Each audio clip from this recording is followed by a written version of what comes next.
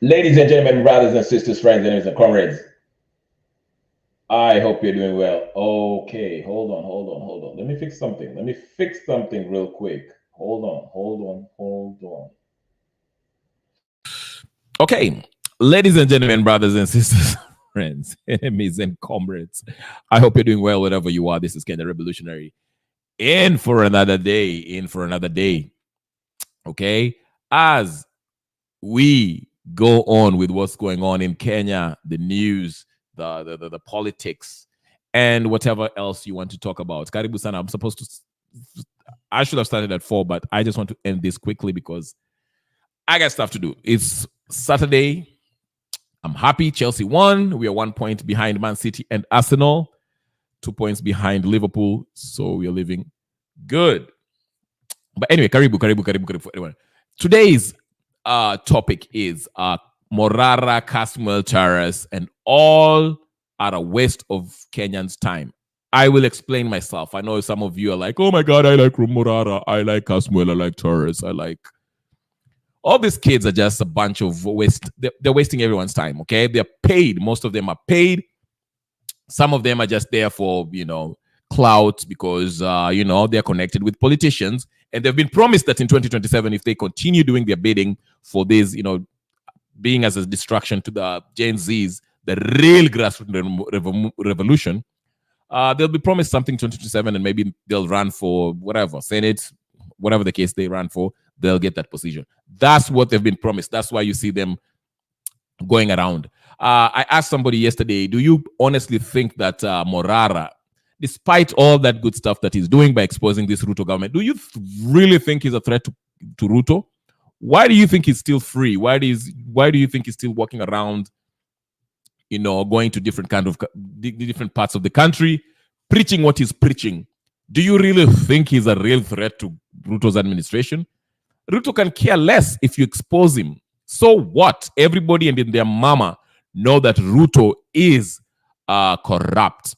But Ruto, one thing he cares about is, I don't care what you know or what you think you know, as long as I still wield that sword that Uhuru passed on to him, he's good. He can do whatever he wants. So he can care less if Morara goes to Machakos tomorrow and expose the project that he promised people 3 months ago that he will, start a road or build a road or whatever the case is. He can care less. You're not a threat to him. That's why I'm saying, for those of you who are being excited about this Morara guy, and I've listened to him. I haven't listened to him deeply because this is my thing, litmus test, whatever the case is.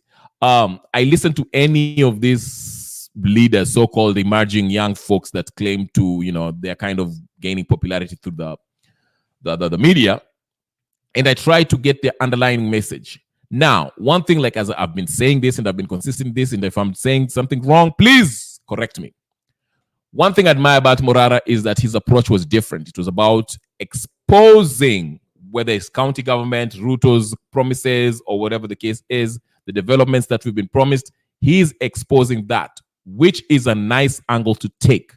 But the reason why I say he's not going to be effective is because he says he wants to run for presidency in 2027. And so that means that he's willing to give Ruto time between now until 2027 so that he can challenge him. And by the way, you have to be really stupid to think that you are going to remove Ruto in 2027 after him and his conman brother Raila Odinga, passed that amendment, IBC amendment bill, to put their own folks there to, preside over the election. So you have to be a really special kind of stupid to believe that you are going to win election 2027. I know some people that think, oh my God, they will have overwhelming support in 2027, that even rigging will be impossible. No, they won't. Because running up to the elections, they shall start fabricating, programming you using all these fake poll stations, polls and stuff, infotruck and all this stuff, saying that, oh, Ruto is gaining fame in Mount Kenya. Oh, Ruto is gaining fame in Nyanza. Ruto is gaining...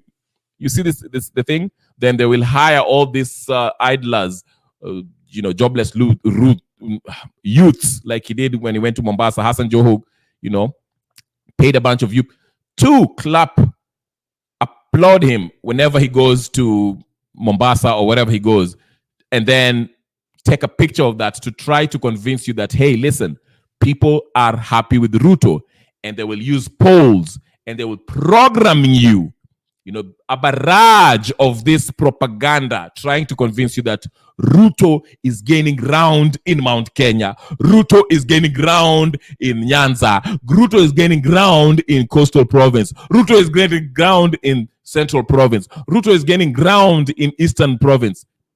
And then they'll back that up with polls, fake polls that they have come up with, that they have paid for people to take. Okay?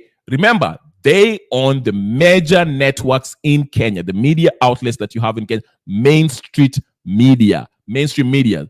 They control it, whether it's Standard, KTN, all that. They do control that. So they will pound you with that in your brain.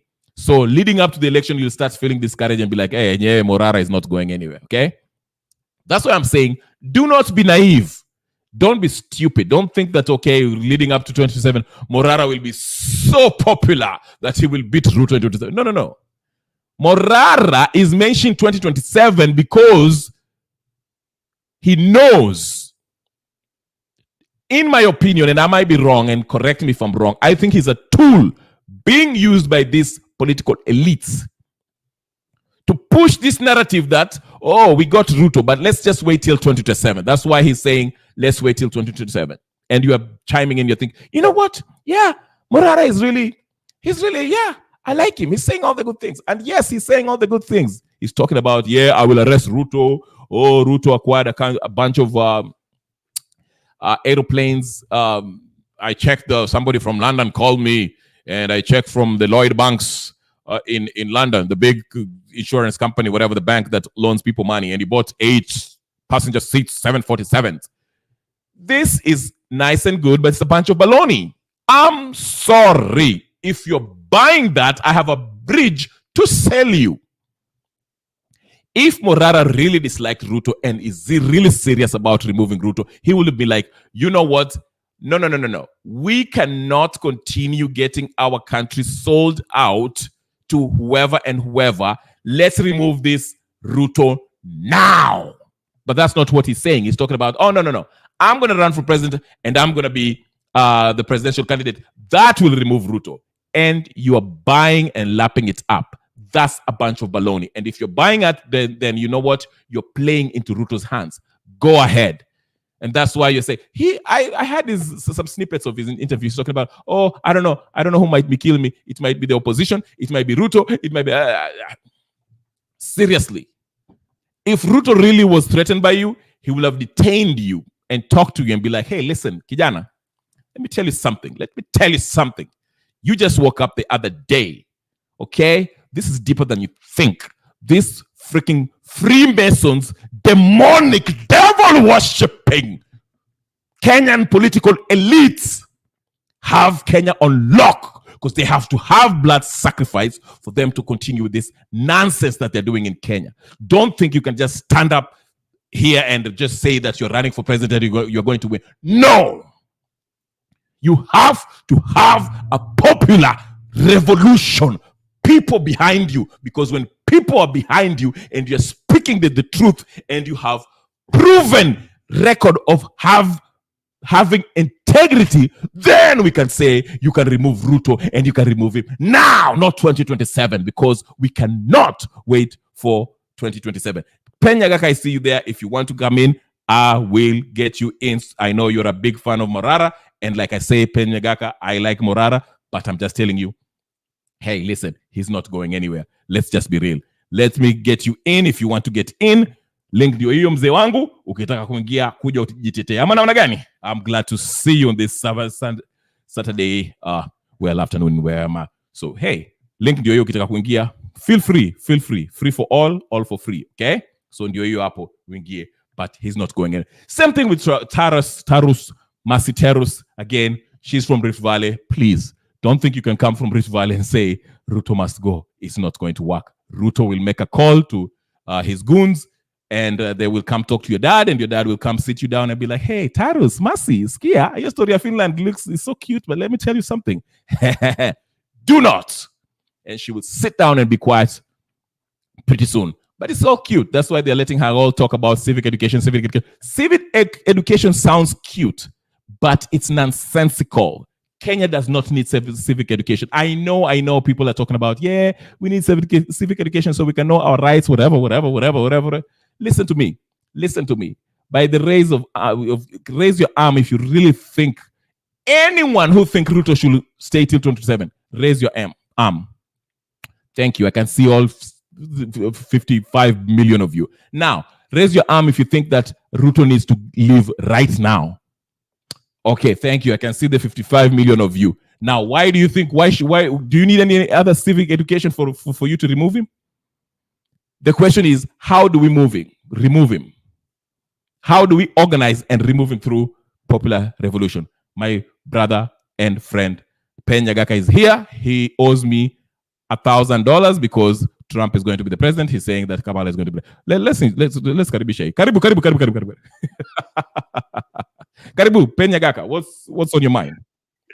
Kenya revolutionary, wacha kutudanganya bwana. Mimi nakubali na wewe most of the time, lakini leo you are seriously lying to us because hii kitu ya Kamago ambayo mnasema Fox News, Fox Revolutionary, Fox Noise is paying them.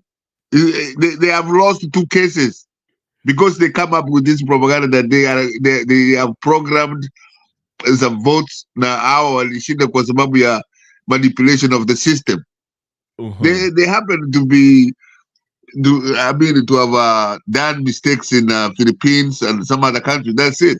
But they have done hundreds and hundreds of countries where they have done elections and they are successful. Nyagaka, just to get you clear, unazungumza election ya uchaguzi hapa Amerika? No. These are the same. No. Kenya, lakini these are the same people. These are the same group. Yes. Yeah. Na okay. Ulifuatilia ile kesi ya ninio Arizona, Maricopa County. What happened in Maricopa County? No, hiyo ndio mimi nasema kama they have made mistakes. It's very, very few. Okay, it wasn't the only state. But there have been very many countries that they have. Kwa nini Fox News why is Fox News paying them? Because they have lost the cases.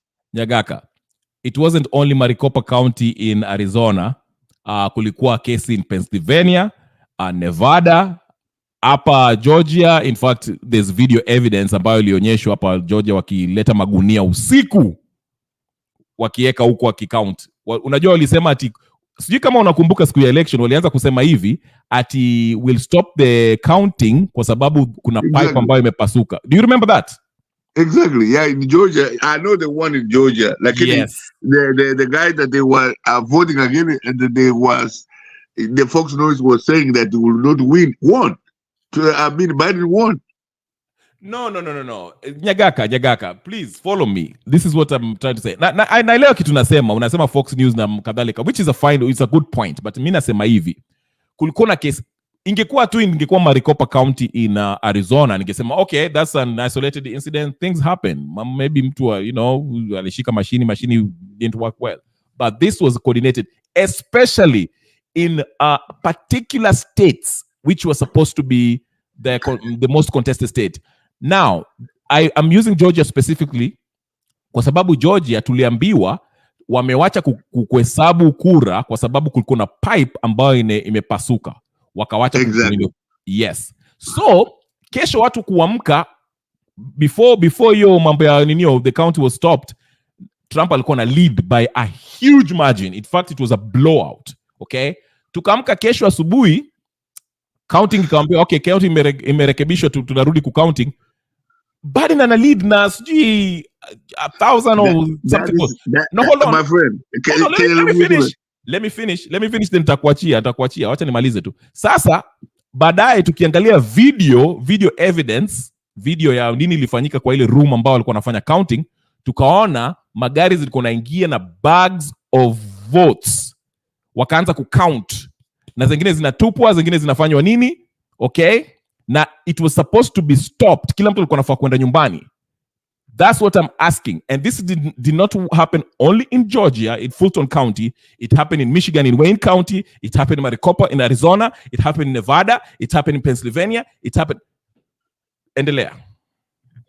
The one I'm very, very familiar with is the one in Georgia. Vile umesema ni kweli. But the Republicans never wanted those votes to be counted because they knew that most of those were Democratic votes.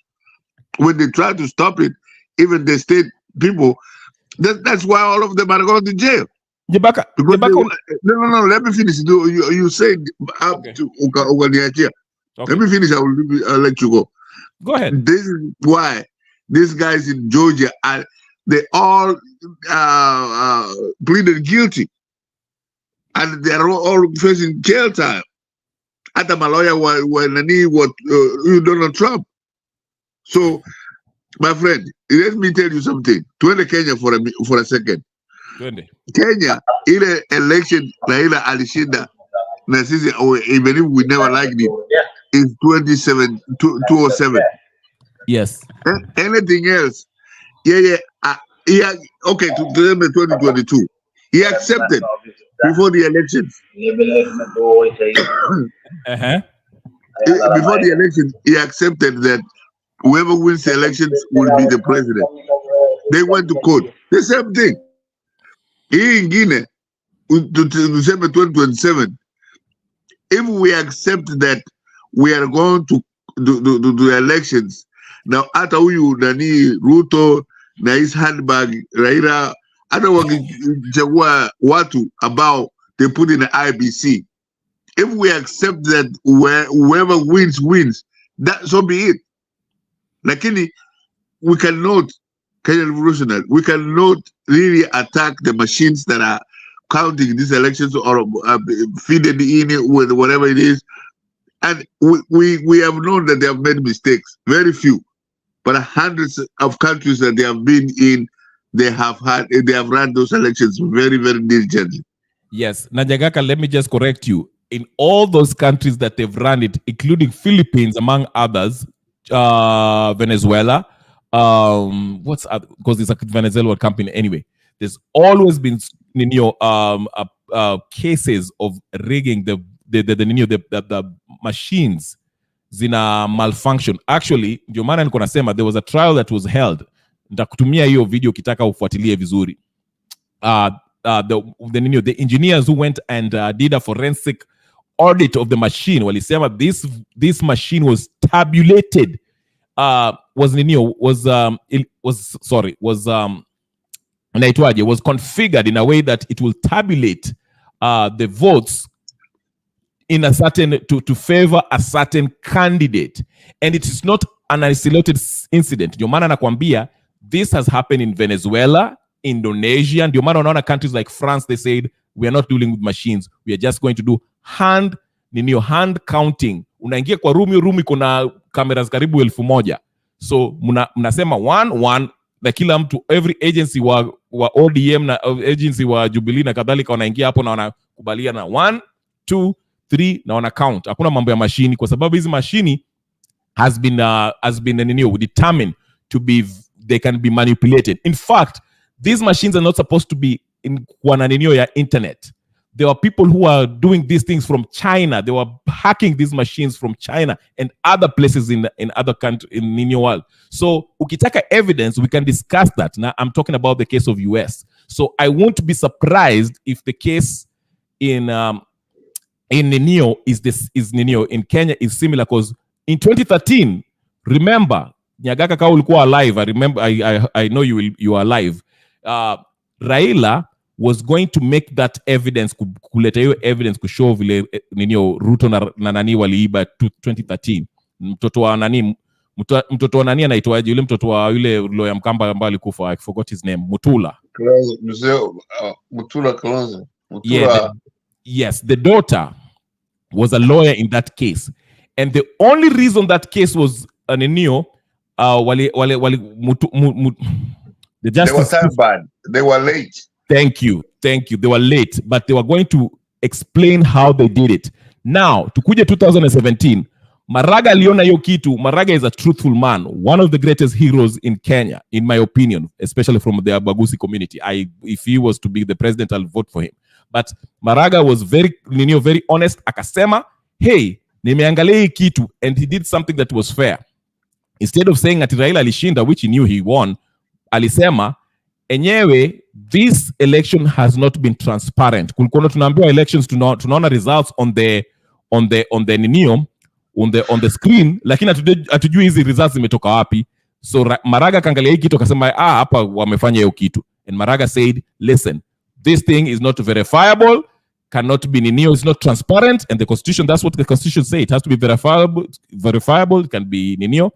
And he said, hey, turudini kwa re-election. But before we go back there are some changes that needs to be done. You know the story, what happened. Supreme Court judges wakaanza kuchapa bunduki. Chebukati went to State House and met to Uhuru akamwambia fanya hiyo kitu, and he ran by himself. That's why Raila absconded from running to the re-election. You know the story. So you have explained both. Ukinipatia wakati ndasumusa. Nitakupatia wakati nikimaliza na hii sentence. Nasema hivi, there's cases, my basic case is saying, Mabri karibu uingia link iko hapo, you can get in and join the discussion. What I'm saying this before I bring you in. Nasema hivi, these machines by this very company you're talking about in Nyagaka, they have been known to be notoriously unreliable in all countries that have been used. Go do your research, but I'll let you speak because hapa ni demokrasia. Endelea mzee wangu. Sasa, let me start with what you finished with. Ya kwamba, in 2022, it was the votes from the station yangu kama ni Nyaguta, say for example, the votes ambayo everybody casted there, and it was transferred electronically to Nairobi, and you had to produce whatever that station had physically in Nairobi, and that's what they counted, and they realized that it was perfect. Whatever they had transmitted from Nyaguta to Nairobi is the same thing. And that's why these guys won their case. 2013, through the 2013. Wait, ya kwanza umesema ilikuwa what year? No, 2022. Yeah, 2022, I agree with you. Okay, 2013. It was time back. I mean, let's say, for example, that you had every answer in the exam, but you give it not at 3 o'clock, you give it at 4 o'clock. How can you expect that to win that case? 2027. You are right. Maraga said it. I can't see this clearly. You need to go back and you do the elections. And what did ODM do? You were ODM at that time. They said they would not go unless Chebukati goes. But that's not what you went to court for. You went to court to say that you won the elections. The Maraga agreed with you that he can't even see it that clearly. He said, go redo the elections again. Instead of renewing the elections, ODM throw their hands up. How you expect to win the elections that way? No, Maraga, ati Maraga, hata nakuita Maraga, Nyagaka. The Maraga, ODM hawakusema ati wanaenda hapo ati we won. Well, they said, in fact, actually they said they won, sorry, let me correct myself. Kwa sababu, they did their utafiti, walitafuta server they subpoenaed that the server where it was being held by that French company, whatever the case, and they got the real results. And they claimed they won. Remember Miguna when he was going to Ninio alikuwa anaambia ati I have the real results. Fungueni server. Remember that? Yes. Now let me walk you with this. Sa ODM wakaenda wakasema hii kitu ilikuwa tampered. Now, what Maraga did, that's what I'm saying. Maraga alisema hivi, he was being very fair. Akasema, yes, nyi mnasema mlishinda, nyi ODM people, whatever, NASA, whatever the case is. Yes, mnasema mnashinda, okay? Now watu nao wanasema imeshinda. Mimi nimeangalia the evidence, because the courts can only go by the evidence. Hawawezi kwenda kwa mambo mengine. Evidence is what speaks. Wakaenda wakaangalia evidence wakasema, you know what?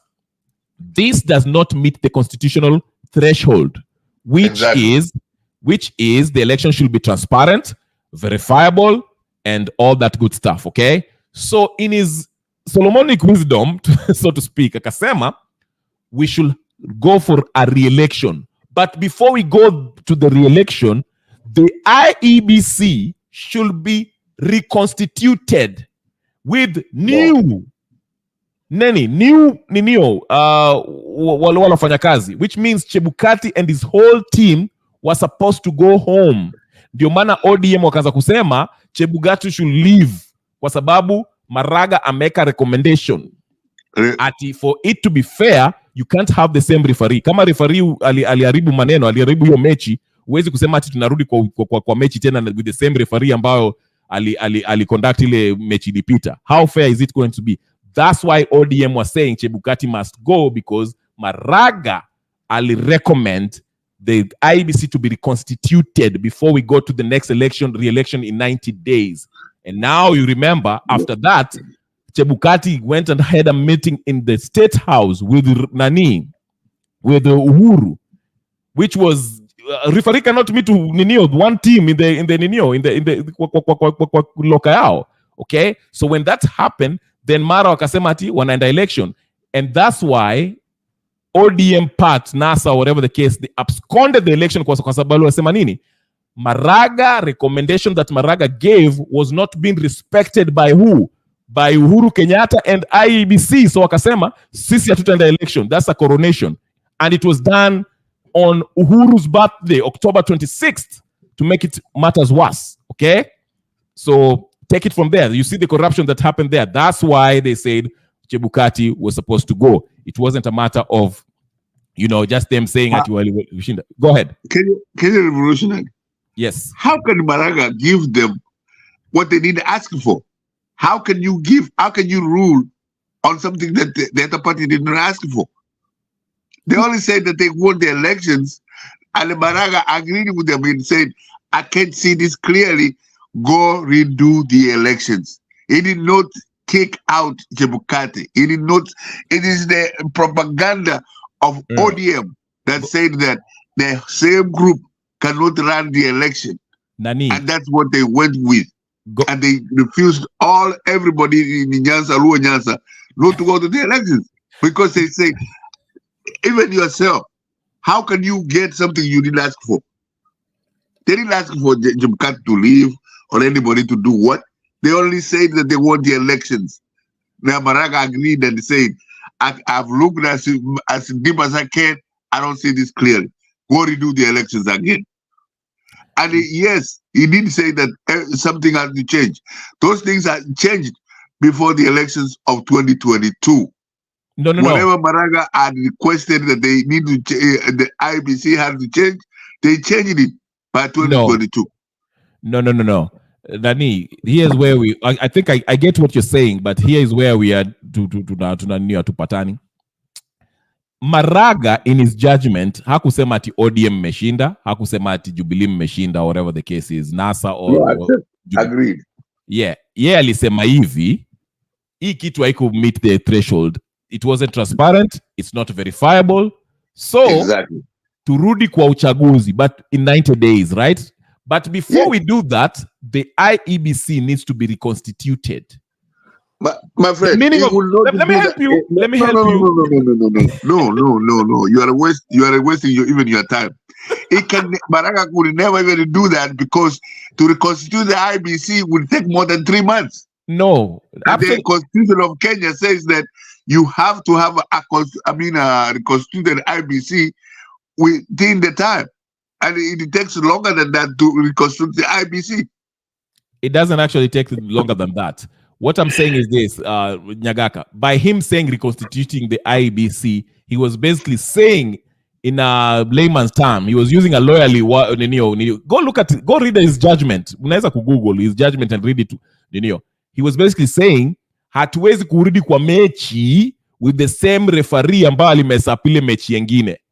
Unaona? Which means Chebukati and the whole team was supposed to go home, and we have a new personnel in the IEBC to conduct the new elections within this 90-day framework, okay? Which Chebukati did not do. IEBC refused to do, because they went and met walienda kakutana na Uhuru hapo State House, wakaongea Uhuru akamwambia msitoke. okay, tunaendelea na hii kitu, mpende msipende. And remember, even after that Neo, ndio maana sawa kina Raila wakasema, if the referee is the same and the referee are the ones who messed up this thing, why should we go back to this match? Na ukikumbuka at that very part time, kumbuka hata wakina Maraga walikataa kwenda kwa hiyo inauguration. If you can't remember, Justice Mwilu bodyguard was shot the night before, shot dead the night before the inauguration, because they knew hii kitu ilikuanga ninio. In fact, go look at Maraga's face when he was going to ninio kwa hiyo inauguration. Maraga was scared because they were threatening his life basically after that. So we can agree to disagree, but here's what I'll tell you.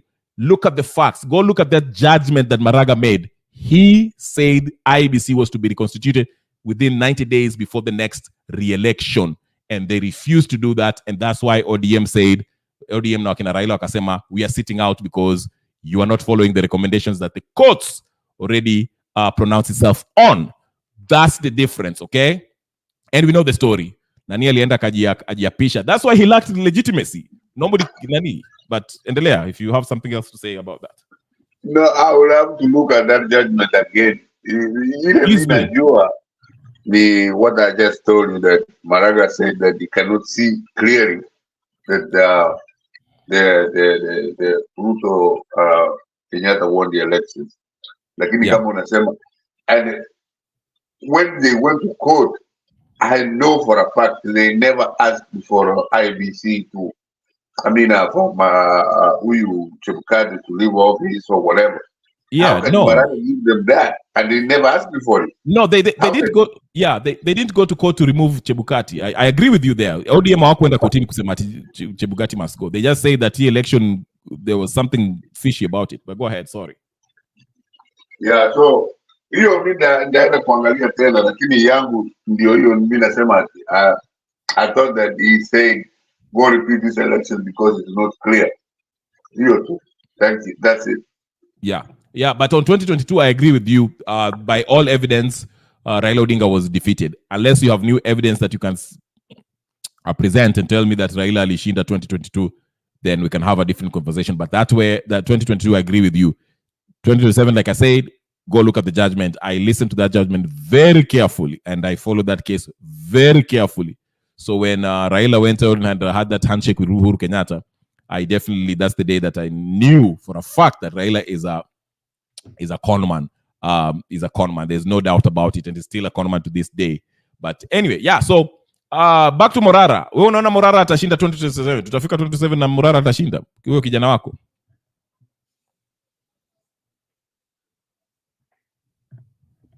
Yeah, Kenya Revolutionary Morara atashinda hiyo. Hands down, because Bob, GLC first, they already like him. What were Kenya wanted kutoka Kisumu mpaka wapi mpaka Mombasa, they all like him. That only shows that he will win the election. Kama atashinda, he has already said it. He doesn't mind to be an opposition leader, because we don't have an opposition party today. No. Yeah. Lakini mimi nauliza hivi, and that's the question I was asking in another platform here, Mzalendo. I was asking this. Do you really expect Morara to win the election in 2027 if the IBC itself has been constituted? Well, there has been an amendment bill which gives advantage to this. Go ahead. Okay, my friend. That's why I'm saying that if Morara accepts to run the election 2027, he has to win or lose. He's not only winning, winning his he has to win or lose. And he has said very clear that he doesn't mind being an opposition leader. Because he's opposition. The opposition is more powerful. It's even better than the government of the day. No. Lakini kijana yenu mfuko ya Ruto sasa from 90s, from 80s alikuwa anashinda election. Kijana gani huyo? Si kijana wetu. Anadanganywa na Moi, anaenda kwa Moi. Anadanganywa na Kibaki, anaenda na Kibaki. Anadanganywa na mtoto ya Kenyatta, anaenda huko. Sasa hii pesa ya ndani ndio imemchukua hapa. And that's your opposition leader.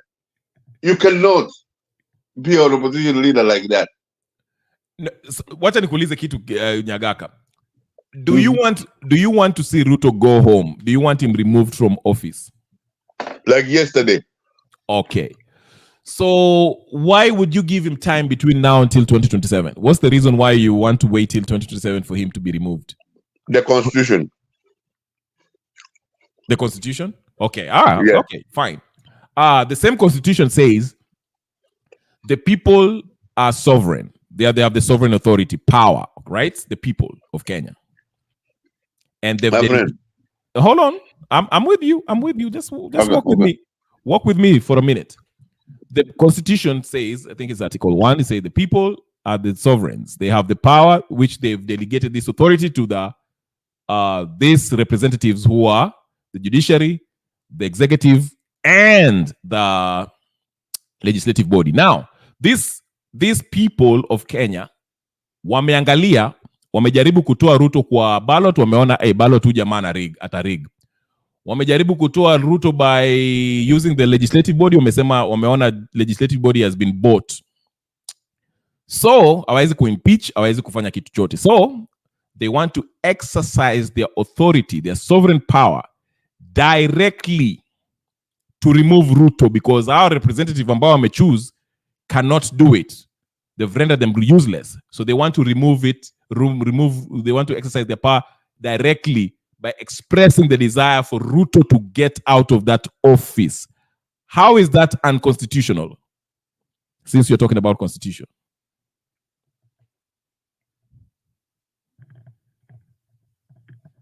Nyagaka? Nyagaka, we've lost Nyagaka. Okay. Tutampatia nafasi. We'll give him time. I don't know where he is. But anyway. Okay, Merudi. Yeah, go ahead. You had my question. Yeah. Ndio mimi nasema 2022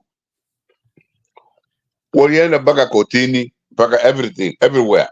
Even in a court, they accepted, they agreed that whoever is declared the president is the president. Yes. Alafu wakashindwa, ODM wakashindwa, ikaenda nyumbani. Yes. It is stayed there for 2-3 months, 6 months. Of course, what this guy was doing was busy buying the members of parliament. That is what I agree with you on. But by the time they realized Ruto must go, was started by the same people who were beaten very badly in a court system, who were beaten by the parrot. That is the foundation of getting Ruto out before 2027. That's the foundation. Some of us, as much as we think that Ruto right to us is an evil thief, is everything, we not go for that because they followed the wrong direction. Wangeanza immediately after they rose the election in the court and said this is what we want. We can agree with it, but you cannot let this guy buy everybody. Not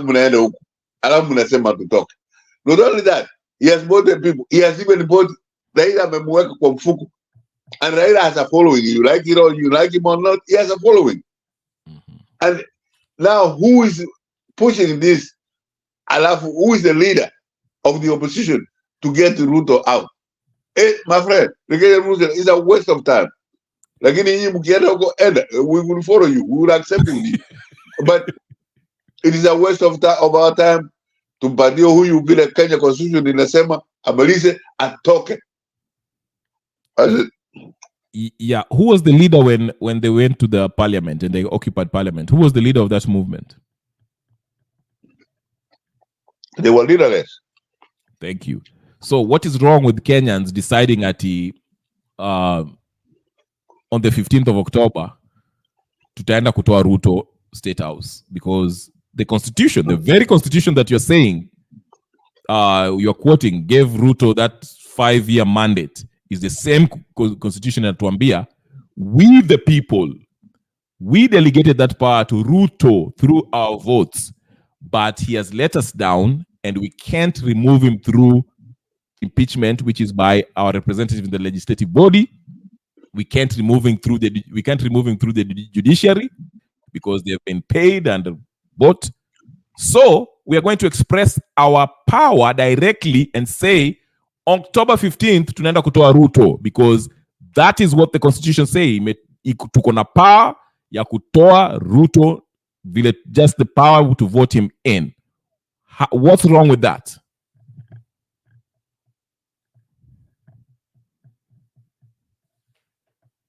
Yagaka. Okay. I'm saying that you guys waited forever to get him out. And if you had started immediately after the case was defeated in the court and had the uprising, about Baga Parliament started at that time, we can understand it. But ODM cannot start something and these guys must go and have GNC further along the way. Some of us would never agree with that. Okay. As much as I detest Ruto right now, we have to have certain order. So, Nyagaka, ulipigia Ruto's vote, right? Yes. At what point did you uliamua or ulidiscover ati jamaa anatudanganya? How long did it take you? When you guys when you raised those taxes and we came to realize that those taxes were part of the games ya kuibia watu best. That's when we realized it. Ulikuchukua muda mgani? 2 months, 3 months into his office, 5 months? Do you know? No, longer than that. Okay. He taxes about. Okay. Okay. So even yesterday he gave a very wonderful speech with United Nations. Some of my friends kutoka West Africa wananitumia hiyo. And this is the best president. Don't think about sending me that. That's garbage. Anadanganya. Okay, ndio maana nakuja kwa hiyo swali yako vile ulikuwa unasema, hiyo statement yako ulikuwa unasema ati kwa nini nyinyi amkuanza immediately after ile after election whatever. It's because majority of the people who voted for him in actually believed that he was going to change Kenya for the better. Hiyo uongo alikudanganya nayo, alidanganya nayo the majority of Kenyans. Unasikia? So ilichukua kila mtu muda. It took time for everyone to actually realize that this man is a sham. A conman. Yes, a conman, yeah. So it took time for everyone to be on the same page, and tukafika mahali tukasema, you know what? Huyu jamaa ametudanganya for, I don't know, 1 year or whatever the case is. So ni time ya kumtoa. That's why I'm saying, ukisema ati kwa nini nyinyi amkumtoa immediately after nani alisema ati this is hot air, it is because at that point majority of the people still thought, actually felt that he won fair and square and he was going to actually do things to help Kenya. So we gave him a benefit of the doubt, lakini with time it became clear that Ujama is a con man. And so we are in the same page right now. We are saying tutoe Ruto. Enough is enough, tumtoe. You see, does that answer your question why these Gen Zs came in late into this whole let's remove Ruto, Ruto must go? Kenya Revolutionary, me nasema, and I keep repeating. Yeah. The foundation of this Ruto must go, like yesterday or whatever, was ODM. No, it wasn't. Who was defeated hands down. No. And when they started Mandamano, they say Ruto must go. No, ODM walikuwa natafuta kiti. Come on.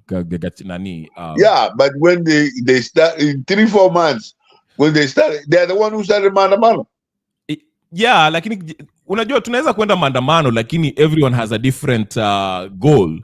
Tunaweza kwenda maandamano, mimi naweza nikaenda maandamano niseme Ruto must go, but me tu nataka Ruto anipatie check.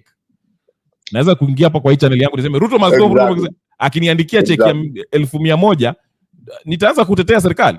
Unaona, that's the example. And Raila, we knew this was a game because the reasons that he was giving ati ameshinda wa flimsy, and we could see through that. He was full of it. Alikuwa anasema ameshinda na tunamwambia hebu tuangalie which aliulizwa kotini. Tuonyeshe which polling station did you win?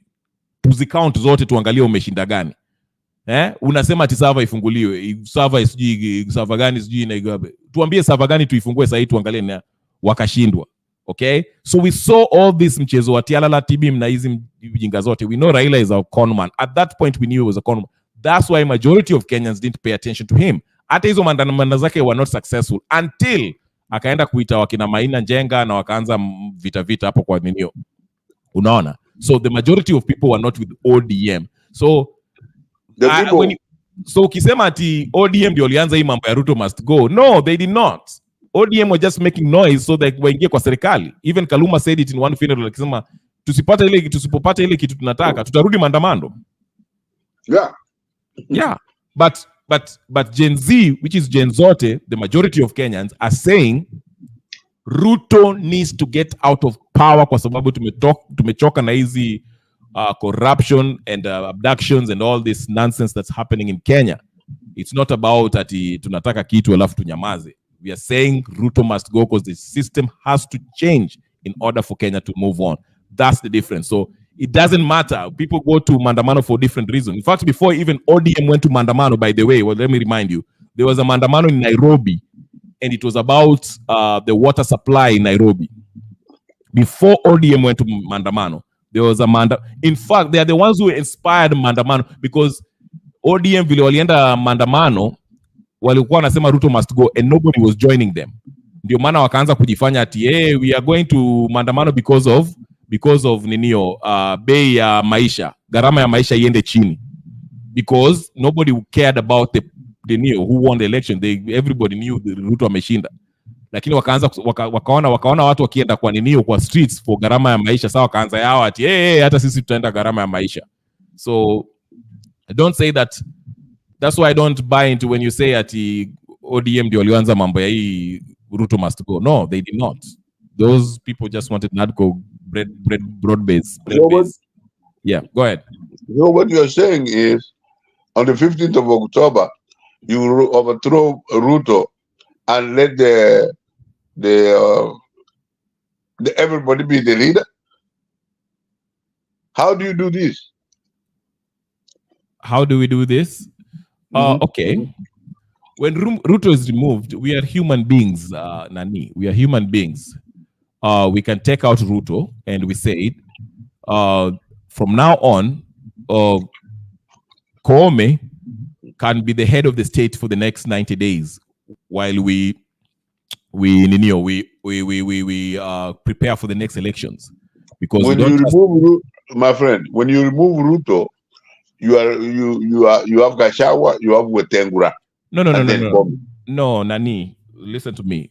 When Ruto goes, he goes with all of them. The whole executive branch of government inaenda nyumbani. Ruto, Gachagua, Nani, karibu sana Nani, Atticus, and everybody. Ani, Damaris, Wetangula, all these people, all of them are going home. Si ati Ruto peke yake ati Gachagua baki. No. Gachagua, Ruto, Joho, everyone in that cabinet goes home. What?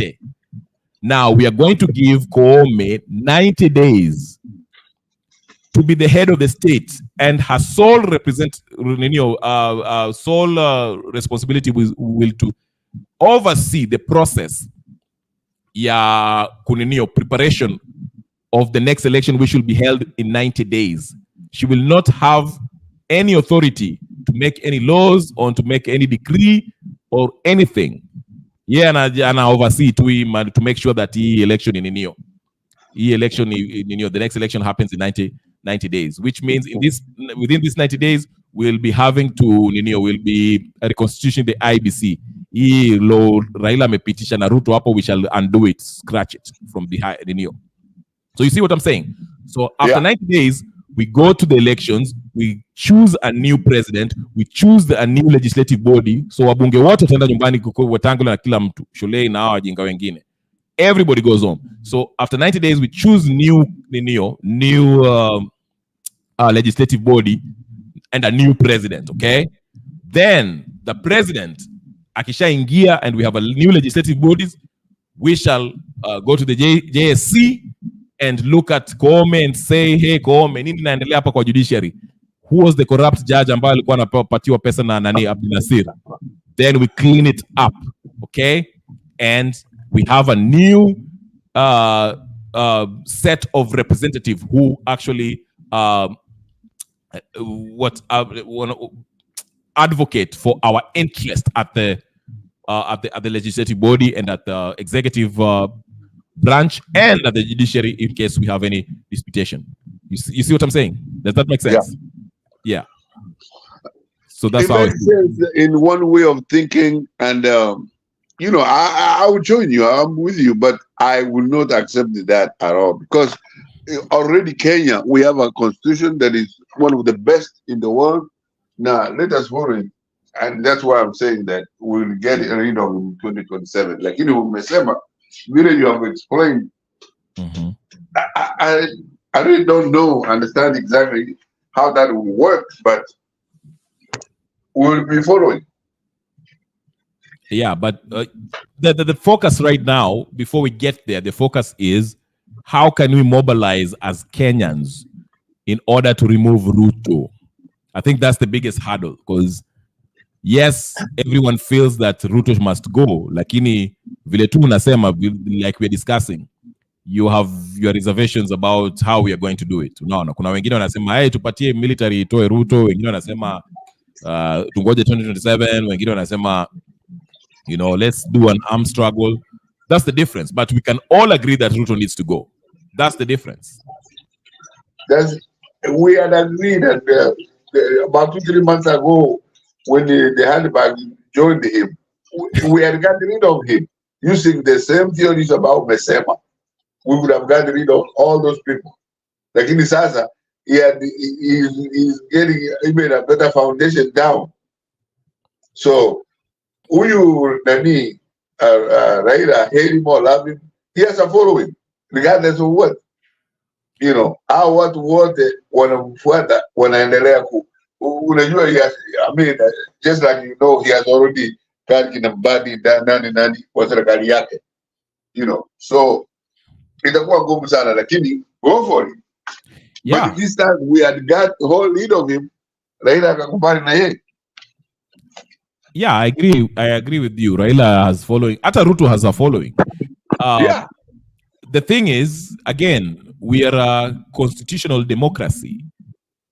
We are a democracy. We are ruled by the majority. Democracy basically means ruled by the majority. Demos, majority of the people. So even though Raila has followings, Ruto has the followings. Has following. The Kenyan people, the idea of the Kenyan people believe in the constitution, the people who believe in the rule of law are more than the followers of Raila and the followers of Ruto. So we constitute the people. So the power, the sovereign power is with us, even though Raila has following. When you go there, it becomes even harder, because the mountain Sasa in Meenda Nagashawa, that's another following up there. So who is going to follow even Nagashawa? Those three groups will fight each other. That's it. Yeah, and that's why they want to create this Gachagua versus Ruto, because they want to divide us through tribal lines. Ndio maana wanatumia Gachagua avute Wakenya wengine huko based on their tribe. Ruto naye ataanza avute. Ruto na Raila wamekwenda on the other side. Yes. So yes. Raila is not even challenging him. We don't have an opposition party in Kenya. Yes. So we have a dictatorship, and it is going to be very hard to get rid of this dictatorship. Yes. Nothing will come easy, but I agree with you. That's why they want to use this Gachagua situation, fake fabricated beef, Gachagua na Ruto, to divide not only the mountain but the country, because that is their aim. Wakijua majority of the people want the constitution, then they know they are in danger. Tunaweza kuwatoa. But if they divide us and we focus on our own tribal, watu wetu, watu wa Mlima, watu wa sijui, watu wa Nyanza, sijui watu wa Bugusi, watu wa sijui nini, then we are getting defeated. Ruto atashinda, atashikana na the tribal chieftain Kalonzo hapo, tribal chieftain wa sijui wapi, Joho nini, and he will win the election. So that's the trick.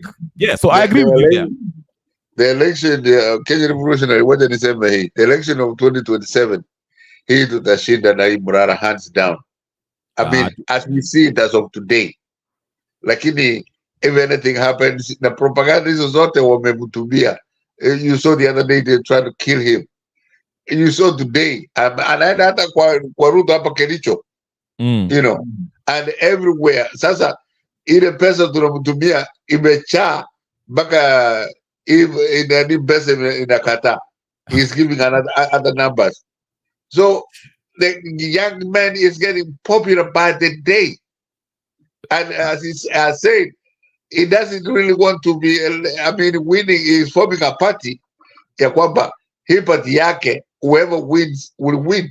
He's not the only one. And that's what we want. We don't want somebody saying that they have to win or else, whatever. That's a waste of our time. Na, wacha niseme ya kwamba, kama huyu kijana atashinda, if God forbid, if Ruto wins again, he will get a real fight in his own hands. And that's what a democracy is all about. Ukija hapa America, huyu una support Trump, ako on his side. Na huyu Joe Biden na Kamala Harris, they are on their side. And that's exactly what we want.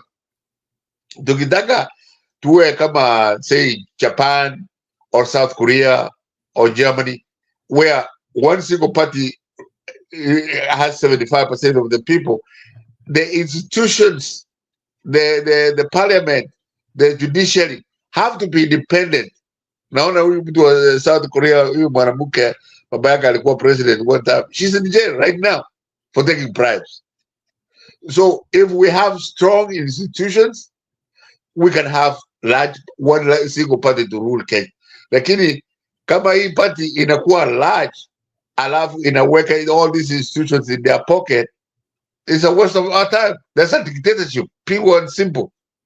Unajua, the way they were beating up that kid from the university, the way they are, disappearing of young people that are protesting against them, that's a dictatorship. Those are characteristics of a dictatorship.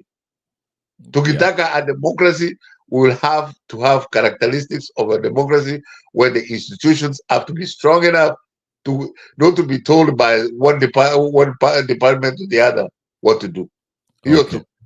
Haya, point nzuri sana. Naona Melchizedek ametingia na Ashley pia atakugonga. Wacha nilete Melchizedek alafu nipatie Ashley pia kucharaze kweli. Maana na huyo Morara wako. Sawa Melchizedek. Ni wa Mutata. Mutata ni wetu. Huyo akikimbia hata mimi nitampigia kura kabisa. Melchizedek, salimia watu na uendelee na point yako. Whatever you want to start. Melchizedek, unanisikia? Sijui kama ilala ama Melchizedek. Aya, Melchizedek ni kama maybe I'm muted. Najua saa nyingine yeye kuanga kazini, so I don't know, ama maybe yako mahali pale hawezi kuzungumza. Sawa, Ashley, hebu nicharazie huyu Nyagaka amenisumbua hapa na Morara. Hebu please deal with him. Karibu. Asante sana. Thank you. Yeah, I found the topic and I said I am tempted to get in, but I'm a Morara fan. Okay. This is the difference. You can have a friend, but this friend is your friend, but they cannot be your boyfriend because the standard is different. And I like what he's doing. And it is necessary. I know where you're saying, how do we talk to the people? Like the people in Central, it would be good to go and tell what Gachagua has done, that if he really was, even as a Mlima, I really feel bad because he's making people hate watu wa Mlima, lakini yeye ndio amebenefit, watu hawaja benefit. Lakini watu wakisema wanasema ati who do they think they are? but these are also victims. So to use hawa watu wa mlima, yeye anaenda kujikinga nao, lakini yeye ndio mwizi na yeye ndio amebenefit na familia yake. Lakini when it comes kupigwa, anakimbia anajificha behind these people.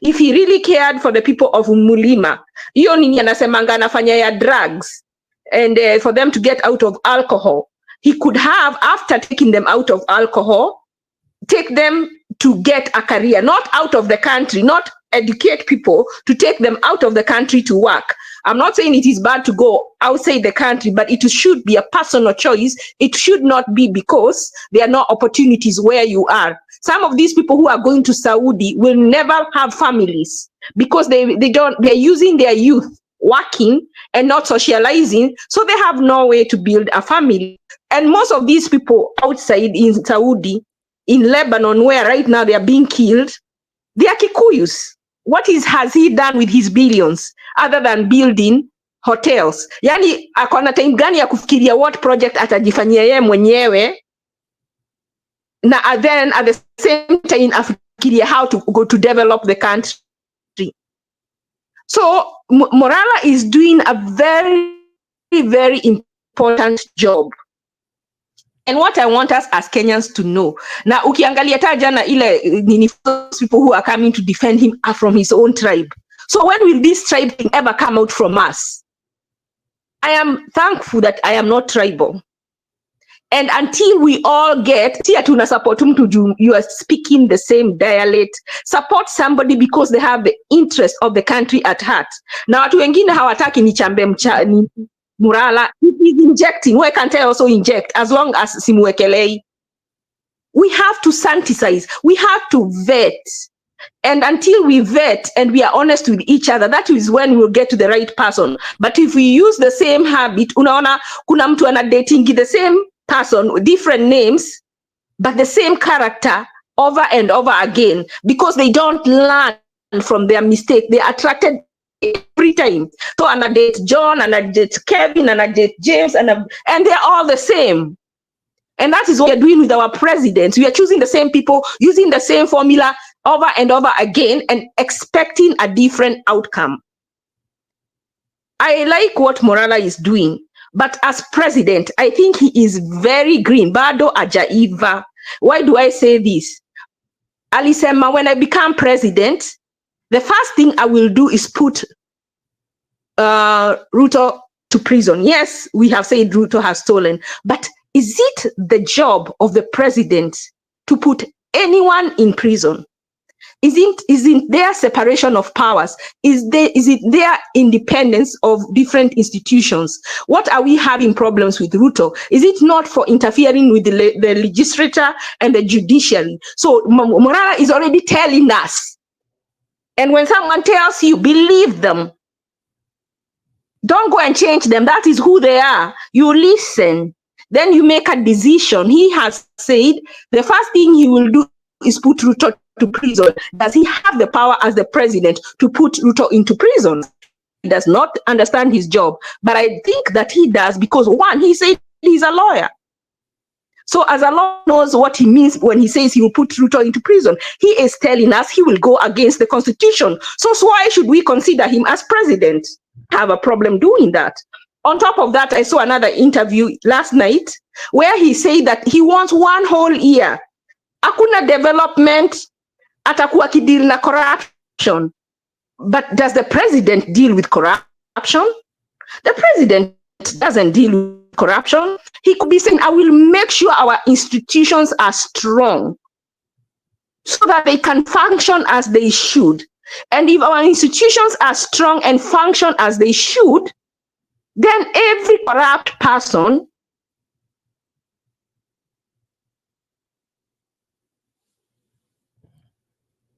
Ashley, are you still there?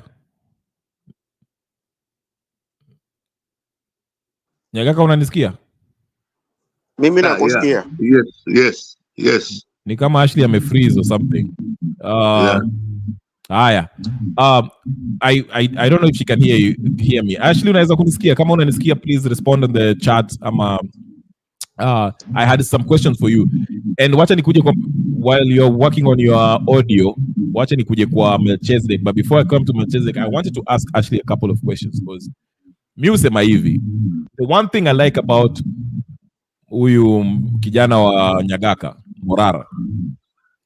Morara from the get go alikuja aki expose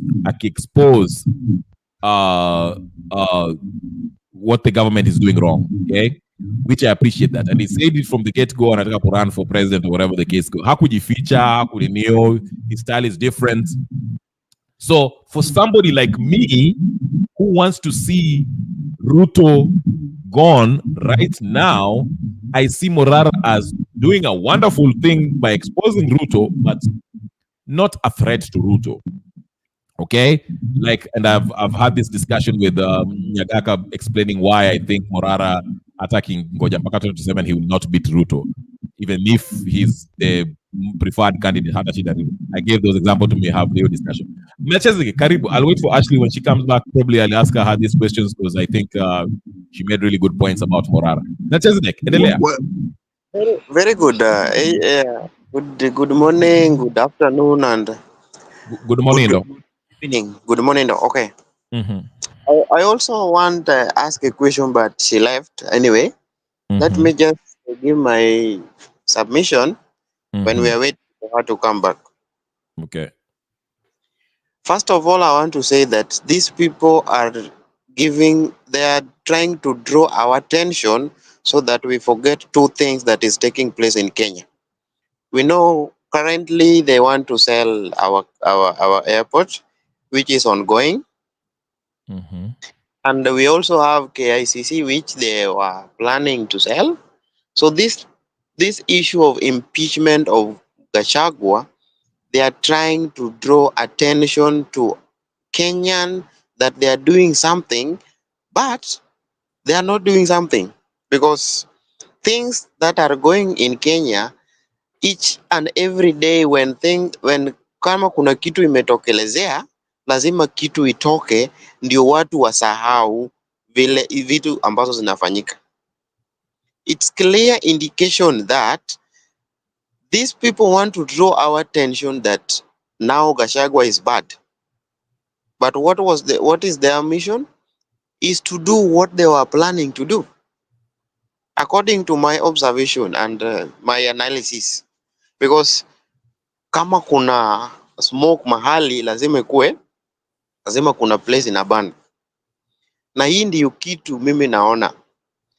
Nikienda kwa Morara na Kasmuel musiongee, yule jamani anakunywa pombe. Ako na shida fulani. Because kunywa sio kitu baya. Mwambie Nyagaka, hiyo kitu tunachapanga bwana. Nani yako captain akwapi avute pombe, hiyo pombe yake na kunywa. Endelea. Lakini unajua unaweza kunywa pombe ile ya nini? Unajua hii Nyagaka, unajua ile yenye inakunywa chini ya maji. Ile chini kabisa. Ile yenye inaharibu kichwa. This is the one that you guys choosing. Changa. Hiyo changa. Sio seke. Ile yenye inavutwa na nini refu zile zimeweka kwa pot. Hiyo ndio seke. Ile buseke au seke. Maneno ya Kasmuel wachana nayo. Yule bado ni kijana kama mimi. Mnajua ajui nini. And at least mimi nimejua the way forward. But Kajama is confused element like a form 1. You don't even discuss about him. He's nothing. Kisungu yenye anajua does not mean that he has a leadership that he doesn't have. Totally. He's a fail in life. Because the way he's talking like someone who doesn't know. He doesn't even deserve to talk in front of people. Anyway, Morara anafanya kazi nzuri, na vile anafanya kazi anatuelimisha kwamba hizi ni vitu ambazo zinafanyika Kenya. I support him because there are some things that he's doing which even you people are concur with him. but there is a place where it's going wrong. You cannot come from nowhere that you start saying that I want to, if I become president, I want to do this and this. We are dealing with corruption, so that Kenya should be a good country, like example for other countries. Mm-hmm. But that's not how people go to get power. When you're born a leader, you have to show a good example the way he started. But lazima tulie kwanza, bado time bado, awache kukaa kusema ya kwamba akikuwa, angoje akuwe ndio hizi vitu zifanyike. Unajua, kama unataka watu wa kumaliza on the ground, sema nataka kufanya hivi mbele ya watu, hapo umeenda upende usipende. Kwa sababu kuna wale ambao wako na ile jealousy na hawana sympathy, watakumaliza. Like Ruto ukisema utimweka jela, wewe ndio utaenda ya kwanza, hata kama wewe yule ni a thug, criminal. So you don't talk about somebody like that before you have what you want. He's doing a good job. He has to cool down. He has to think and make people to understand what he want to do to Kenya if he want to be the president. Me, I support him because we have been struggling from Mount Kenya. Ikitoka Mount Kenya ni wapi? There is no anywhere we have found somebody who can stand from a farm and say, I want to be, and is leading like now he's doing. Baba alijaribu akachoka, ameenda aende huko kwa EU, akae huko, anguke asiponguka, sisi hatutaki kujua. But he has come out clearly, and he has done something that everyone is supporting, and it's nice. But let him cool down until that time comes. Lakini Melchizedek, Ruto did not cool down until that time comes. He started his campaign immediately. Vile waliingia. The reason why kuna mtu ya kwamba this guy will never cool down. If you knew his granddad, he was going against the Kenyatta family, the whatever leadership was in Kisii, kutoka Sagini, Nyamweya. His father was grandfather was a firebrand just like him. He was pushing through everything, and they had to kill him by age of 32. It's fine, we understand.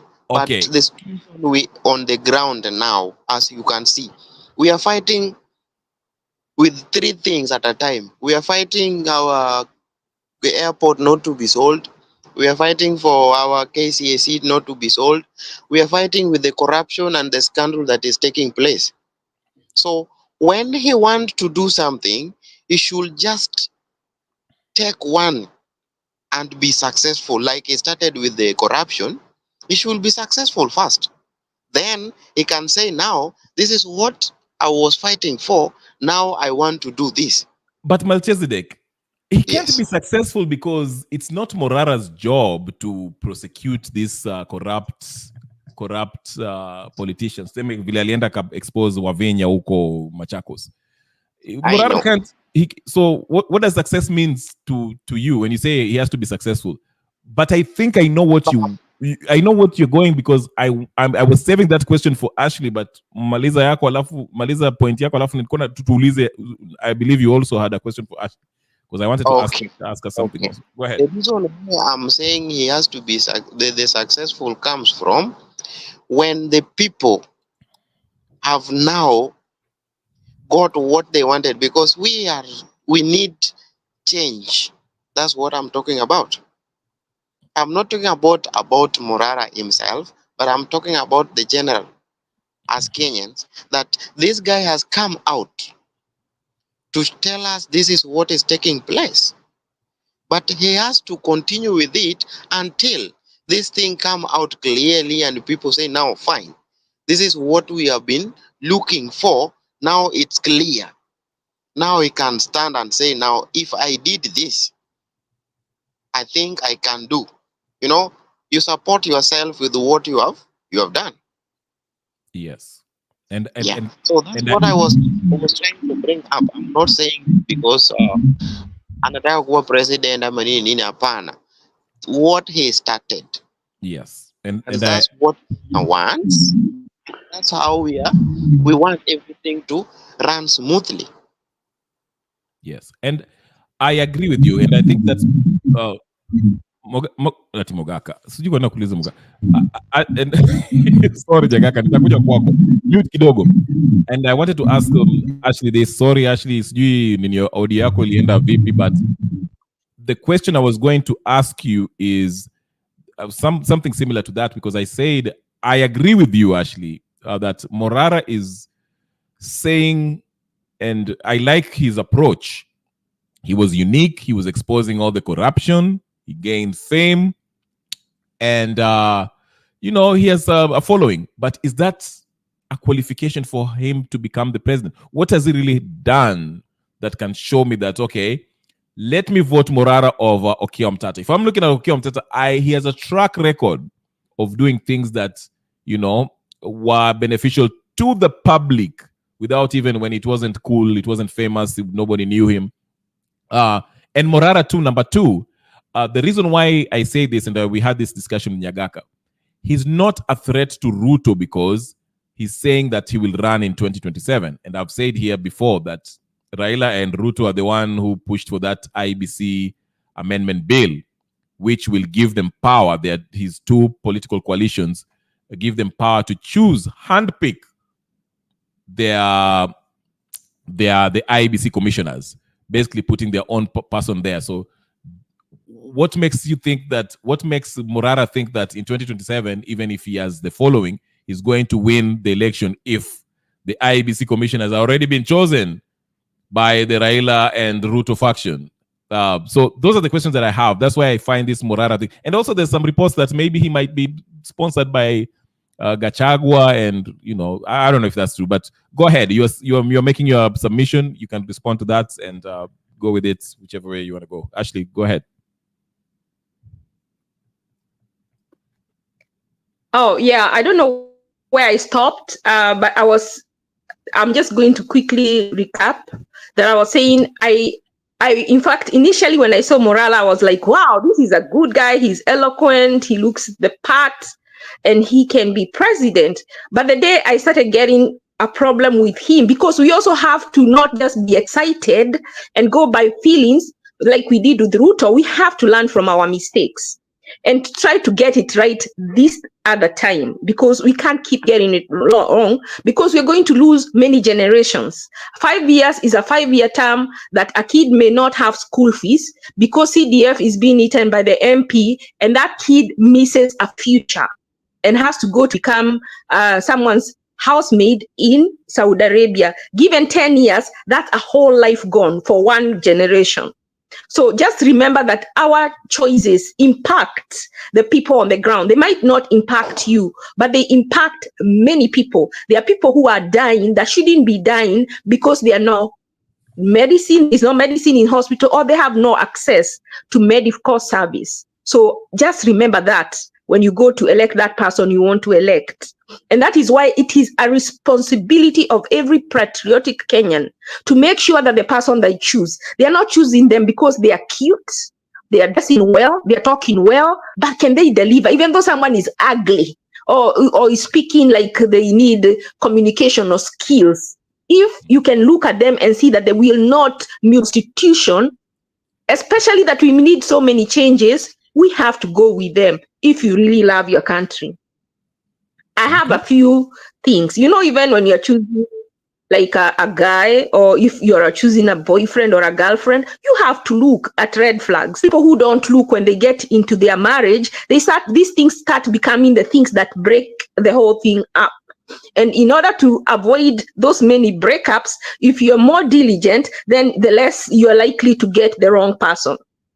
And even when choosing a president, we have to look at these people with a microscope. When someone speaks, listen to them. Don't take it like a joke, because what they are speaking is what they will do. So when someone starts saying that they will go and arrest Ruto, and they are not in the judiciary, and there are three arms of government in the executive, which has no arresting power, then I put a question mark. Then, like, just in there is a person who was arrested in America. He's a very big person. In Kenya, they would not have been arrested. He's the son of the former freedom fighter, Jesse Jackson. And what was the thing that put him in jail? Campaign finance. Yes. When you give your personal number to be used for campaign finance, yes. You see what they did, they were given, and they are rich. So don't say because he's rich, he will not steal or he will not misuse or misdirect that money. There was $1,000 that was meant for campaign finance, and instead using it to pay a range of personal items and expenses, including jewelry, packets, high-end electronic celebrity memorabilia, furniture, kitchen appliances, and a home renovation project. This is a person, the son of a very famous freedom fighter. So in order not to be tempted, you start showing people your integrity from the get-go. So if you're not going to be trusted in little, how can you trust you the much? I have a problem. The very first thing that made me turn away from Morara as president, not exactly what he's doing now as a presidential nominee, is how he has handled the money that he has been given now. He said, he was asked, can you give us, are you going to be accountable? Can you be transparent about it? He said, he said he's raised 3,000. I am telling you for a fact, he has raised more than that. So if he's starting to lie right now about how much he has raised, then imagine him, president, having access to all the money he has. He cannot be trusted with this money. And then he was asked, he said, I will not disclose because it is sent to my personal phone. When I open a pay bill, that one I will make transparent. But not sending you to do as you wish. It's supposed to help you with this. So in order not to have that confusion, I think as a person of integrity, he would have gone and opened a different account, even though it is not, it can be called a pack. It can be called, it's for whatever. You can open that bill. It doesn't have to be for a political party. It can be a pack, if you understand what I mean by pack. It can be for this cause, for the education, and separate the two so that you're more intelligent, because the government, that is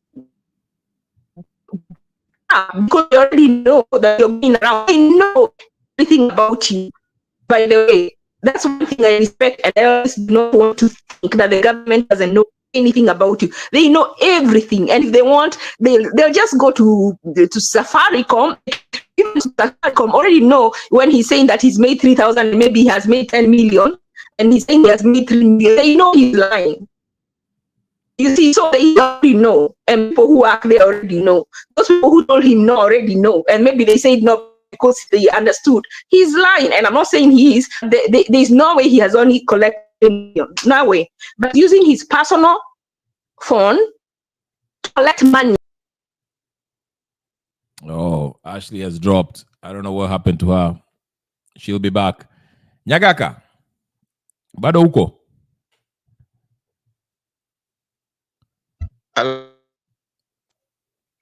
Bado niko, mimi nasema nilikuwa nataka kumwambia Ashley ya kwamba some of us are not supporting huyu nani Morara Kebaso because he is from Kisii. I was in another forum wana insinuate ya kwamba huyu nani Onyonka ule push Onyonka to be president. Na tulikataa kwa sababu historia ya Onyonka tunaijua. Historia ya Onyonka ni nini? mara anakimbia kwa Wategura ndio apate uchumbe, mara ipace Raila anapewa uchumbe huko kwa Kitutu South. So he is dancing all over the map. And this young person, even the concept, even the concept ya kuchangiwa pesa is completely new in Africa, completely. Because vile anasema, he would like the people of Kenya to raise the funds for him to be president, not the other way around. Because when you raise your own funds, you have to repay yourself, then you start doing the job for the people. That's nilikuwa nataka niambia Asha kwamba yani it was a direct attack kwa mimi kwa sababu some of us, yes, we are from Kisii, lakini hatuwezi support just because it's from Kisii. No, we support him because number one, he's saying the basic. Unajua huyu Abdul Dida, when he came at 2013 and he beat watu kama Kalua, he beat so many people, he was like number 4. Why? Because he was speaking exactly what the people understand to be the issues of the day.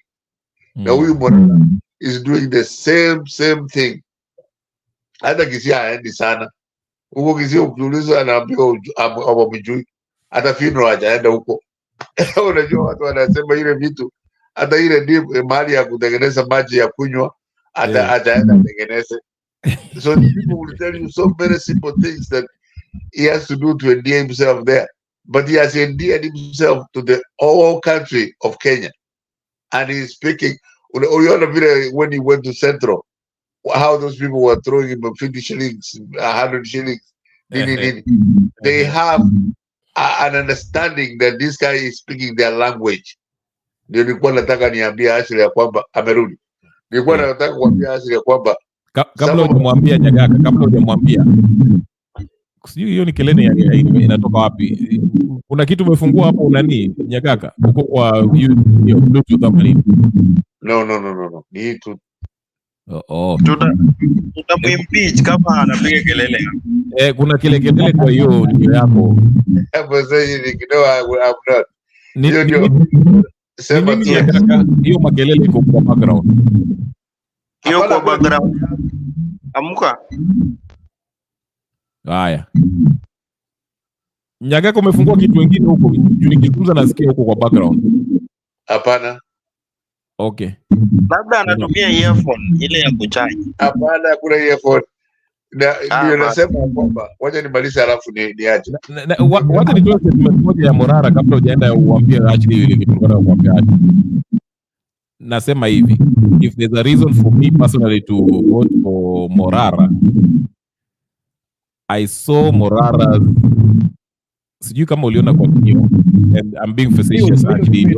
Hai, hiyo kelele yako is too much Nyagaka. Nyagaka, can you fix it?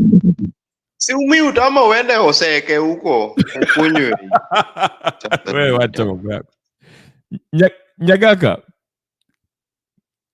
Kuna nimemute. No, anyway, kuna makelele. Hebu mute nasema alafu ulize Ashley ile kitu ulikuwa unataka kumuliza. And like I say, Ashley, by the way, don't take this in your, I'm being facetious in this statement.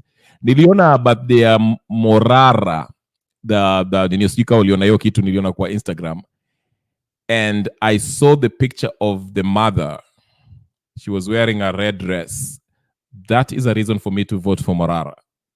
That's all I have to say. But anyway, Nyagaka endelea.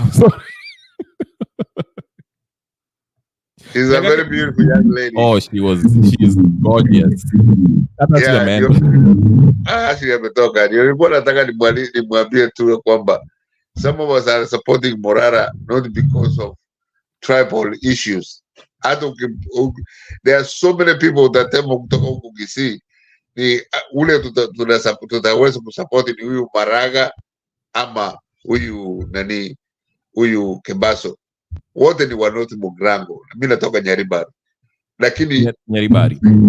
They speak the hearts of the people. They are very clear to the point. It's just as you see Barati, we cannot support characters like this.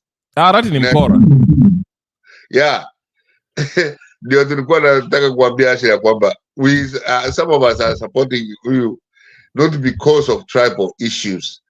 No. Okay. Very clear. Very clear. We have taken, but tunajua, yes.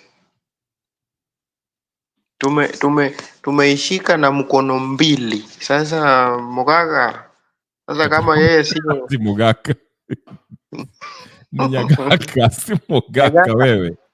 Mugaka ama Nyagaka. Mugaka is good. Mugaka is good. Mugaka is our only person. Nyagaka ni Mugaka ni good. Yeah, it's the same thing. It's good. What does Mugaka mean? It's the only person. Oh, okay. Yes. Yeah. Ulifukuzwa huko, sasa hapa utakaa milele. Najua tu. Anyway, kwa sababu naenda kuanza kazi, ningependa kusema hivi. Ashley amerudi. Muulize maswali kabla hajapotea. Unajua Ashley ni kama ako South Mugirango. Huyo ako mlima. Niko kwa mzito. Eko kwa mlima. Ati ako kwa mlima? Ile mlima ya nani? Mlima ya Gachagua ama mlima gani? Abu Dhabi. Sijaongea maneno ya. Muulize maswali. Toa ushuhuda na muulize maswali kabla hajapotea. Unajua Ashley anapotea hapa. Mimi wakati yenye nilikuwa na swali iliisha. Unajua mimi naulizanga maswali kama kuna kitu imekuwa moto, lakini sasa hii imepungua. Niwashe moto. Ungewasha moto ningeuliza, lakini ishakuwa sasa. Acha mimi niondoke kwa sababu naanza kazi. Nataka kungangana na hizi hizi panels, niangalie gani inafanya gani haifanyi. Wacha nikuulize Melchizedek swali moja kabla hujaondoka.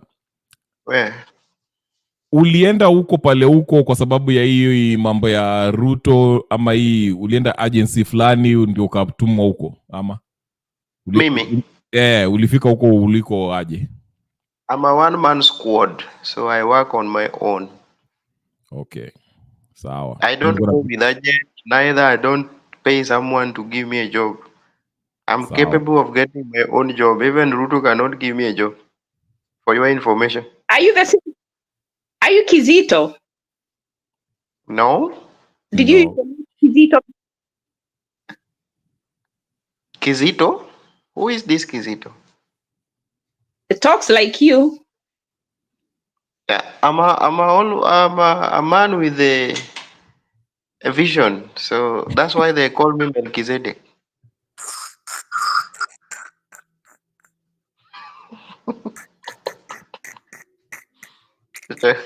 Sasa unalia nini bwana? Pole bwana, kama nimefanya makosa. Why can't you tell us what your vision for Kenya is, really? Yeah, that's a good question. I have Kenya, I will give you after 3 days because I have to sit down with my visitors and ancestrals.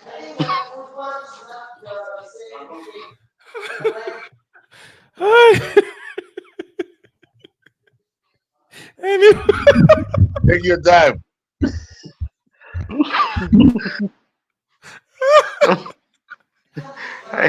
I foretold the future. Ask this guy, will tell you what I did. I told them before and it happened.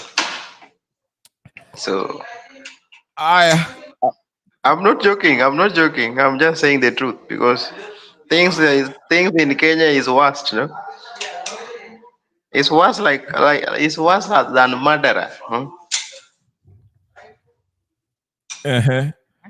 Actually, mimi ni kutoka upande wa baba.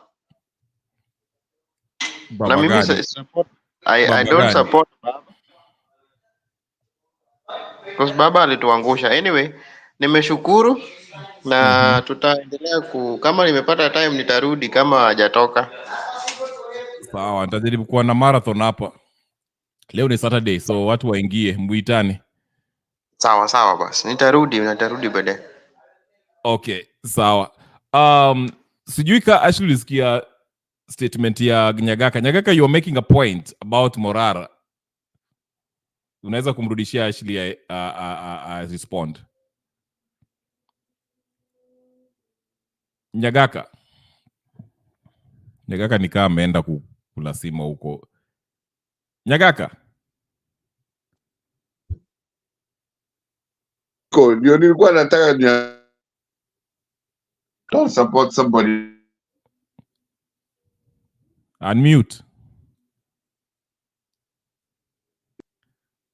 Nasema ndio nikaambia ya kwamba I don't support this gentleman because he's from my tribe. No. There are so many people that hata huko jana ulisikia Ashley alikuwa Konyoka nilisema no way.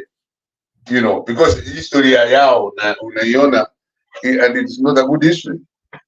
Yeah, vile nilisema earlier Kenya Revolutionary ule tutasupport kutoka Kisii saa hii ni kama mtu kama Maraga ama huyu ambaye amekuja. Does he have faults? Does he have issues? Yes, we all do. Yeah, actually, I agree with you. He's not any judiciary officer ya kutupa nani in the court. And the sooner he realizes that, the better. Lakini you can never be 100%. Na yangu, yani ya kwanza na mwisho ya kwamba I don't support anybody on the tribal issues. Tribal, that's what has got us where we are. Tribal. Now we are trying to get away from there. Na sisi wakisini wadogo sana. We cannot be tribal to shit any government. Now that's why you have not seen this guy go to Kisii a lot. Kama he has gone to Kisii maybe 1 or 2 times. Now wakati mwingine uko Isiolo, uko Rift Valley, uko Central, everywhere. Anakubalika. He is accepted everywhere he is, and we are proud of him. Is it by mistake, by the reason that I'm from Kisii? No, we are all from where we are from, but we will accept somebody. Really, anakuja. Thank you very much. Asli, unajua mimi nakupenda. And please don't confuse that I don't like Morara. I'm just saying some of these things, we don't want them to become like he becomes the president and they become a problem, because those same issues that I'm raising are the ones which are making, you see, like the way Ruto is interfering with the judiciary, the way he's and he doesn't, he's not transparent with the money. So if we see these character traits in someone who also wants to be president, we have to be concerned. So it's not, I respect what he's doing now, but in order for him to be president, I think especially this thing of finances, he needs to be more transparent. He needs to separate even in a business, you have to separate money for business and personal money. That is where transparency starts. So those are the things I have concerns about him, because I know nothing else about him apart from what I have seen. Yeah. What about his political resume? Like, I mean, he just came up from yesterday and is running for president. What do we know about him? I mean, he's saying all the good things. Naona kiki ameingia. Hizo zingine ni zile unajiangalilia. There is black and white, but there is the gray in between. That gray in between is what you study. Yes, he doesn't have a resume, but then that is why you have to listen to him, because from his heart, he will talk. Nami huenda kusema politics is like a relationship. One thing I've learned, kuna wasichana usema, oh, you're not calling me. Ukipata mwanaume na kupigi simu, at that point you don't have to complain. You have to decide this is who that person is. So, are you okay with having a person who never calls you, who only comes to your home at night? Or are you not okay? If you're not okay, you step, you leave, you don't complain, because that is who they are. So you either like them the way they are, or you leave them. Even our political leaders, that is who they are. That is what they think a president should do. So you can't start telling them what to do. You have to look. There are some non-negotiables. We are not looking for an angel. We are looking for a person who will do one, uphold the Constitution. That is a conviction deep in their heart that they will on the Constitution has to be upheld. And if you look even at our chapter 1, article 1, do you know it offhead somebody? That's one of the things they say, the article. With the people? Can you read? It's really that. That's the essence, very core. Unajua hata kwa job kuna zile wao usema those are requirements. Yeah. Required. The required requirement of our president that other presidents have not had is to obey the constitution. That should be a required. So if you see someone who is saying that they won't, whether they know that they are saying or they don't, that is a concern for me. Because at their prime, ile tu, yani wakikuwa themselves, they will not obey because they don't think it should be obeyed. That is why I would go with Okia, whether he's boring, as opposed to a charismatic Morara, because of the constitution. And because I am convinced that Okia upholds, he feels it is necessary to uphold the constitution. So what is he going to do as president? He's going to make that sure that as the leader of the country, he's going to uphold the constitution. Actually, the other day, when Morara was in Ebu, he said that the constitution should be translated to all the tribes in Kenya. He was emphasizing the constitution. And I said, at the Bible, you could translate it in many languages, but you don't know wakati unaibiwa. It's written in the constitution that you do this and you do that. You too. Mm-hmm. It can translate you up. There are people who have the Bible, they read it. Do they apply it in their own lives? I don't see him applying. A president should really know the constitution well. And a president should not be seen as to ignore the constitution. So far, yesterday I had him talk to somebody and say, for 1 year, munipatie tu permission, hakuna development, I deal with corruption. But a president doesn't deal with corruption. A president makes sure the institutions are strong so that each institution functions as it should. And we have DCI. All he needs to do is to make sure that the DCI has the right people and it's functioning. He has to make sure EACC has the right people, it's functioning. He has to make sure the judiciary has the right, it's functioning. What he's telling me when he says that he wants to deal with corruption for a whole year, he's going to be another Ruto who wants to do the work of the cabinet minister, who want to do the work of the ambassadors, who want to do the work of the MPs, who want to do the work of the governors.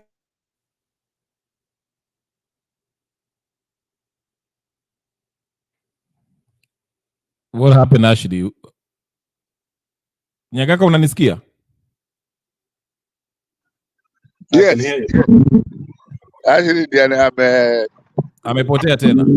Amepotea tena. Hai. Anyway, naona KK yako hapa. Hebu mute Nyagaka kidogo. KK, by the way, KK in the comment section will say akona asira kidogo. Ngoja kidogo kabla hujaingia kwa asira, I have to say something also. KK, Ani, Gypsy Corner, niliwandika noisemakers, niliwaona huko Shakahola. You are giving people a hard time. Jana na nani na Stone PK na Ellie. That was fun. Yo, you saw that, right? Oh, but endelea na asira. No. You know, my brother. Let's be honest here. Unajua, hatuna nchi nyingine. We have to be honest here. Yeah. So when we come here, let's not waste other people's time talking about vitu hazina maana. Hata nilikuwa naona Nyagaka was trying to get in that live. Mimi nilikuwa nawasikia kwa new. I've been blocked, but it was interesting. No, tunakuja tuna discuss sijui Gachagua sijui is getting impeached. Who fucking cares? Who fucking cares? It's a distraction tactic, and we're talking about it. The same way the Kenyan media is discussing this. And I was so pissed off. I said, if we come here, we discuss this kind of garbage again, I'll open my own channel too. No, I was pissed off. Tunakuja tuna discuss Gachagua sijui. Oh, did you see what he did? They got paid $5 million. 5 million Kenyan shilling. Who is getting paid 5 million Kenyan shillings to impeach? Wow. No, Each. actually, me jump from Brother Benson's channel. That's where I came from. I was What happened? What happened with Brother Benson? He's pretty polite. I'd like to guess to. You know what? Oh, let's talk about. Let's talk about. You see what they did to him? No. We're not going to talk about that because that's a distraction tactic. So if you're here feeding the same bullshit, you're part of the problem too. Here we're here to talk about Ruto has and have to go tonight, not tomorrow, tonight. KK, you should bring Stone PK atulete moto hapa.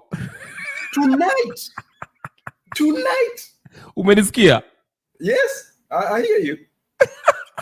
Tonight. He has to go. And the moment he wakes up tomorrow, and I find something even more stupider, inakasirisha watu kila mtu, even their own people. He has to go, and every conversation which is not geared towards this guy going is a waste of time, and I'm tired. Nimechoka, man. I'm sick. Okay, so tutakweka on the spot now. What's the way forward? We want Ruto out because actually that's basically what we are. It's indirectly we are talking about it because mimi nilikuwa nasema hivi, and Ashley came in and made very good points about these people that they're kind of celebrities who are clout. Kasmuel, Morara, Tarus, and all that, and tulikuwa naongea hapa na Jagaka and we were talking about okay, how are we going to get Ruto out? Is it military coup d'etat? Armed struggle kama vile nani PK alikuwa anasema jana.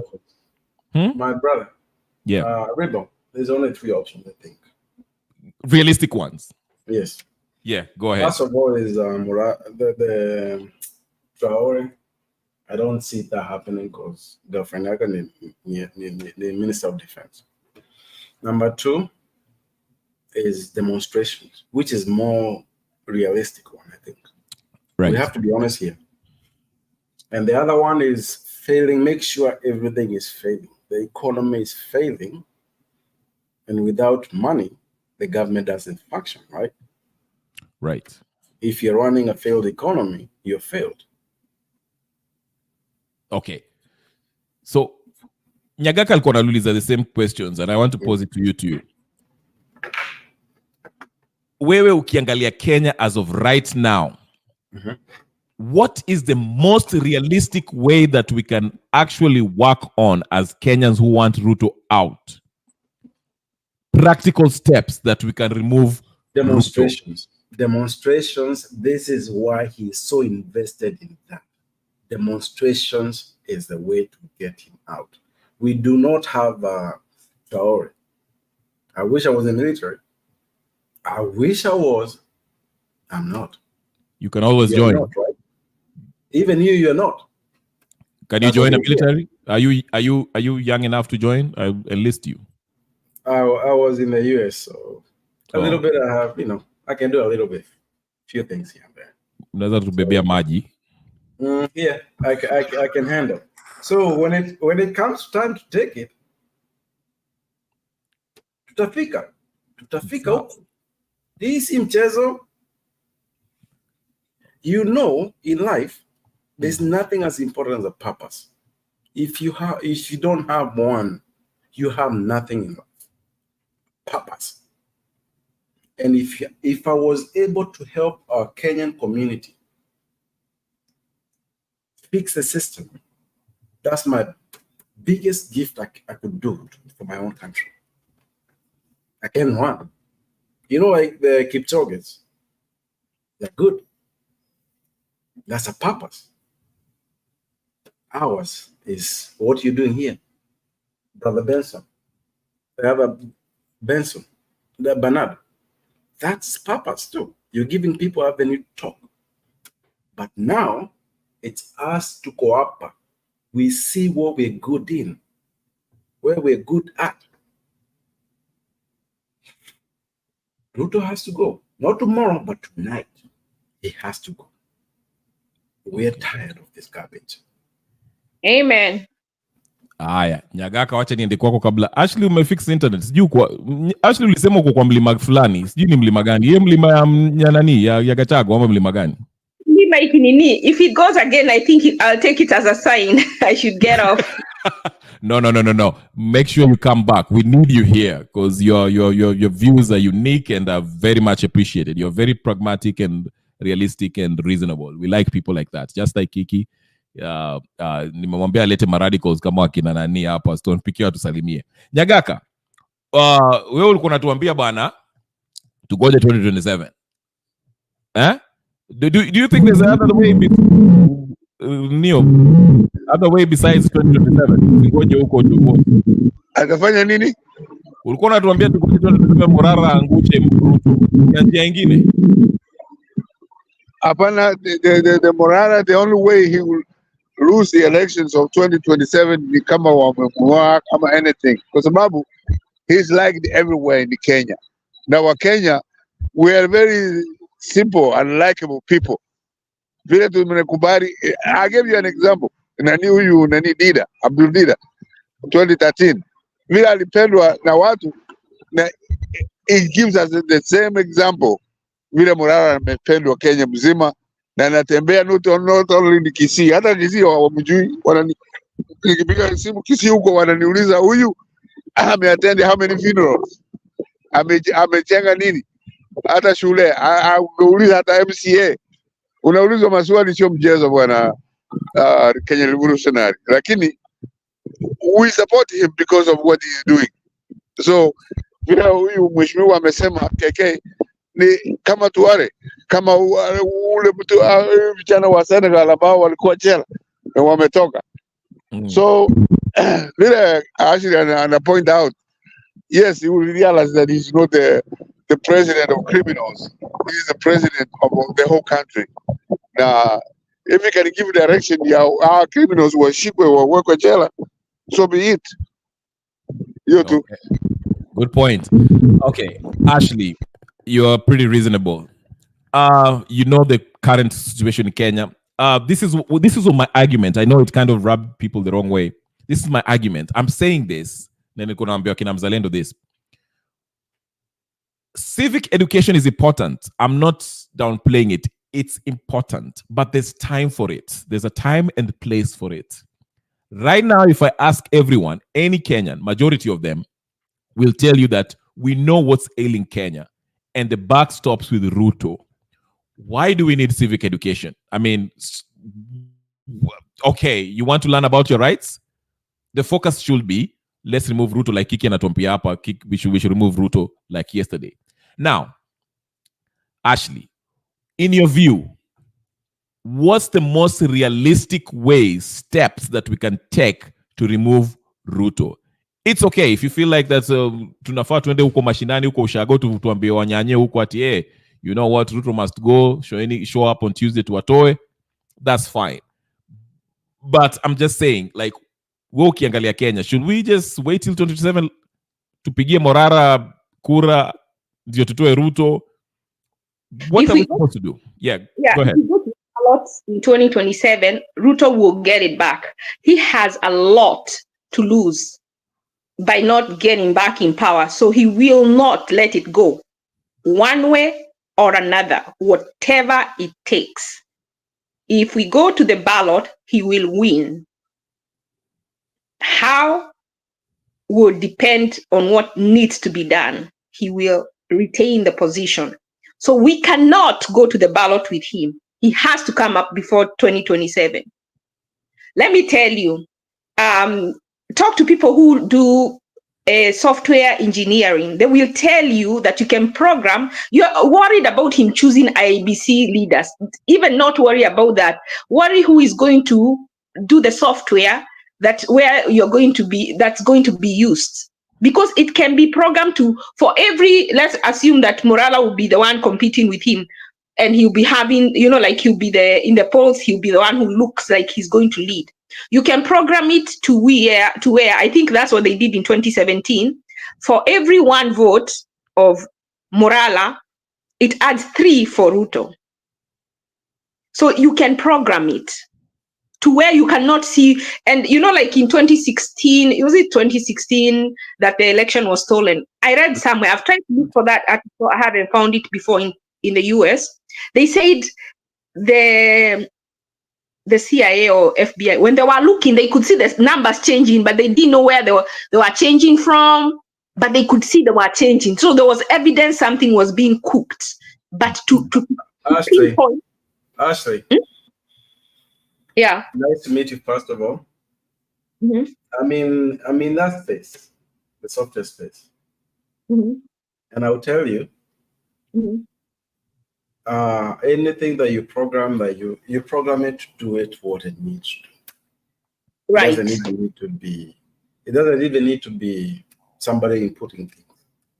If you say, for example, if you write a code, all you need to do is write the code, and the code will do what you said. So yes. It can be so high tech, and we are thinking so elementary that we will guard our votes. You can guard them all you want, and with your eyes wide open, and you see your line was longer, but when you look at the system, you cannot understand how the others have 3 times what you have. So we cannot go to the election with him. And that is why it is very important that the next president, because there is so much to be done. Actually, I would pray that he's removed, and then there is an interim government between then and the 2020, when the next election is 2027, there is an interim government that straightens everything out. If it is reducing the number of counties, if it is removing the women rep, if it is removing CDIF, somebody who comes to clean house, so that in 2027 we can do. And then that, like this money, there are things that we need to be doing that. Now, right now, ODM and UDA they are together kind of. And then the money that's given to political parties, the majority of the people who are getting the money is ODM and UDA. Somebody should go to court and stop that and say we don't have money to give to them. When our nurses need money, we need to stop some things. We need lawyers very active in court to stop some of this money from being given. We say we need money for that translation of the constitution to every tribe. We need the money for civic education. We need the money for other things. We don't need money to give to political parties. It does not benefit us. It doesn't. Hello? Yeah, tunakusikia Ashley, tunakusikia. Yeah, so something I know what the people about removing Ruto. Most of the people who fight never enjoy. It is the people, you see, like even during demonstration, the troops, the ground troops don't benefit.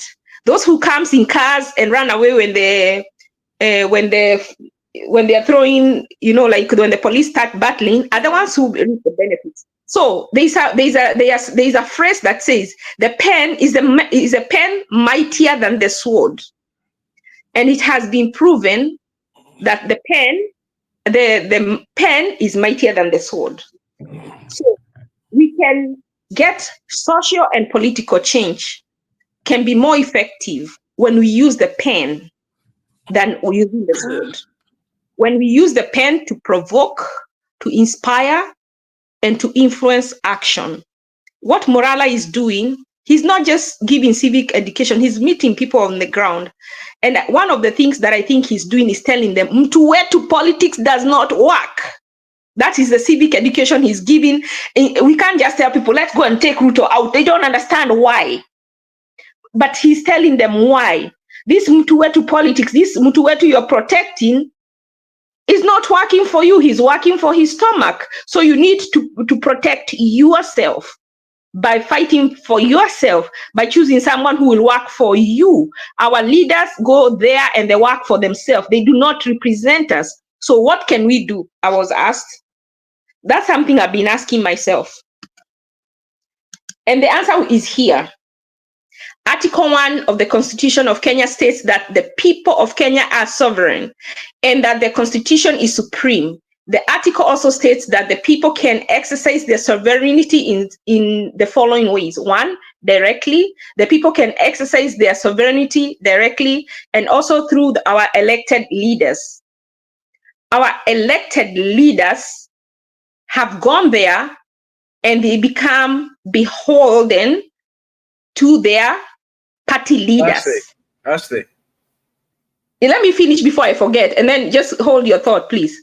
I'm almost landing, so to speak. So I think the way we can exercise our sovereignty is, like getting our sovereignty back. That we donated power to our elected leaders. We have enough evidence that they have refused to do their job. I think it is time we exercise the power by filing a petition in court, asking the court to relieve them of their duties because they are occupying the seats and not doing the job that which they were asked to do. And we have evidence of that. We need to do that. And then we need to ask ourselves, how can we exercise our power directly? How? Should we go to each county, each constituency and get signatures and then go to court and impeach every MP and then impeach the president directly instead of through our elected leaders? I think that is the way we should go. And if we have enough evidence to go to court and get that done, let us try that and see what happens. That is my suggestion. Yes, Kiki, you had something to say? Yeah, yes, and no. Now I wanted to ask Ashley. You gave us 2 solutions, right? And one of those solutions doesn't work. Our people who we voted for don't work for us. And now it's so obvious they don't. So you think I feel like we agree on something. We have to go to a place where we take our country back. We, the people, have to take our country back. And I think this is the most easiest solution. And if you look at Ruto, what he's doing, the most thing he's doing in terms of like counter, whatever we're trying to do, he's focused on the mandamano. The leaders that we have, I came in here and I had Riddle talking about the leaders that we think we have. So that's one of the ways that we should be focusing on in this group and every other group, how to put pressure on this government to fail. It has to fail. Because actually, the next election, agree. The next election, if Ruto is the one running it, he's gonna steal it. Like he stole the other one. So that's not an avenue that we need to talk about. And I would have talked to Morara. I told him, this is not an avenue. This is not a good avenue because this guy is going to run the whole elections. So that's not a solution. Even if you're focusing on it, and I get it, you have to be coy. We have to think about the only solution that we have. And we have to go there. And we need to start there now. Not today, tonight. Everywhere. What do you think? Yeah. What do you guys think? No, I agree with you. Can you guys see the screen? Just in case I'm not sure if you... Okay. Because Atticus asked me to put the... This Article 1 of the Constitution. I think I actually was quoting that. Sorry, I was choking on my drink. Kidogo niende Zion. Sijui Raila ameniangalia vibaya. But anyway, I survived. All sovereign power belongs to the people of Kenya and shall be exercised only accordance to with the Constitution. 2, the people may exercise their sovereign power, excuse me, either directly or through their democratically elected representatives, which means we can do it directly or through this elected representative.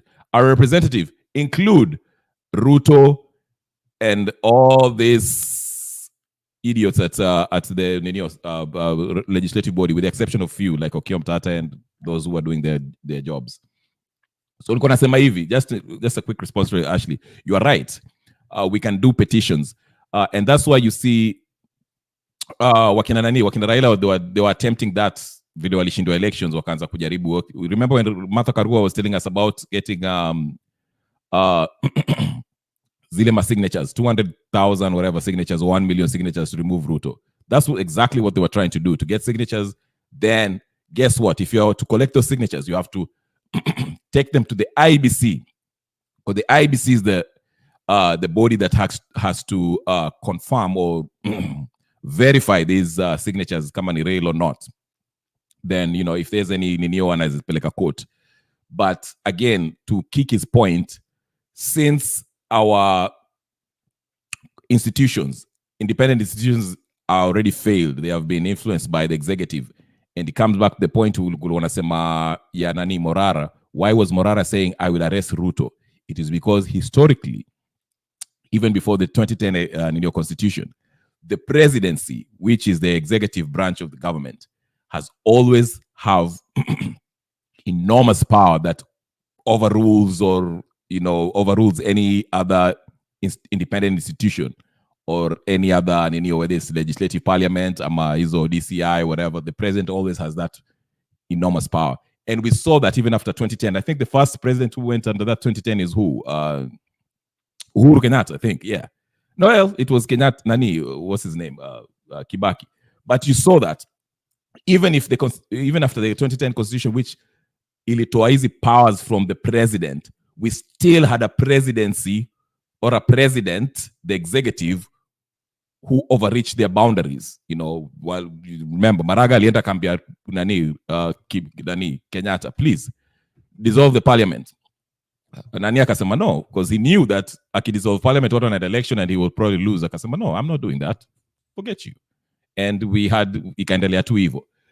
So what I'm saying is this: all the institutions have failed. So hatuwezi pata maizi signatures, even if we collect these signatures.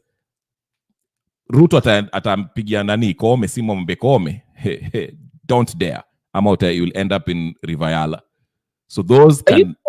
You know what, Kenya Revolution? Yeah. In 2017, I was very active in NASA, and I have always said that, and people are like, no, because those people who think in terms of tribe. Yes. And I remember I was in communication with someone who was very up in the NASA collusion. And I told them, tell them to go to court. And he came back and said, they have said, even though they go to court, what you have just said now, that nothing is going to happen. And then I told him, insist that they go to court. What do they have to lose? And we all know. And I'm telling you, if you ask people who know Raila, they will tell you. Mm-hmm. They had refused. They had said they're going for demonstration. Mm-hmm. And they, I pushed, and they went to court, and that was repealed. You don't know the day you will go to court and find them in the mood. So why not? Yeah, and I mean, I will encourage you to go to court. I won't say that don't do it. You can try it, but the reason why don't think. Remember, this is Ruto's survival, because Ruto knows if he goes down, he'll probably go to jail, and not only him, Raila, Uhuru, Kalonzo, all these people, because we shall open the books, and these people have made billions, if not trillions, of Kenyan shillings. That's why they're living like demigods. And that I think Morara, and that's another thing. I don't think it's enough. There are things you don't say now. Because one, you don't want to write it's like you are trying to commit suicide. You have to have the wisdom on what to say and not what to say. And he keeps saying, I'm going to do this, that is lack of wisdom. That is of a leader of such a high position. Sorry to interrupt. No, it's okay. You're making a good point. I don't mind being interrupted. Anyone can interrupt me anytime. Even the president, Atatuke Kaukia Mtata, as the next president, whoever, they will need the support of the majority of Kenyans to actually do this job, like prosecutor, kina Raila, kina Ruto, Uhuru, and all that stuff. Without that, we shall go to chaos. Itakuwa tribal, because the same thing it'll happen. Oh, unakumbuka vile Ruto walishika, there was someone Nyagaka mtua, well, Nyagaka doesn't like him. Nani, huwa naitwani Matiangi. And Matiangi alipelekwa mtu wetu. The same thing when it happened to Kakamega governor. Go ahead, Nyagaka. Abia actually, hata huyu Matiangi mimi simpendi kwa sababu ni Bukisi. Ni ovyo. Alikuwa anafuata nani Kenyatta everywhere he's being directed to. He never stood up straight and tuambia. Actually, I don't support anybody because of a tribe. No. Niliwaambia kitambo. Nyagaka, we agree. We sim Kabila. I was just making an example. We know that Nyagaka is a stand-up person. But I was just making an example. So to take his point, the only, in my opinion, and my opinion, I don't have to be right, popular revolution kama Bangladeshi. But again, unfortunate part is this: we have to expect atrocities. Watu watakufa. Because our majamaa, they will not give up their power just like that. Oh, tumeshindwa, okay, take the power and muendele. No. They will kill people. Yeah, go ahead. Go ahead. And this is where I want us to stop. We have to talk now. Because they will happen. Tunajua, we know this. So we have to prepare ahead of time. Another thing people think is, oh, we don't want Americans. Let me tell you. You know one thing, and most of the people here in the US, let me tell you, these people, somehow you defeat some things. It's by doing your home. Ashley, Caribbean speaker. Oh, I'm saying and now, can you hear me? Yeah. Okay. It is by, like now, one of the people that can help us is those, our NATO allies, Ruto went to, these people out of the country, apart from going to demonstrate outside IMF on a Sunday when the offices are closed, they need to go when the offices are open on Monday and appoint some people to go directly and ask to speak with those people in those offices. We need real engagement. Atutaki theater, atutaki drama. We need real engagement. Jim Wantigi said that there's some money to do Chase Bank that was put in Chase Bank, it was transferred. Let me tell you, don't we have the Freedom of Information Act? Someone needs to file and find out where that money went. Go to Chase and subpoena the records. Let us get receipts. And let us take those receipts to this government, to the institutions that work, and come to them with with the facts, and let us see what they are going to say. So, Ashley, that point is valid in a sane government. This will not work with this government. Not with Kenya. About now in America, because even our allies. No. Telling you, Ashley, government. It is not every government. You might go there, you find that the person who is in charge is a person who is that we are in every state is a person who is Caribbean speaker, we can hear you. I think I'm protecting you by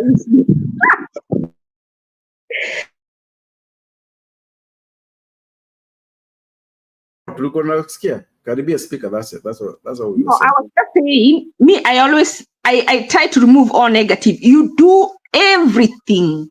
They say there are so many ways to skin a cat. So, and we can say one let me ask you a question. That I am going to try every way and see which one kuna more data jeeper. Ashley, let me engage you, if you don't mind. So, what do you think the West don't see what is happening in our country? They haven't been watching. You think what we want us I say engage them. You know, kuna mtu wata nikwambie watu wa huku vile wako, ukimwengage directly anaweza kuwa kiona, lakini ukienda ukimpatia facts anakuwa anashindwa kusema. Sasa umemshika makende, you know, then wanataka kukaa. I'm telling you, me hata wewe jiulize, hata kama wanaona, even if a judge knows, let me tell you, like this case of Joey, they said that the judge was wrong to let Maribe go. She is not going to come there. If you have not put that as an accusation, she's not going to judge of what you have not told her. So we can use all negative, but me, if I was me, and if I had the power to, I would use every opening until I find one that gives. Jukuna ile itajipa, but you will not know if you don't try. Okay. We appreciate your positivity. Let me engage you the other side of that, right? If you don't mind. So, assuming the West is the biggest part of our problem, right? Think about it. Kenya is very rich. If you think about it in terms of the resources that we have, Kenya is one of the maybe top 10 wealthiest country in the world, right? But how comes that does not translate in our people? For example, now we have lithium. Lithium is the future batteries, right? I think we get carried away. You think they don't know? You think Biden doesn't know? Let us stay focused on what we are asking and stay there. Don't let your mind wander. When you let your mind wander is when you get distracted. Let me tell you, if you went to IMF and you ask for an interview and you make sure it is not in private, it is somewhere where it is on media, I'm telling you, they don't want to look bad. You see, you have to also be clever. I'm telling you, if we do all those things, all the things that can be done, we will find a way out. Ashley, I hope you don't mind listening. You know, sharing it. You know, you're teaching me something. I'm teaching. You know, we're sharing. So you think whatever is happening. For example, I'll take an example to just think this through together. You think U.S. do not know what is happening in Palestine? I did not say that. I said we engage them. Like the way I understand. The international community is engaging the U.S. with that. I don't know what they don't know. I'm going to tell you something else. When Miguna was sent to Saudi Arabia, I know a person who went on their Facebook, wrote to every airline or all those people that are, all the airline, big people in the airline that he went with. He wrote to their wives, the people who looked like their wives. He wrote to their children. She wrote more than 300 Facebook messages. The next morning, the government came and got Miguna from the airport. Let me tell you, it is not everyone who is opportunistic. So you don't know who you will get that is not opportunistic. That is why you need to engage, because there are people who want justice. It is not everybody who looks to take advantage of. But how do you know that? You don't. So you just do what you know to do, and then you leave the rest to God. But you do everything you know what to do. And I know you talked about that when we collect signatures, we take them to the IEBC. When Article 1 of the Constitution says that we can exercise our sovereignty directly, it did not mention IEBC. So I can take my signatures. I can look for a reputable company that will verify that those signatures are valid, and I can go with it to court. It does not mention that I have to use IEBC. It says that I can exercise my power directly or through our democratically elected leaders. You can go and say, and you have evidence, a lot of it, that these leaders have said they are beholden to the party and not to the people who elected them. And so we are exercising our power directly. All the judge needs to know is that those signatures are valid. Nowhere in this constitution does it say it has to be through the IABC in that Article 1.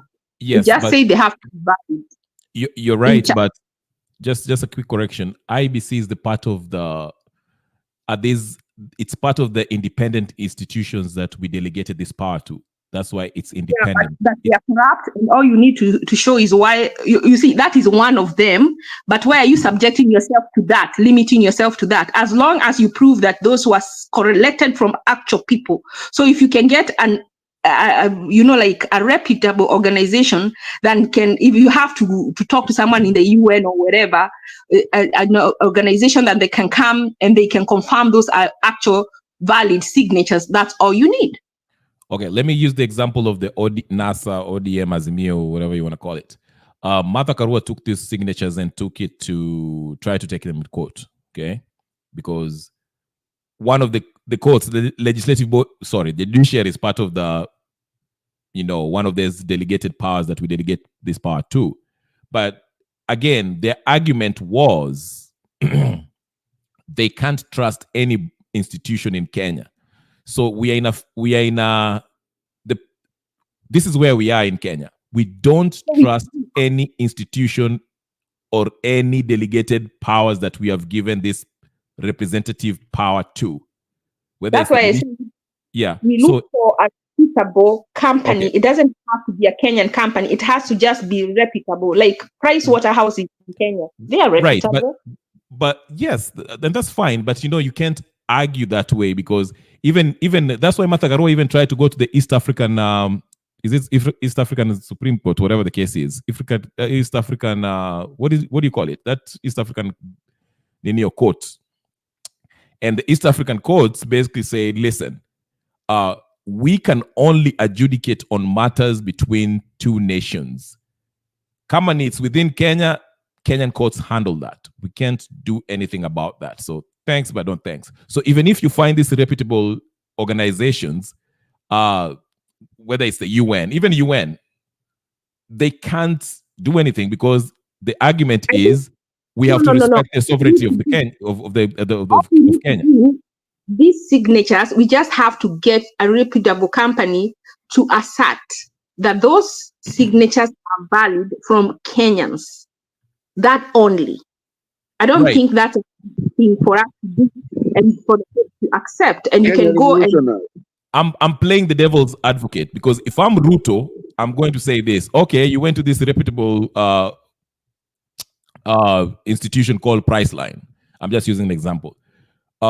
What makes you think Priceline was not bribed by a bunch of people, Jimmy and Jiggy, to say that this? You see what I'm saying? So then we can ask the court if they want to be that petty. We can tell them. Then we are going to have to start transporting people.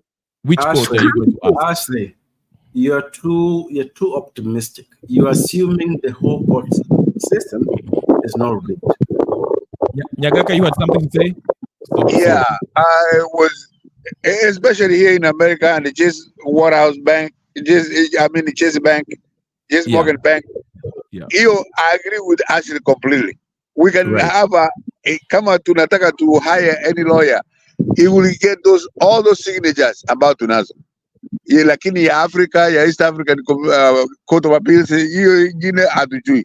Lakini ile Ashley amesema kama ni establish ile rules zilizochukuliwa na zikawekwa wapi, those people will produce all those clearly, because they don't want their business to be associated with corrupt businesses of third world countries. Hiyo tutaweza, lakini hizi zingine, that is very complicated. Lakini hizi America tunajua, you can go to any court other way, when you walk in and demand anything and you will get it. Wana taabu nyingi, lakini to be in a good place, just get any lawyer. Kenya Revolution tutaanza hata hapa tulipe 10 kuambie mtu mmoja atume hiyo, you will get everything you need. Now I don't see why Jimmy is not doing that. Jimmy Wajigi, unless he is in the deal. I'll tell you why. Nyagaka, you make a good point, and I agree with you and Ashley. I don't disagree with you. Mina sema hivi, the reality is this. Umetoa example nzuri in America, because America, remember, for the most part, the institutions work. They are independent indeed, and they work. Okay? In Kenya, the so-called independent institutions, they only work by the great influence by the executive being the president and his CSS and the MPs and whatever the case is. They have great influence in these institutions. So ndio maana nasema, while you might want to use a reputable company to verify these signatures, which is well and good, and I agree with you, and this company will do its job. I'm pretty sure they will do their job. But who is going to determine that these signatures are neo? Who has the authority to say that these signatures are truly what this company said it was? Because the sovereign power, whatever that institution is, they have to respect the sovereignty of a nation, and the head of the state is Ruto, and there's the constitution which outlines how we work. The unfortunate part is this: these independent bodies that are supposed to ascertain the truth as far as who these signatures are from, if they're legit, are already influenced by Ruto. So hata ukienda UN utakwambia hiyo ni shida ya Kenya, you know. Hata ukienda kwa reputable lawyer atasema, alafu Ruto atasema okay, enda kwa Kohome, go to court, let's see if this is true. Kenya Rebo, let me Yeah. What did you say, baby? Excuse me. What did you say, baby? I agree with you 100%. Nanyi yote kina everybody, KK, Ashley, na wewe, mumekataa kwamba there is no way Ruto can be defeated in 2027.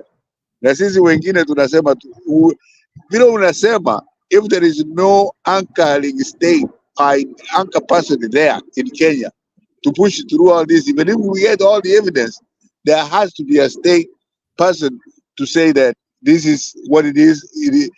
Endelea na hiyo, msiendelee.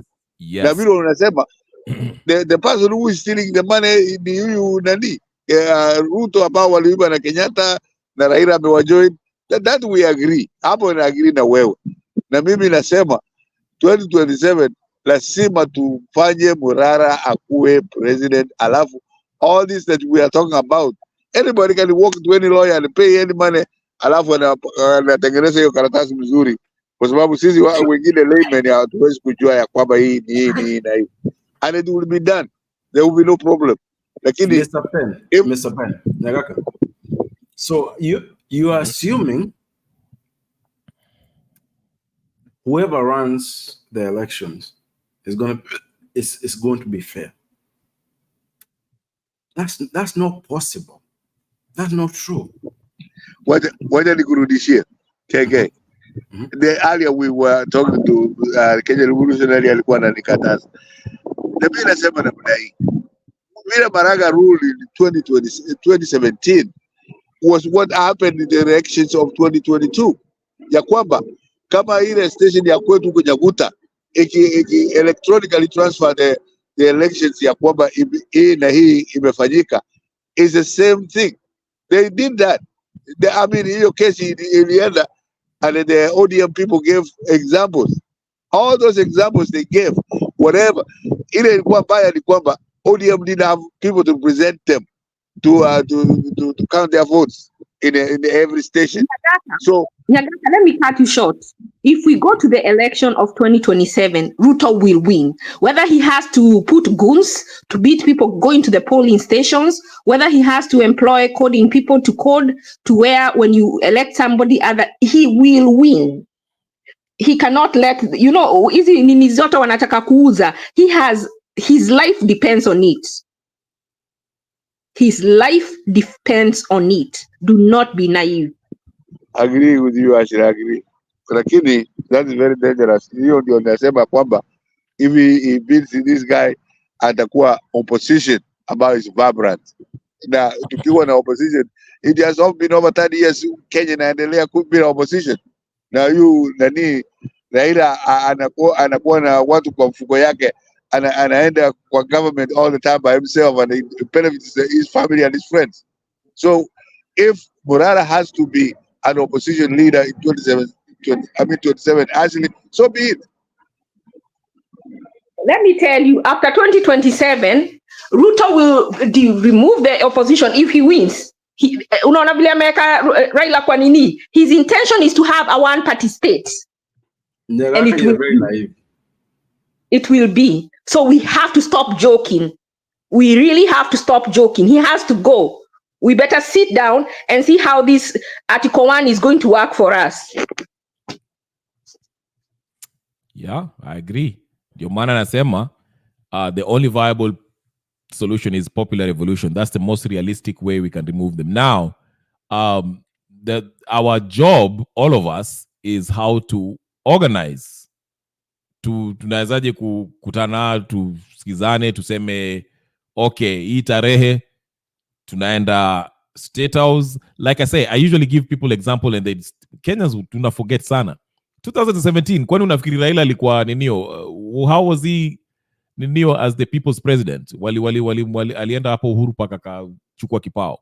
They agreed, Hassan Joho alienda Mombasa akapata watu, Musalia akaenda huko Kakamega akaleta watu akasema tukutane Uhuru Park, then let's do this thing.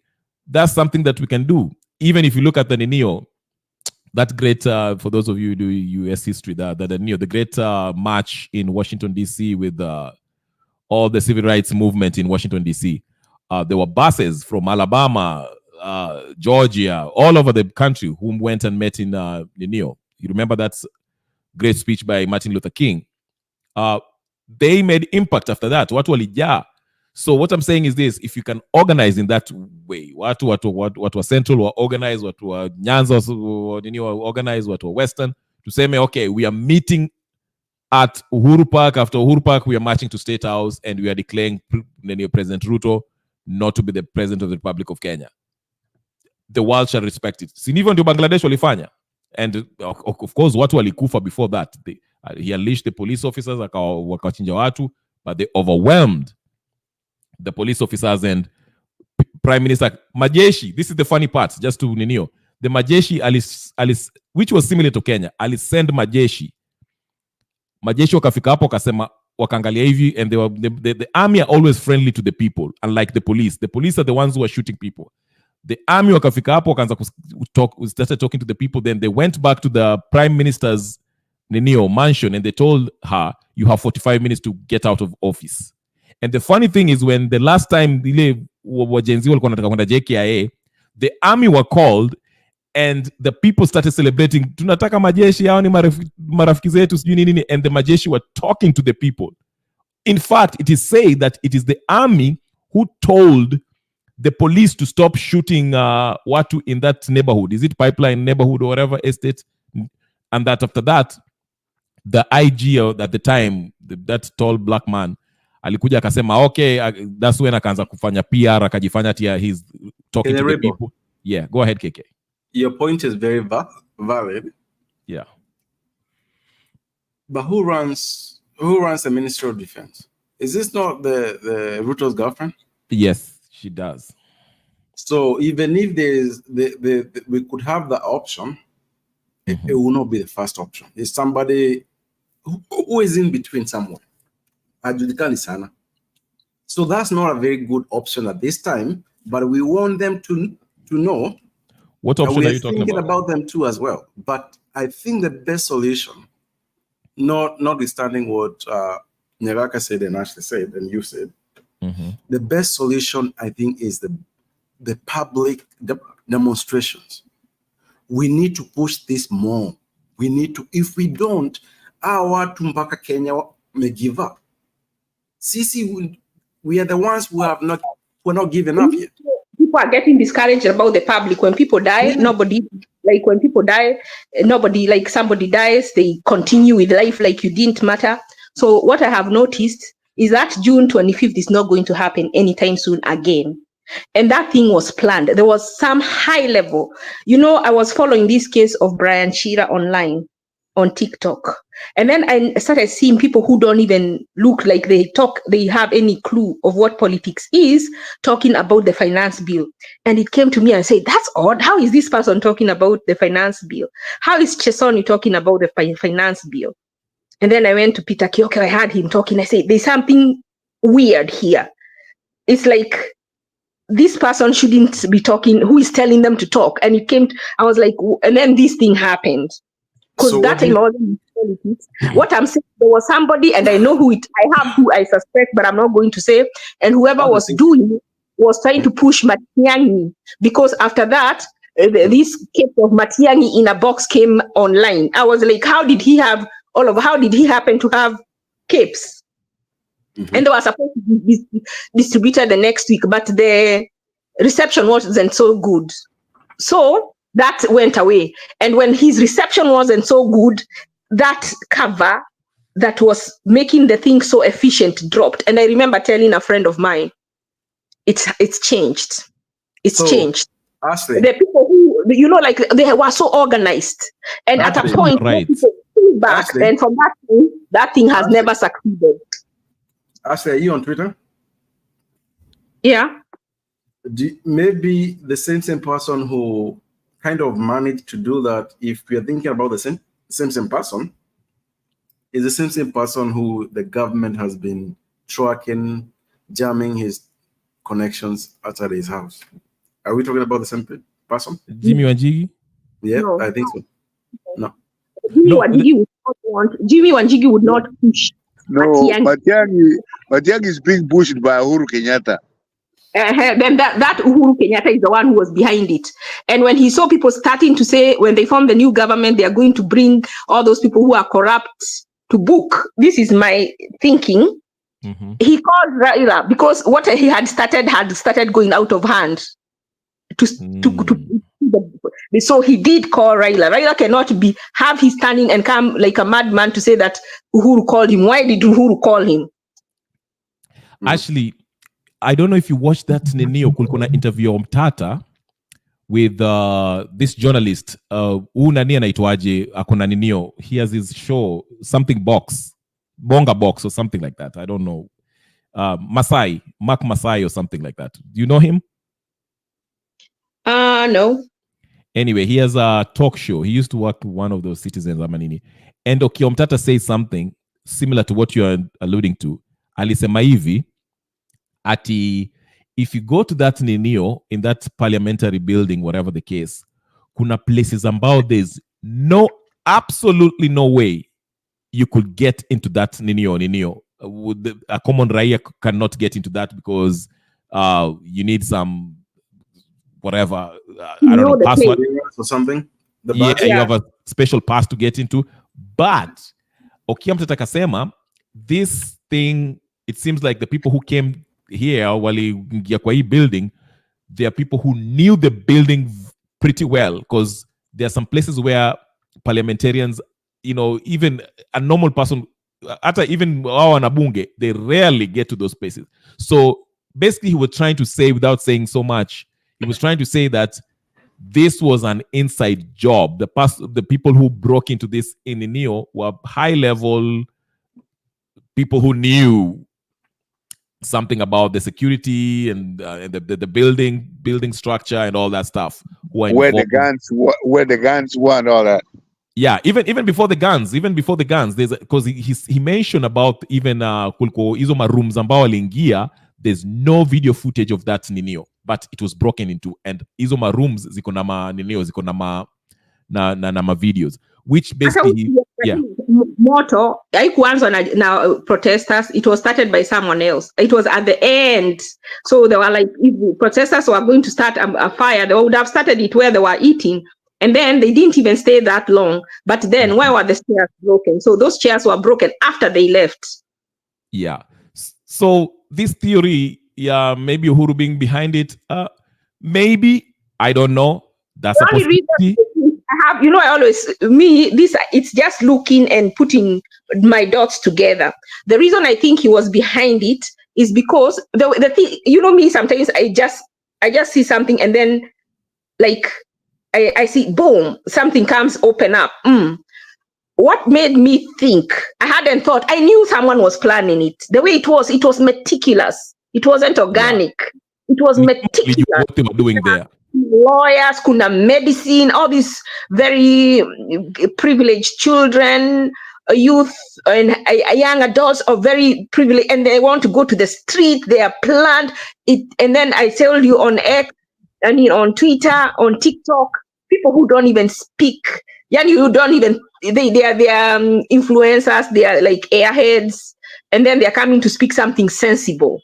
And I was like, something is wrong here.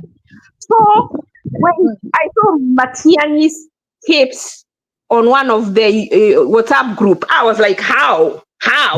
And people are starting now to drive. There were a few people that knew, but the majority did not. They thought it was organic. And that is what Khalif Cairo said the other day, that you might be going out with people and then they have been paid and you think you're going to a revolution, but there is someone behind with an agenda.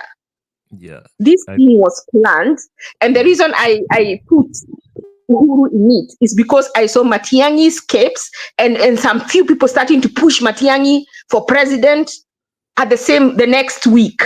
So nikajiweka 2 and 2. And then when Raila said that Uhuru called him, I saw hii kitu ya Matiang'i haikuingia vile alikuwa nataka. Alafu sasa when the fire started burning, it looked like it was going to burn him too, because they started saying all these politicians who have stolen, they started even mentioning Uhuru. So imagine if you're Uhuru and you're the one who started the fire, and you start hearing people saying that they are coming for you. What would you do? Call Raila, stop the fire. Yeah, stop it. It makes sense to me. Hapo ni kweli, because Matiang'i does not have that kind of money. The Matiang'i anakuwa friend kubwa sana kwa Kenyatta. Kenyatta used him to the end, na huyu ndiye anataka awatetee na wizi wao.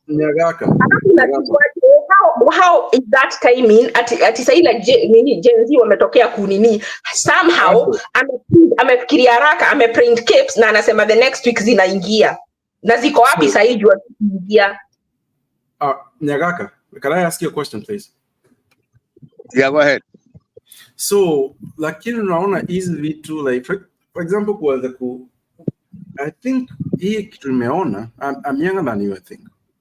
Yeah. But hii kitu nimeona tukianza kudiscuss watu, we get lost. We have to focus. It makes sense.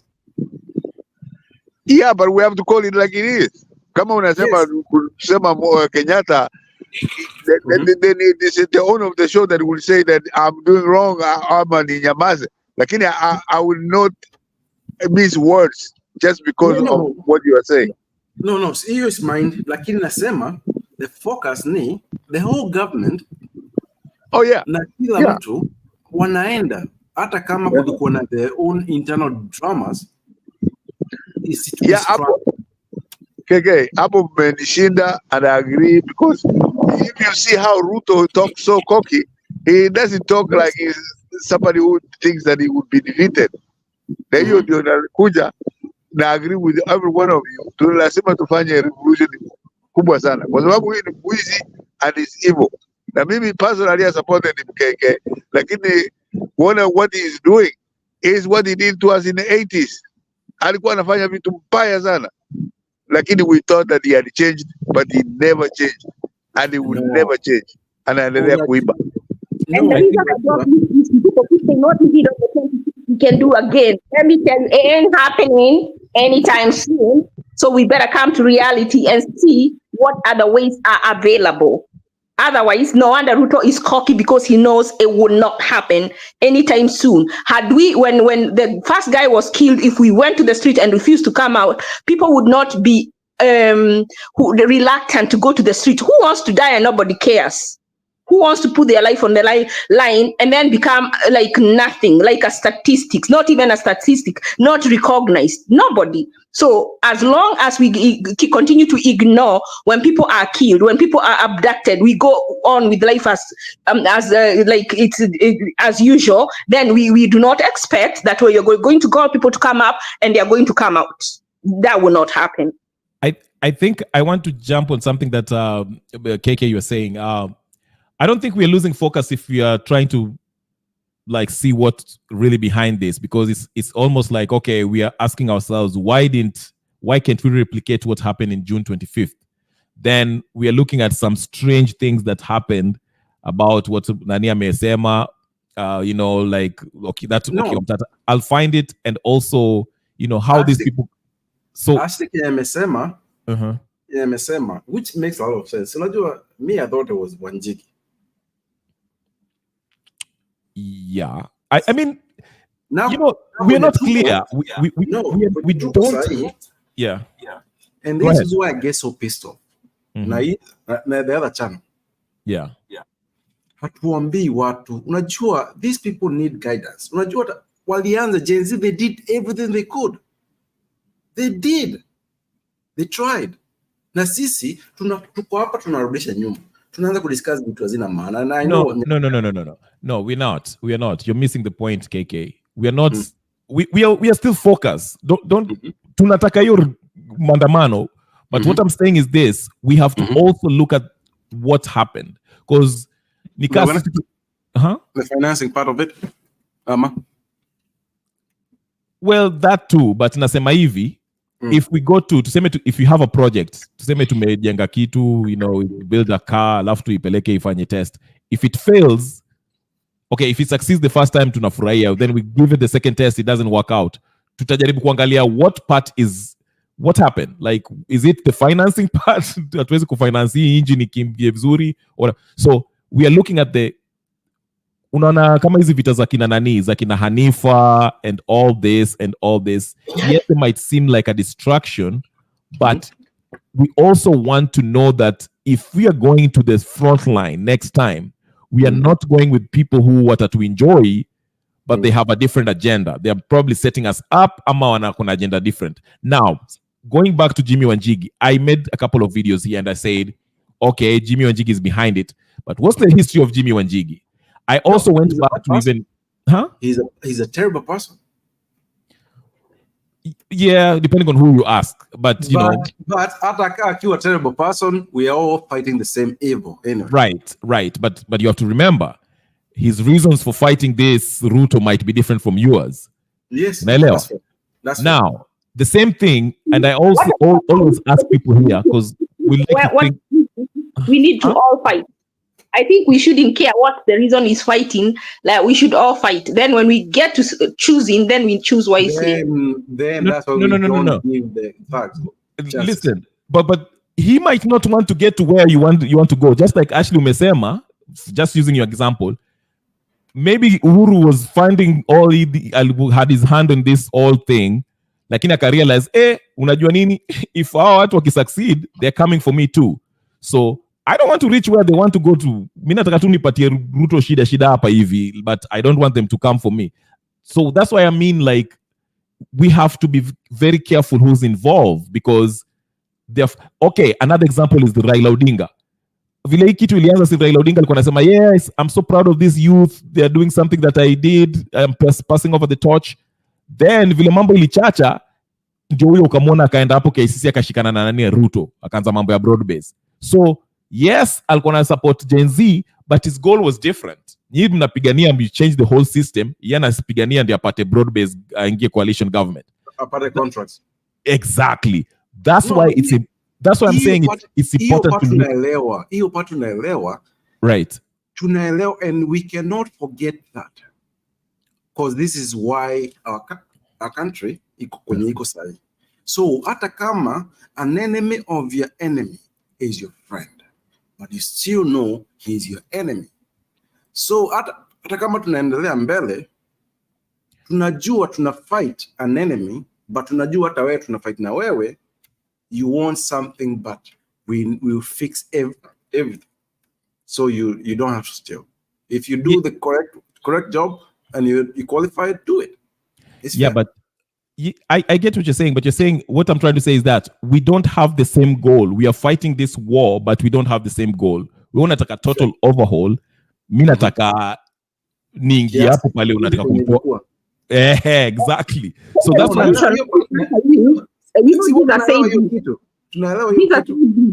Jesus said this in Philippians 1:15 to 18. It is true that some preach Christ out of envy or rivalry, but others out of goodwill. The latter that do out of love, knowing that I am put here for the defense of the gospel. The former preach Christ out of selfish ambition, not sincerely, supposing that they can stir up trouble for me while I am in chains. But what does it matter? The important thing is that in every way, whether from false motives or true, Christ is preached. And because of this, I rejoice. We need as many people, whether they are fighting for selfish motive or good motive, to fight. Then we hope. There you go. That a lot of people are educated. Actually, and for this. Okay, go ahead. Nakusikia. Oh, go ahead. Sorry, niko nafikiri umepotea. Ashley, go ahead. Nimemaliza. Oh, okay. Finished. Yeah, that's a good passage from the Bible. I just slightly disagree. But it's not like I'm correct and you're right or wrong. Tuko sawa sote. We can agree to disagree. I just think this is my view, and I want us to ponder into this in your own time when you're thinking about this revolution, popular revolution.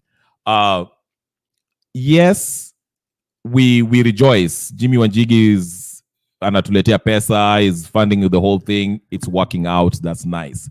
But ndio maana nasema, what's the goal? Ndio maana I always go back to this. I always ask people from the ile time ya Ruto bromance vile walikosana.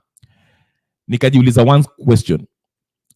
If Uhuru really hated Ruto, hated his guts, and he had all the power in Kenya, why would he give him that sword, basically transfer of power to this man that he knew he was so dangerous?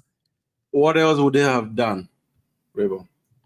Okay, I'll tell you what else he can do. In 2017, when he clearly lost, that is Nani Kenyatta, okay? The country, 90% of the country didn't vote for him and didn't want him. He came out and basically said, Kenyans can fuck off. I'm the president of the Republic of Kenya. Dare me. I will kill anyone that dares me. And that's exactly what he did. And Raila told the line. You think he cannot stand up and say, no. This guy rigged the election in 2022. We have the evidence. Raila has told you the evidence. Amewaka natuambia mambo ya hot air. I'm continuing for the next 1 year until we sort this out. Meanwhile, I'm the president of the Republic of Kenya. Kenya, I don't know why I call you Rebe. Who has so many properties and so many relationships outside the country, and I don't think he would want to jeopardize that just to stay in power. There are people like Ruto who really don't have a lot to lose. But remember, this is a man with 30 trillion stashed in foreign. So I think even he has to think about his outside relationships. So I think he was very keen on transferring power so that he retains that relationship. What I wondered is, why did he not give it to Raila? I remember Mutai Ngunji saying something about Raila being good, but his lieutenants are bad. So he might have chosen between the two evils. Who can I trust more? And it became that he could trust just a little bit more. And he let him. 30 trillion US dollars. Is it 30 trillion, 30, whatever? I don't know how that the money that was in the Pandora. Billion in US dollars. I think it was like 500 and something like no, that. It was that. Billion. 30 billion US dollars. 30 billion. Damn. Billion US dollars. Yes. Jonathan, now we're exposed to that. And I don't think he would want to damage his relationships outside. Okay, So, actually, here's the question. Here, very quickly question, because naona machezeke bros, but here's the question. Okay, if Ruto was really an enemy of Kenyatta and they had this real beef that we were being told it was a beef, the first thing Ruto would have done is jail Uhuru Kenyatta and go for his assets. I say, okay. Why did he do that? Well, he himself wanted to steal too. Isn't that what he has done for the last 2 weeks? Yes. And why nobody is going to talk? Because if he jailed him, then he would have been held to the moral authority of not being corrupt. But he wanted to also be corrupt, so he could not jail him. Actually, Eurobond, waliiba Kenyatta na Ruto waliiba ile Eurobond. Yes. So these guys have been doing this forever. Thank you. They're in one gang. Ruto, Raila is playing us. He doesn't want to be president. Raila never wanted to be a president. He's a con man. But that's what I'm saying. The bigger point I'm making it to the Nyagaka's point. Our say wako club moja. It's a fake game that they're playing on Kenyans. It's a game that they're running on Kenyans. Uhuru, Raila, Ruto, Kalonzo, Karua. Wanjigi is part of it. I don't trust him. There's something about him that I don't trust. That's why I'm saying, and I was thinking about this the other day, I said, after that successful occupation of Ninio, June 25th, what did we have? We had this change of Ninio, alafu wajinga ODM wakaingia kwa Ninio kwa serikali, okay? Now, what I suspect is there'll be another Ninio, kutakuwa na maandamano wengine, and it will be, after that, it will be renewed by changing the constitution. Because remember these guys, listen to what they speak. They want this constitutional change from the time of BBI. Ndio maana wanatuletea hapa wanatuambia, yes, we should change the constitution, ask you to kuna magana, we should. That's what they want. So the next one, ndio maana unaona watu kama Wanjigi. Ndio maana I asked this question, you kama uliona hiyo live, I asked you, ile siku Wanjigi alikuwa anasema walivunja kwa nyumba yao. Listen to the interview by his kids. All they were saying, hata tumekosa internet. They didn't look like they were traumatized. It was like it's a script. Listen, hata kama mimi Wanjigi, if you raid my house and I'm a billionaire and you mess up with my wife and my kids, yes, go ahead and say something. Okay. Listening how the bunge la wananchi wanaendelea. Can you move closer to your mic, please? Can you hear me now? Yeah, but it's like uko kwa choo. Haina shida. Wacha nitoke kwa choo. Hear me now? That's much better. Endelea. Am I clear? Yes, you're clear. Go ahead.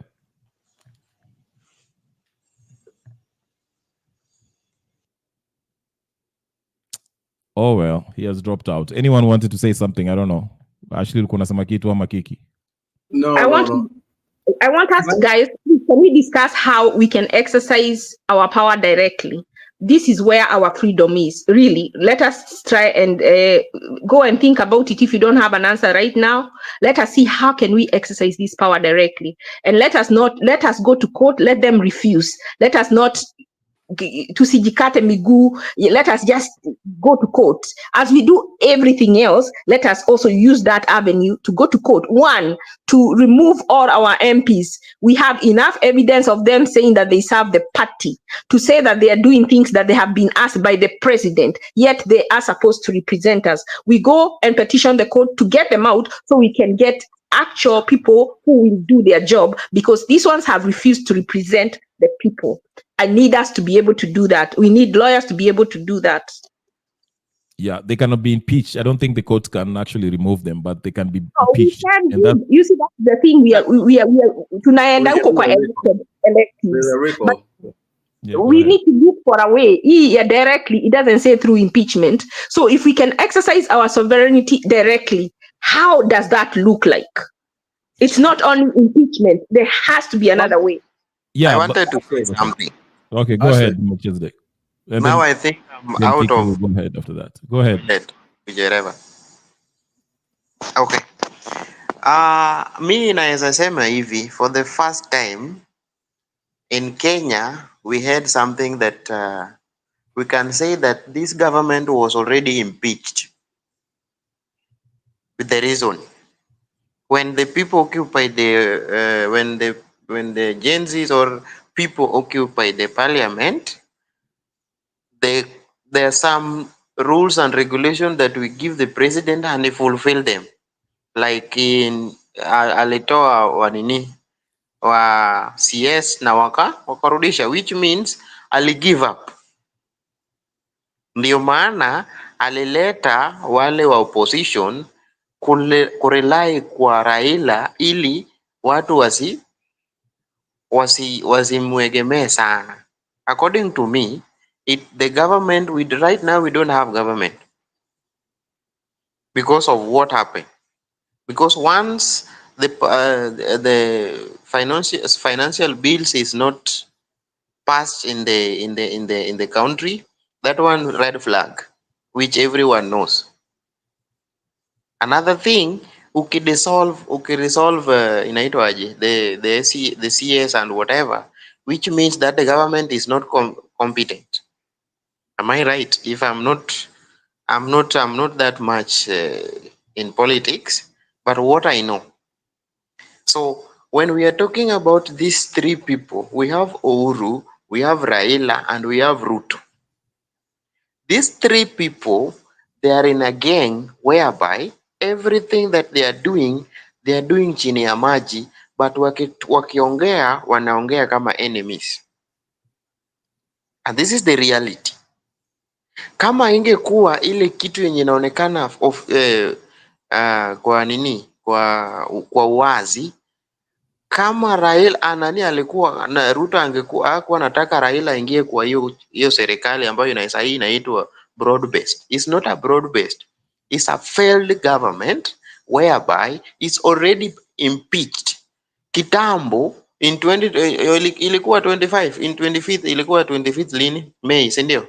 June. Ambayo June. Ilikuwa nini? June 25th. Yes. Tayari ilikuwa impeach, hakuna government sahi. Hata kama ndio maana unaona kila kitu haiendi mrama Kenya. Vitu ni hivi kwa sababu they have that fear that wakianza hivi watu watasema hivi, wakifanya hivi watu wanasema hivi. Sasa kazi yao ni kuiba na kungoja 2027 waanze kupiga ile siasa ya duni. Ndio maana nilikuwa nasema once we have decided to do something as people, we have to go with that our focus so that we can make a change. Because when we talk about these three people, these are the people that make us to fail in life. For the rest of our life, we have been in the cavity of these three people. Juu walianza hii kitambo na bado wanaendelea, na hakuna mtu yoyote. Tukijaribu tu kuleta mtu hivi, wanaangusha na siasa yao. Na hii kitu tunaweza ongea kesho kutu hadi next generation, but we don't have a solution when we are not in a unity. So we don't need to support them even a single dot. On my side, we need to sema ya kwamba walishafanya hiyo kosa na tumekubali ya kwamba hii kosa imefanyika, watoke waende, hata wafanye nini. Mtu yoyote ambao ana support ni wale ambao wanataka corruption iendelee Kenya. That's the second point. The third point naweza sema nasikia vile nani anaongea, anaitwa Ashley. Somehow sio vibaya, but tuko hapa ili tusaidia, ili Kenya ikue Kenya nzuri.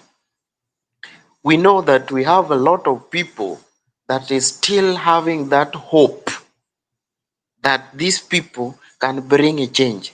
There is nowhere we can get a change from these people, because these are the people that are being given us the tough life that we are living. Kama kama tungekuwa na ile maisha mazuri, hatungekuwa hapa nje kutafuta. Tungekuwa Kenya, tunafanya kazi yetu, ama kama biashara unaendelea na maisha mazuri. But we don't have that because of these three people. I can count them because these are the people that has made Kenya to be like this.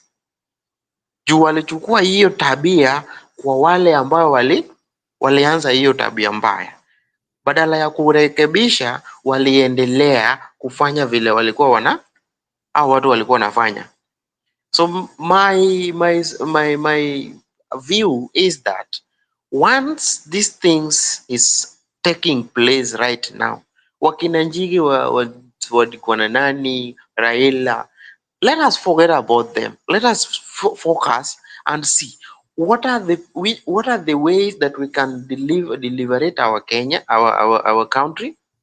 That's the first thing. Second thing, where are the people that can do this? Even us, we can do it. When we are focused, when we know that we are doing the right thing, sio ile ya kukuja tunasema hapa kwa mdomo, lakini tukitoka nje tunasema kila kitu iko sawa. There is nothing like that. So okay.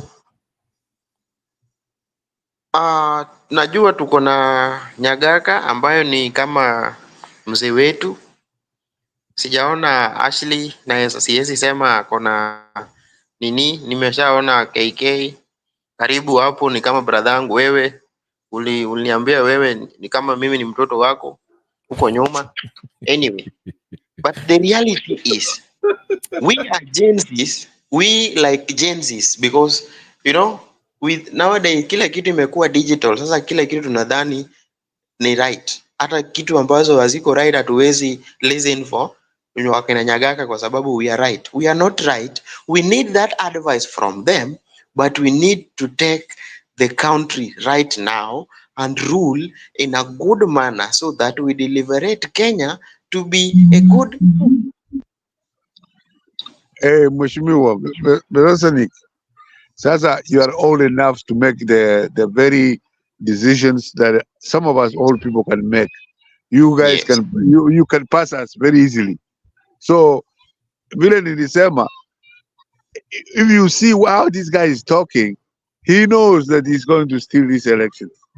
Lakini ukiona hii watoto Gen Z na ukiona watu wengi wanakataza hii watu, let us do all we can to make sure that we have somebody else, a different person come 2027 right now, anytime.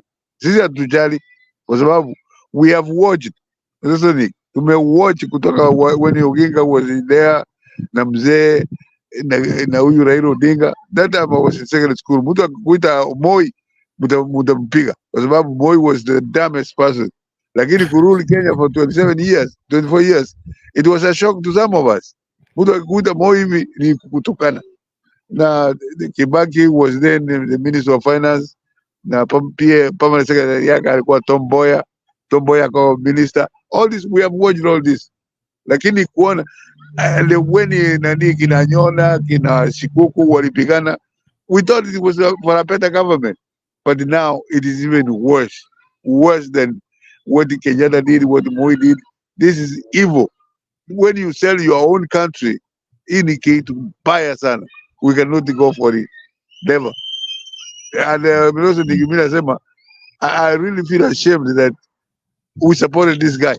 We thought he changed it for the better, but no, he's worse than he ever was. And we have to do the best we can. Revolutionary na show yako ni mzuri sana, tuendelee kusaidiana to advise each other how we can do it. Now that is all I have to say. Let us do the best we could.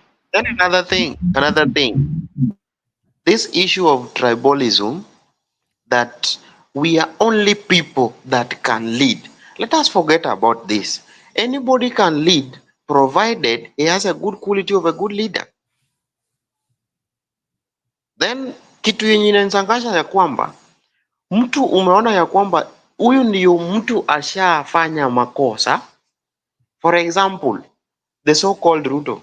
Mimi nachukia Ruto, wewe mjui tu vile unachukia huyu jamaa.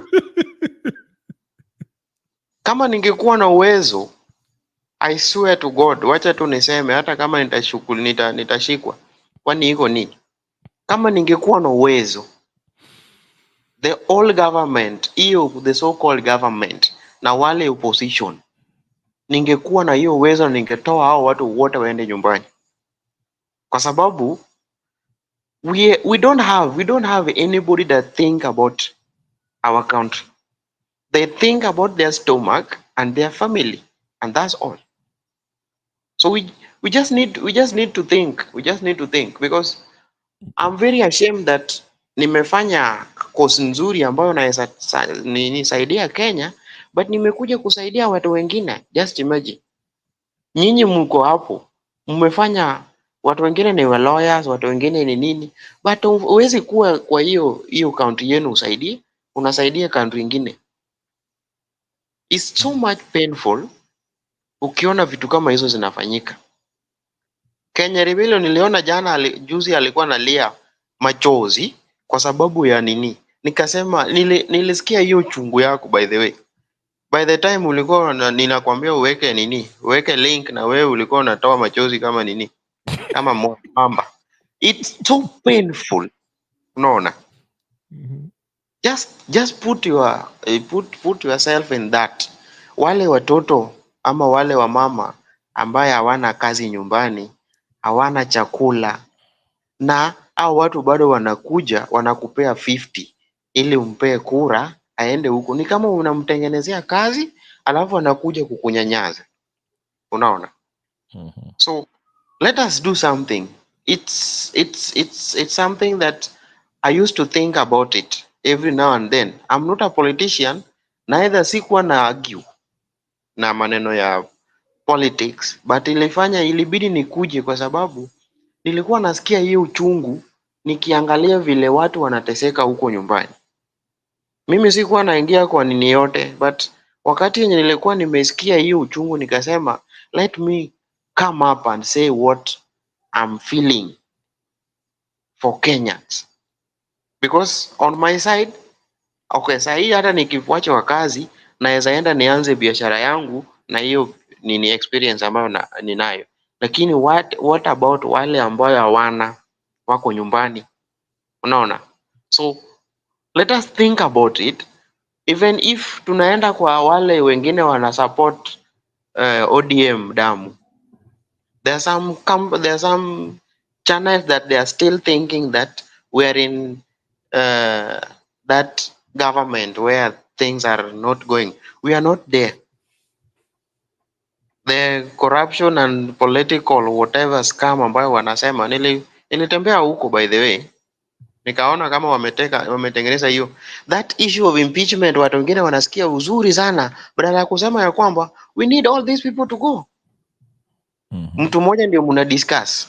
We don't need to discuss one person. We need to discuss general, the government itself. Hiyo ndio ilipatia Kiki hasira sana. Sasa hiyo hasira yake sijui kama imepoa. Kiki hasira imepoa. Yeah, because you cannot discuss somebody. Moja hasira inaisha, alafu unaanza kwa MMA. Nilikwambia hii kitu moja, and I told you, and I want you to always remember this. Unajua sijai understand why people become terrorists. Now I know. Hii wazimu tunaenda. What is happening in our country would make all of us terrorists. Think about it. Hii jina yako ni ngumu man. Hii kusema hii jina yako ni ngumu man. Sema man. Ndio niliweka hapo, niliweka mbele hapo modo ndio watu wa pronounce. Kwani wewe hii ngumu man. Melchizedek the priest. Hizi ni ngumu bro. Hii maisha ni ngumu. Unakuja tuko huku. Tuko huku. Think about hatuko our own place. Ukitoka hapo ribo kwenye huko. Ukitoka hapo, when you drive, you know you're a black person, don't you? Yeah. Kila mtu hapa, we know. I don't know kwenye modo huko. Nyangaka najua uko state somewhere. Ashi sijui kwenye huko. But you know, every time you get out of your house, you know you're black. Yeah. Na washenzi wataka tuposte. Niko karibu na Golgotha. Nyumbani tuposte.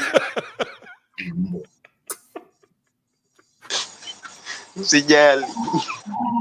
Nataka tukirudi nyumbani tukue maslaves tena now. Useless people. Melchizedek amesema kwa karibu na Golgotha. What is that? I have no idea. Golgotha, I think ni pale Yesu alisulubiwa. Oh, I think that's somewhere in Turkey. I think. Mi kitu unisumbua, especially what touches me. Unaona watu wako New York wanatembea wanakula wako sawa. There's nothing. By the way, ukata kiasi. Unajua what we did? Sinakwambia tulifanya hiki kitu. Unajua people walked out of his speech. Was it? Mimi nilikuwa nafikiri ni Netanyahu. No. People walked out. Even his. Ruto. Haikuwa televised. But tulikuwa hapo nje wakiingia. Tulikuwa hapo. Kwa UN. Congratulations. Mlifanya kazi nzuri. Kujaribu, man. Hizi vitu hii wazimu, madness, slave trader. Can you imagine? Yeah. Bro, huku si kwetu na tunajua hivyo. Yeah. Mi kitu ni udisinya ni vile watu wanakufa, alafu especially to this day Baby Pendo, Baby Morara. Was it Baby Pendo? You know how she died? Wacha niulize swali. Yeah. The gentleman was in New York. Did Ruto meet anybody? Kwa sababu nilikuwa nataka niende hapo sana, lakini kupigia embassy ya Kenya huko Washington wananiambia they don't have anything. He will come to New York, they don't have any connection. Kuwauliza namba wananiambia Google the number. Nika Google hiyo number, nobody answers the number. Namba ya embassy? No, the UN Commission ya Kenya. Oh. Nyagaka hii story ni hapa siku. Kuna mtu ako nataka nini? Mute your thing. Nyagaka. Yeah. Nyagaka ni kama unatumia sijui speaker gani? Speaker ya TV? Hapana. So, huku wale watu wako embassy wanafanya kazi na sisi. So, ukiona embassy imefunguliwa ni jina pekee. Wanafanya kazi na sisi huku. Wanatafuta makazi. So, wanalipwa na Kenya, anakuja analipwa huku na atusaidii. This is the kind of a joke. We know it. We see it. Nimeenda hapo Kenya embassy mara kadhaa. Mpaka the whole building hakuna mtu anafungua. The DC one walianza simu yangu, lakini kupiga the UN ndio hakuna mtu anashika. Is the DC one the main one on the eastern block of? Yeah, this is the main. Okay. Is the main one. Waliniambia he is coming to the UN in New York and they don't have any connection. Na wauliza namba yao ni gani? Waniambia Google. Then I Google the number. All those numbers, nobody answers them. Oh well. Asharudi Kenya, I think. Sindio? Sinalimalizana asharudi Kenya. Yeah, let him go. I mean, I will not miss anything. Unapigia wenye wako Kenya wanasikia mzuri huko. Wewe bado una hapo kwa embassy. Rudi nyumbani. So what we've gathered, tunafaa to actually ametuambia we should gather some signatures and take them to court. Let's organize and tuende maandamano. Wacha nikukate hapo. Hii ni kitu yenye nakwambia wazi, mkipenda mkuje munishike. Hiyo maneno ati mnaenda court, wajene nayo. Unless mumeenda court ingine sio ya Kenya. Yeah, tuwezi enda court ya ingine ambayo sio Kenya. Juu watatuambia si mko na inji yenu. No, then forget about it because the one will nisikia venye Asha alisema. Asha point yake ni poa. It's very well thought. Yeah. But we are not working with somebody who is following the law. Yeah. So the law cannot work. I think her point was more like we try everything, whether we are going to make it or not, exhaust every option. I think that was the point. I'm actually nimesema vibaya, nimekutetea vibaya. The only thing that will make us to succeed is to do what is called maandamano, the real one, the thorough one. Yes. That's the only way. If you think about the judiciary, if you think about going whatever, that one you are wasting your time. The only way is to say enough is enough, people move and do maandamano. Ile ndio nilisema hii maandamano, amusisema ya kwamba mnaenda leo, kesho mnapumzika, mnaenda kesho mnapumzika. Hiyo mnapea hao watu chance ya kuprepare. Kama ni kuanza kama ni one week, hiyo 1 week ikienda vizuri, kila kitu imesimama, hao watu watatii. Lakini kama mnaenda mnaregea, then watu wanasema hao watu hawako serious. No, nilikuwa nasema kitu you know what's funny, speaking of exhausting every avenue, unajua kuna ile the advice by the Supreme Court to the president to dissolve the parliament still stands to this day, because Maraga wrote a letter to the president Uhuru Kenyatta to dissolve the president, to dissolve the parliament. It still stands to this day. Do you know that? Ndio maana hata wakina Nelson Harvey and somebody else, another lawyer, walikuwa wanajaribu kusema just because President Uhuru has left the office na Maraga may leave the office, the standing that ruling, that advisory whatever is still legit, which means the president as it stands should dissolve the parliament. And for those of you who might not get the implication of dissolving the parliament, Ruto dissolve the parliament, you're going back to elections. Everyone is going back to elections. Hata huyo Ruto ataenda kwa ballot so he cannot agree to that because he knows it's unpopular that now. So that's one of the avenues that lawyers have started. So I think there's a lot happening in the ground which maybe sisi tuko outside Kenya diaspora maybe hatujui. But I think there are people who are working on every avenue. Like vile Kiki anasema, we are dealing with somebody who doesn't care about the rule of law. So the only language you can understand is maandamano, unless you want to go the PK way, which is I'll let KK explain the PK way ambalo walikuwa napatia mato shida hapa pale huko jana. Wewe uliona jana? Hebu tu Ashley kidogo kabla sijenge KK. Ashley unasemaje? Oh, let him talk. I'll talk later. Okay. Wewe, yeah. Jana kwa nilikuwa nini? Mimi nilikuwa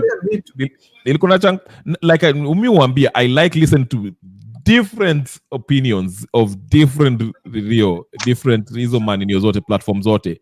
I like to hear what people say, what they think, how we can go about it. Mlikuwa mnataka kunyonga Eli lakini it's okay.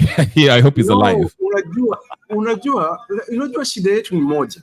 I don't think ni fair ku judgment. But unajua kuna even some of us in here, in other groups, wamekuwa part of the problem in the country. Let's be honest. That's all you hear when we're trying to go deep.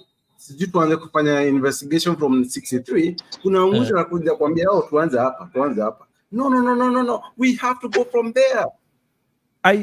I see it. Lakini unajua mpaka one thing I learned also on different platforms hata ino ama mengine, you have to, yani kila mtu tuko different stages. Kuna watu wengine wanataka kusema Nyagaka will give us tuanze 1963. Mimi nitakuja hapa, mimi ni Gen Z tuseme tuanze 2022.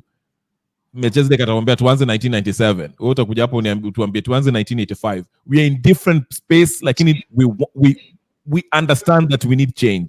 Ndio maana nasema And that's what comes back to the topic. Nasema imamba civic education. Yes, it's important. Don't get me wrong. Civic education is very important, especially if we had a functioning government. Civic education ni kitu ambayo inafaa kufanyika. But every Kenyan understands that Ruto must go. The buck stops with Ruto. Ruto must go. You don't need a civic education to understand that part. So until we remove him, I think the debate now is how do we get him out? That's the main question. Jomana, we are going through all these ideas about wengine wanasema twende let's go the Fidel Castro way. Wengine wanasema okay, let's petition, let's popular revolution. Everyone has different in you, but we want the same thing. That's why yeah. No, unaona tangu ngoja Asa amerudi. Yeah. Nyagaka unasema the parliament ambayo ilifujwa na Maraga, some of us, it doesn't make sense at all.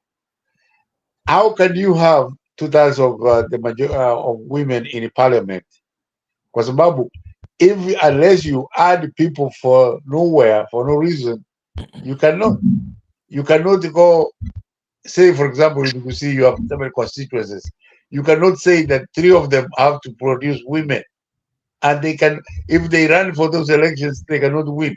So what these guys did, they came from these Scandinavian countries about politics ni kitu pule kabisa.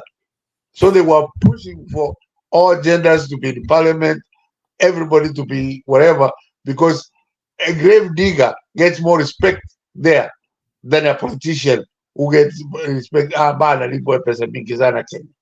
So the Maraga ruling, if you go to the nitty-gritty how it could be accomplished without adding numbers. Kenya is a very small country that have hundreds of members of parliament.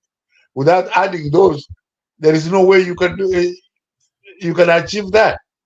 Hata hii mahali unaishi America, this is the first time wamekuwa na MPs wanawake kama 100. I think somewhere around there. Kwa sababu all this means that you have to compete for the elections. Na uwezi kwenda kama prophecy fulani waambie you guys have produced so many women, you have to produce so many of these. We copied these things blindly tukaweka kwa constitution yetu, and you change that. Women that you have a women representative and you have a member representative who's representing women. Nyagaka. Unajua Ashley hapo atakumaliza. What are you insinuating? Unasema we shouldn't have women rep, or we should have less of them, mama? No. Yeah. Nina wazijana wako very high places in Upper America. They are raised boys. Okay, so what's wrong with this having women rep?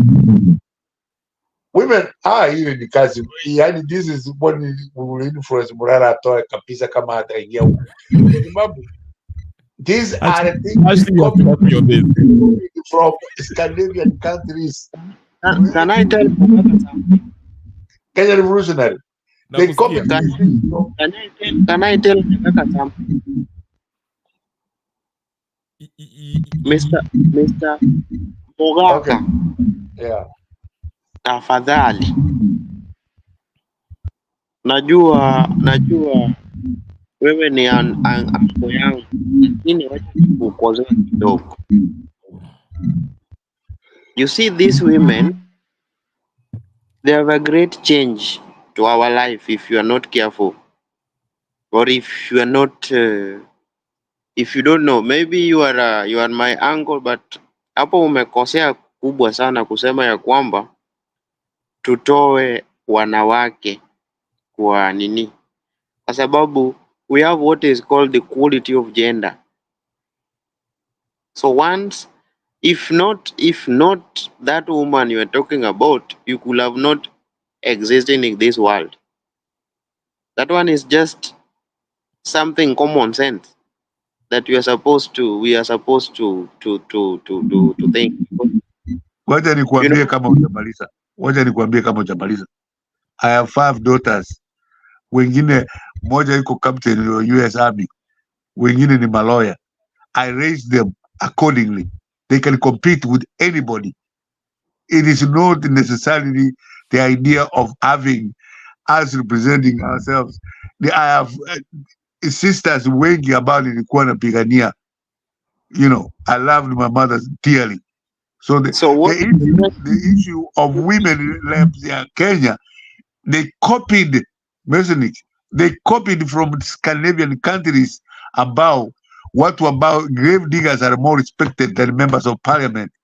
And the Kinakwegwa Mwere, they brought it back to Kenya and they put it in our constitution. When I work, I raise my kids, my girls to be like anybody. They can compete with anybody.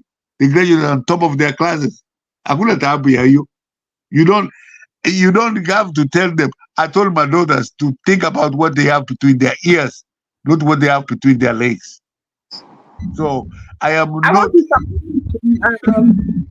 That's when I disagree with you totally. I want to support being led by woman. Let's listen it from the woman. Let the woman say it.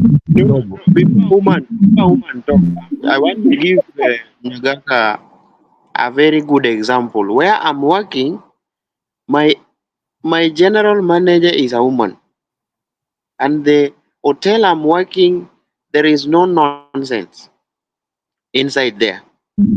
A woman can be a very good example to the world. I don't have a problem with that, my friend. I told you my daughter is a captain in the US Army. I want to allow one behind me. There's nothing wrong. Then what are you trying to tell us? Because, okay, no.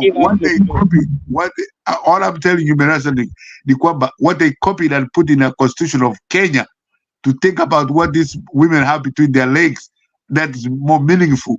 New Ushenzi will copy from Scandinavian countries about people there don't want to be in politics, and they push it to them to have when Moi kicked them out.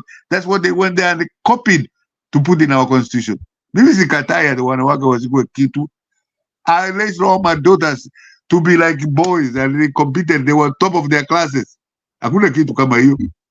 And you know, as a voice of a woman, support Penny. The money that we are using to give women rep, who said nothing when during the June 25th, that revolution, one of the things they were rejecting the finance bill is because the pads were going to be added in price. There is not one woman leader. Can you imagine they voted for that bill? Let me tell you, with all their budget for the women reps, if we take that money and invest in the girl child, like Penny has done with his children, on the ground, these leaders always make rules for themselves.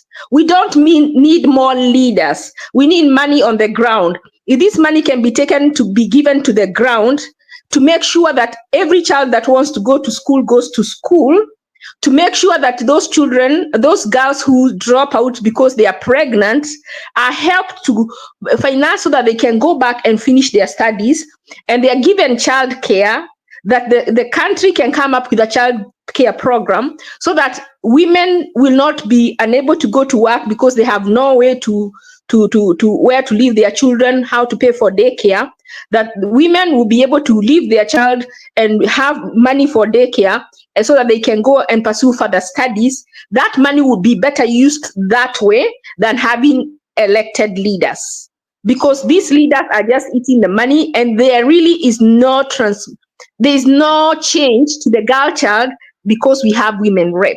But if that money was directly given and infused on the girl child, I think would produce more competitive girls who become women who can compete with men on the professional stage.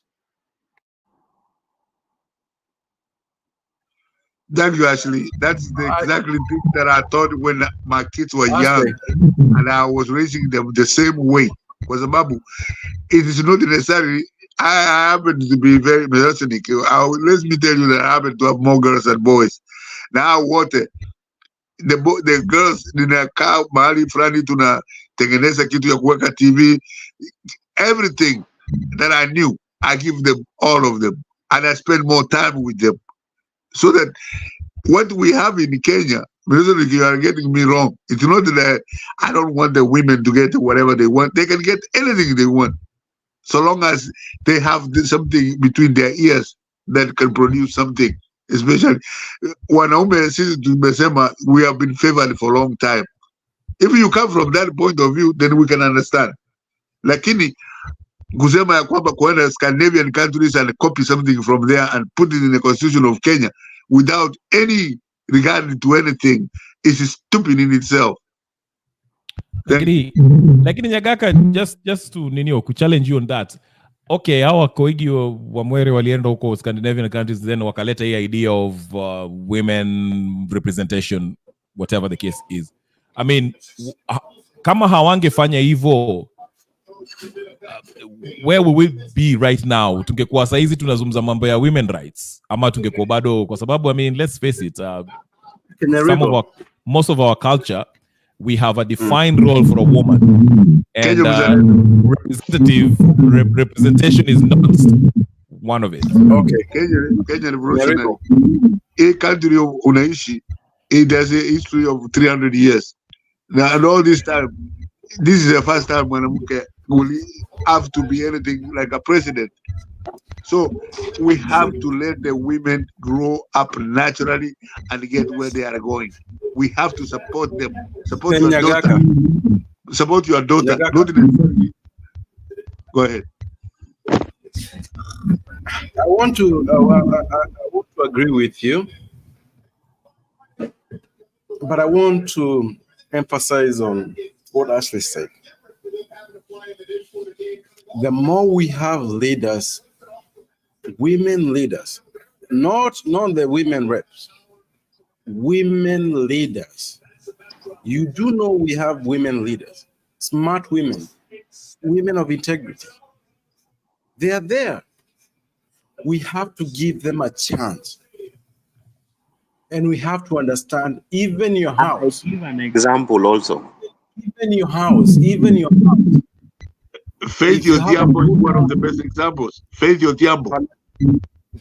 Yes, this lady, Hannah Macho, and she's so eloquent. She's amazing.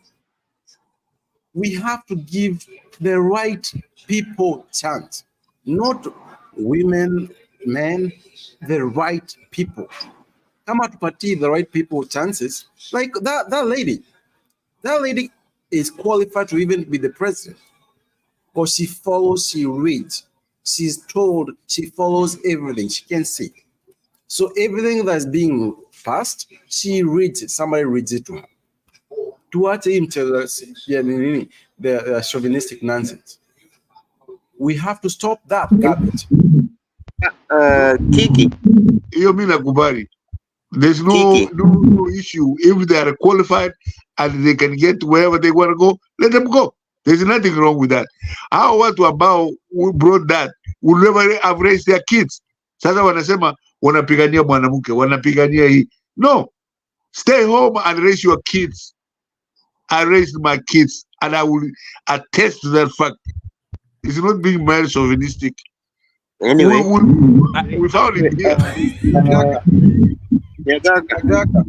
Nyagaka, I agree with you. Kinasema hata kwako, you know as a man, if you have a good woman, you have a good woman. Let's just be honest with ourselves. It's of true. course.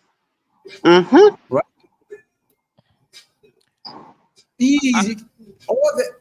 Anything else after that is qualifications, leadership, qualities, ethics, integrity.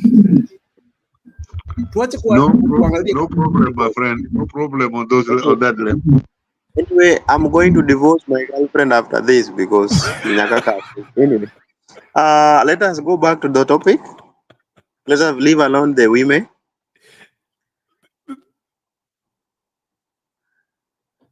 Hello. Can you hear me? Yeah, we can hear you. No, I was just about to say this. I wasn't necessarily disagreeing with what everyone is saying.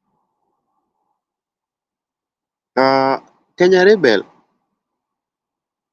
I would like to request you one day you bring this gender of lady so that we can discuss it because it's also another topic that can assist us when the Mogaka bring this one. Because you see No, how this is how Mondo, how ladies Mondo, are behaving is different with what we are Mondo, talking about. Mondo. Yes. We will not go anywhere as a country when we treat some of us as second-class citizens. We're not going nowhere. Women, good women are all over, but they're so few as well. But we have to focus. We do not care about whatever you carry between your legs. It's integrity, honesty, the rule of law. Look at if we here talked about the most mtu anakuwa successful sana at this time in our country.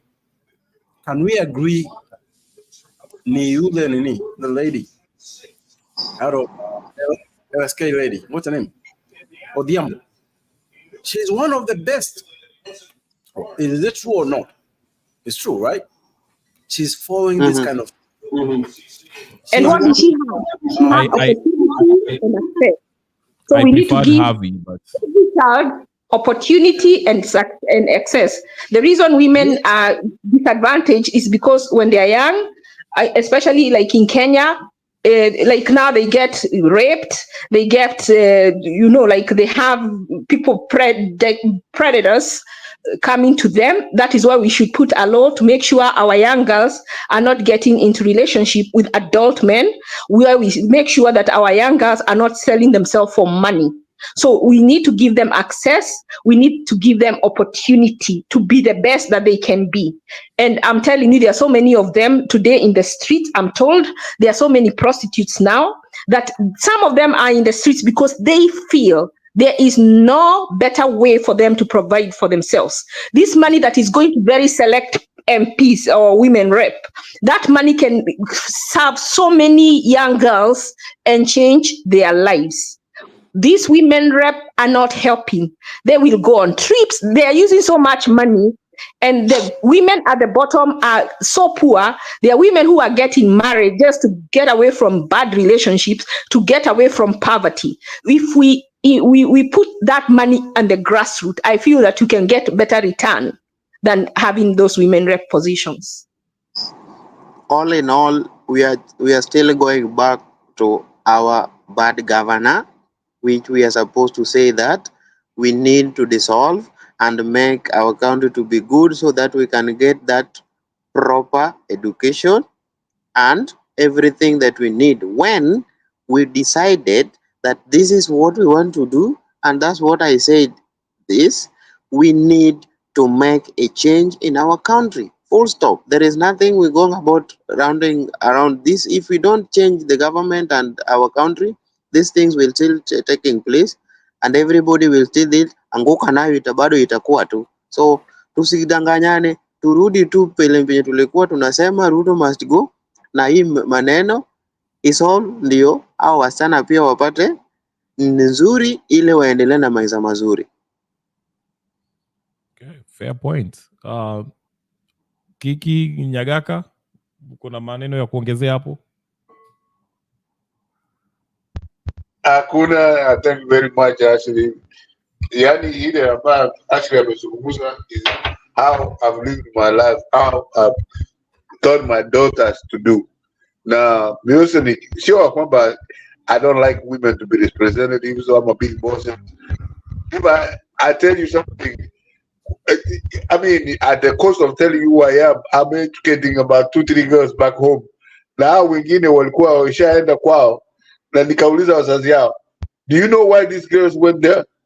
And they would not even answer me, and I didn't even want the answer.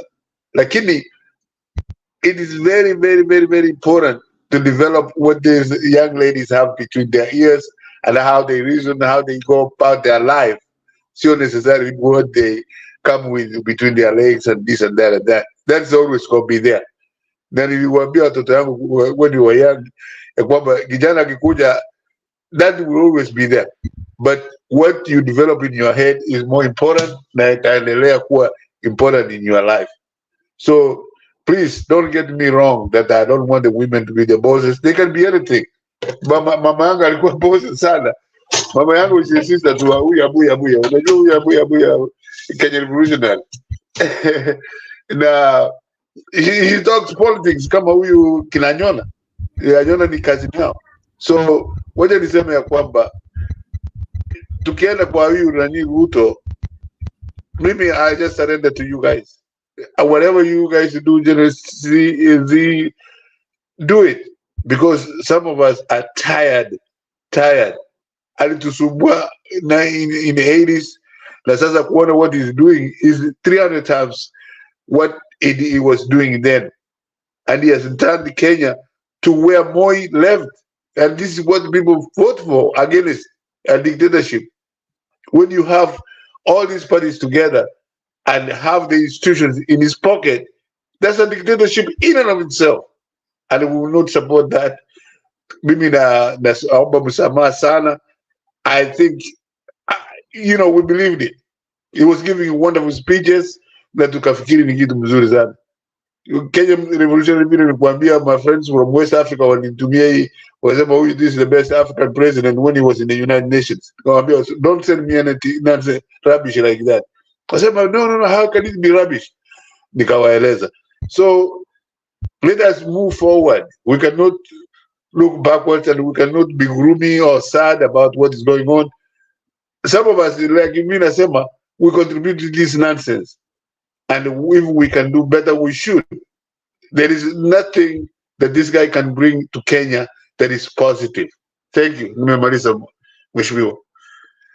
Asante. I can never apologize for voting for somebody. Just because you get duped into it, don't apologize. You made the decision based on the information that you had at the time. So don't feel bad about, okay, you can feel bad about voting for them, but never apologize. Thank you. Next time, think twice. Next time, think twice, because I'm now Gen Z. I'm with you. Melchizedek, do you regret voting for whoever you voted for? I don't know who it was, Baba? Me, I didn't vote. Why am I supposed to vote? Oh, so wewe kuvote. Yeah. Okay, sawa, fair. Anyway. And this time I will not vote if we still have the same problem. Yeah, ndio mimi nasema, why 2027? Why should we have election if we can remove it now? Tumesoma hiyo article 1 inatuambia to can express ourselves directly. We don't have to wait 2027. Let's organize to whatever. Kama ni, I don't know, niliona kawa watu wanapatia nani pesa, Morara pesa, which is fine. I don't have a problem with that. My thing is, if we could just rally around one focus, which is remove Ruto. How popular maandamano? Let's do that. Kama ni kwanza committee park vile wanasema political political activity committee or something. That's what park means, I think. Activism. Political activism. Political activism. Yeah, thank you for the correction. Yeah. Tuanze kapaki yetu, tunaweka mchango, tuna support watu wa Jacaranda or whoever is in the ground wafanye maandamano. Yeah. Ukijaribu nini Jacaranda, wale watatu wameanguka nayo, wachane naye. Wakina Omoji wanao watakula pesa yako, but it's an idea I'm just throwing out there. So, yeah. Anyway. Unaona wanajipaka nayo nyumba. Nani anajenga nayo nyumba? Hauna story, weka hapo ukingeti hapo. Endelea na story. But it's been a wonderful discussion. Aki tumeenda almost 5 hours. That's I've never gone 4 hours. I've never been this long. But thank you. Nitaenda kuchungulia baadaye usiku kwa hizo machannel zingine. KK nilikuwa na, like I was saying, KK mlikuwa mnapatia Eli shida, wewe Stone PK. No. Yo, Rido. Before you conclude, can I add something?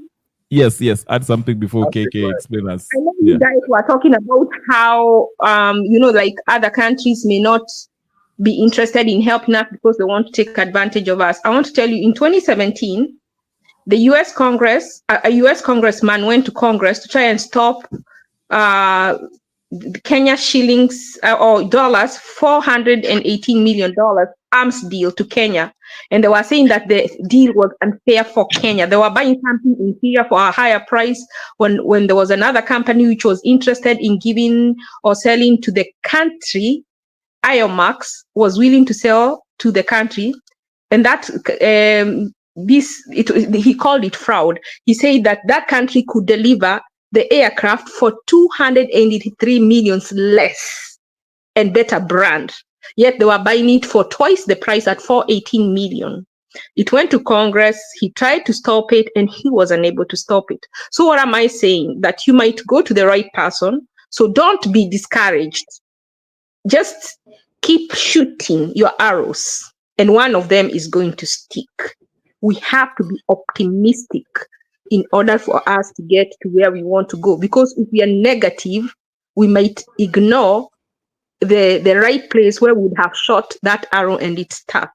So, and this person, if I could get a lawyer, I would like them to look into who was doing a deal that even the Congress was saying that was disadvantage or fraudulent, and he still went along with it even after it was brought to their attention. And they bought it for 18 million instead of 283. These are the thieves that we need. And even the aircraft. What year was that? 2017, February of 2017. And that is why I tell people, when I say I was supporting NASA, these are things that I found out then at that time. And at that time is when our credit went down. But because Kenyans are usually into personality politics, they were not interested into looking at these things. And those are the reasons I was on the NASA side instead of the other side of Jubilee. These are my reasons. This is something I found out at that time, because there was a lot of things going on in the economy, in our credit going down, in them saying that we are taking debts, yet we have no revenue to pay up those debts. And I had that information, and that is why I could not support Jubilee. And that is why the only reason I moved from that side of NASA is when Uhuru and Raila shook hands, and someone will say, oh, because you're a tribalist, you felt bad because Uhuru. Small thinking, when there's so much at stake. And our president like when we are foolish, when we are uneducated, when we are semi-literate, because that is when they can make money at our expense, when we are talking nonsense. May God help us. Amen. And Jimmy Wanjigi does a good job actually of exposing the easy loans to mechukua ambao are kind of illegal actually. ODS debts. If you follow his interviews on Spice FM and other platforms, because alifanya utafiti yake and he challenged the parliament, in the Senate. If they think his documentation is not up to par, wafanye their own auditor left compare notes and see who's lying and who's not. Which I think, okay, again, like to your point, KK and Ashley, when you said we can use these people in our movement. Yeah, he does some good stuff, even though he's the way he made his money, we can question that. But he has done some good stuff for the country. So yeah, I'll give him that. We are not asking for angels. When we make sure our systems or our institutions are strong, even in America, they are not angels, but because their systems are strong, even though not 100%, they just have to be strong, so that even that, you're afraid of the consequences of what you want to do. And when you actually do it, that you can actually go to jail, like this son of Jesse Jackson, who is a very big person, but went to jail for campaign finance, mismanagement, misappropriation. He is in jail. I think he's come out, but he did. Right? Him and that Vromovich, something, Vich. Yes, he went to jail. The one who had the seat of Obama, the one who had the seat of Obama before Obama came, they were both into that in the New York case. I remember that. Yeah, 2000. So those are the things, when we make and that is where Morara, if he's serious, he needs to sit down, he needs to study our constitution, and he needs to respect the different separate organs of the branches of government, and not say that he will do another branch, because then what is the need of electing him? And that is what we are trying to get away from. Right. Well said. Well said. Ashley, tafadhali usipotee. Wewe ulipotea hata tukuone huko kwa Mzalendo. We don't see you anywhere. Do not be an inyo. Be a regular hapa. You are very good friends. Mwambie Ashley. Huh? Endelea. Whoever is Kiki ama Kiki, then no. Go ahead. Mono, go ahead. Nilikuwa nataka kumwambia actually next time akifanya, ambia hao watu watuletee pay bill tulipe hizo deni peke yetu. Unajua hizo deni nani, hizo madeni zishalipwa according to Jimmy Wanjigi, if you go by zimeshalipwa. Hizi tunalipia zinaenda kwa mifuko ya watu. And let me tell you, we will not default. I said, even though it is, I will go there myself now. If there is nobody else to argue for Kenya, I think you should not, because at first Jim used to say, let us default. How are we defaulting when the debt is not ours? Come on. Even I am not a man, but I'm going to go there. How much we have? We don't need to pay what we don't have. They don't even know. Don't you remember that Ruto had appointed this the LSK president to be in a committee to do the audit? Yet we have an auditor who is supposed to do an audit each year. Yes. So they say that we are paying a debt. How can you be paying a debt which you don't know how much you have remaining or how much you've paid? And they have somebody who's supposed to do that. And then if it is true, people have stolen money. Like now, they want to start charging. These are the things. We need lawyers to sacrifice. Kuna huyu one of the new experts of Raila amesema ataanza kushika watu wale wajalipa hustlers fund. Before washike watu wajalipa 500, can they please get those people who have not paid taxes, those people with offshore accounts, those people with niko na 828 wakuja wanishike. Ndio nasemaje, we need to stop. Unasema ati what is Morara doing on the ground? I think his main thing, civic education, your constitution, he's trying to tell people, if I have listened because I have been following him, mtu wetu politics does not work for you. It does not benefit you. Mtu wetu politics only benefits the leader. So, watu wanawaibia. Today he went to Rift Valley and akaambia wala watu wanawaibia ni watu wenyu, watu wenyu mnaita mtu wetu. They are coming and stealing from you.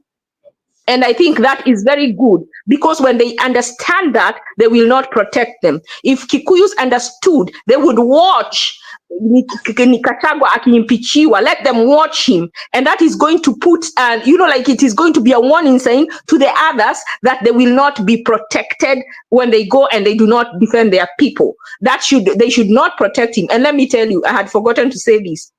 If we need to, and I see kitu nilikuwa nataka kusema, nilikuwa nimesema nitanyamazia.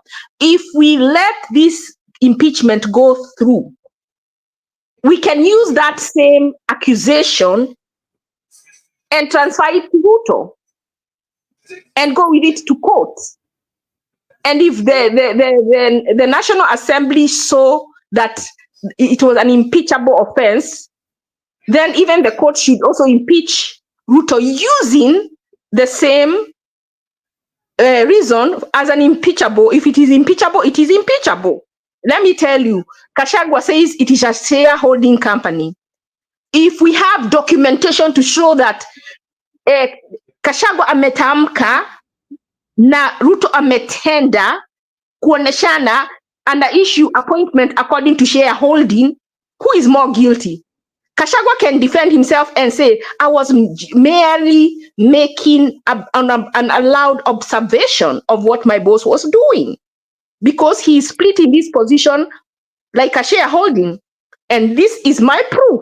So if I have to go because of this, then he's the guilty one. Hakuna mwizi na mchungulia. Mimi nachungulia tu Kwa hivyo my guilt is that I spoke. I snitched on him. But this is what he did. So if you think I am guilty for saying in a shareholding company, he is more guilty because he actually was dividing this position in that way. So I think they wanaji commit suicide wenyewe, and we should let them. Because that's another way we should get Ruto out, by getting Gachagua out. And let me tell you, ukienda ku-elect, hakunanga space ya ku-elect Ruto and then kuna ya Gachagua, they are elected as a pair. If you go to the shop and you buy a pair of socks, na moja iko na hole, can you still put on one? Ashley. Good point. I was wondering what were the grounds in which they want to remove Gachagua. I haven't paid attention to those stories. Okay.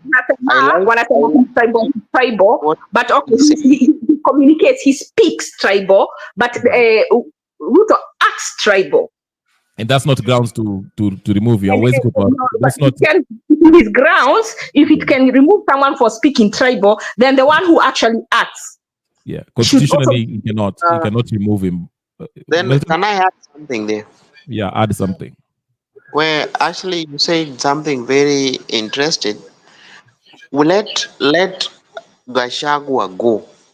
After that, we will have that confidence that this government also is rotten, so we can have the full evidence. The same reasons that they have used to kick Gachagua out.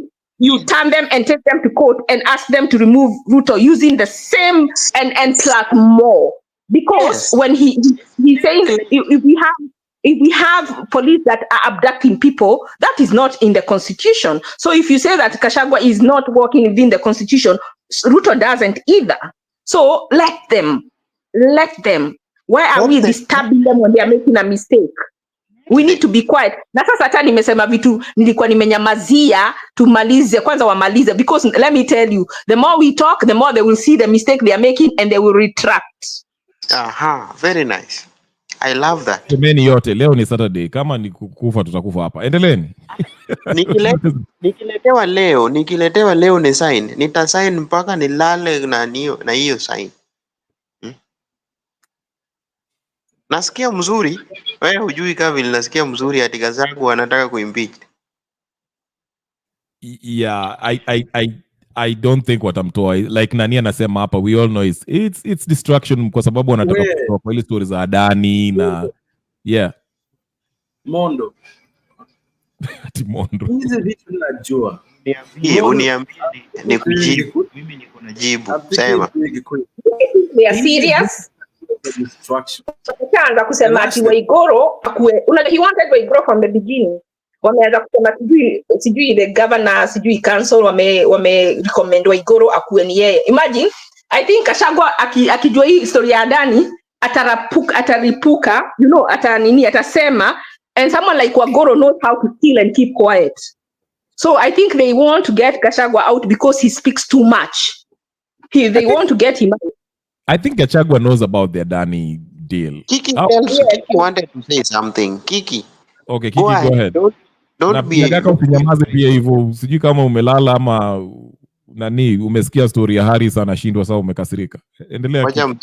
Wacha mzee alale. Nini wewe? Kiki, sema kitu. Mimi, first of all, and I know it sounds it's wrong actually, I shouldn't say it. But there's nothing as attractive as a beautiful, smart woman expressing herself. So as a beautiful Ashley, what? Can I finish? Endelea. Si Matu nitakwambia I'm the moderator. Wewe unajua jana I was Maliza story yako basi tutazungumza hiyo. Go ahead. So, Ashley, keep up. This is amazing. There's a lot of us who need more of you. We love people who have ideas to fix our own place. We love you. Understand this. Now, we're not going to fight for a country. Maybe utakuwa in the major part of it, but we need people like you. So when you're one of us and you see what we see, we respect you. And we don't need to respect you. We should just need to acknowledge you because you're part of what we are fighting. So some people need to get their flowers. Actually, you deserve it. So yes. that's what I had. I think that's what happened. Nyagaka, ulikuwa unasema kitu hapo ndio umefungua mic. I was saying something ya kwamba that mheshimiwa has come up with a very KK amekuja na kitu mzuri sana. Mtoto yangu alisoma Baylor University na alikuwa hiyo ndio mahali nani Bush ana shamba. So I like strong clear women like Asha. Na huyu mtoto nikamwambia, you see Bush has the Middle East so that he can get oil. Na unajua ile mtoto aliniambia daddy, when you guys wanted to go to the war, you were supporting him 99%. Sasa mkiona war inaenda mbaya ndio mnaanza kusema alienda huko kwa mafuta.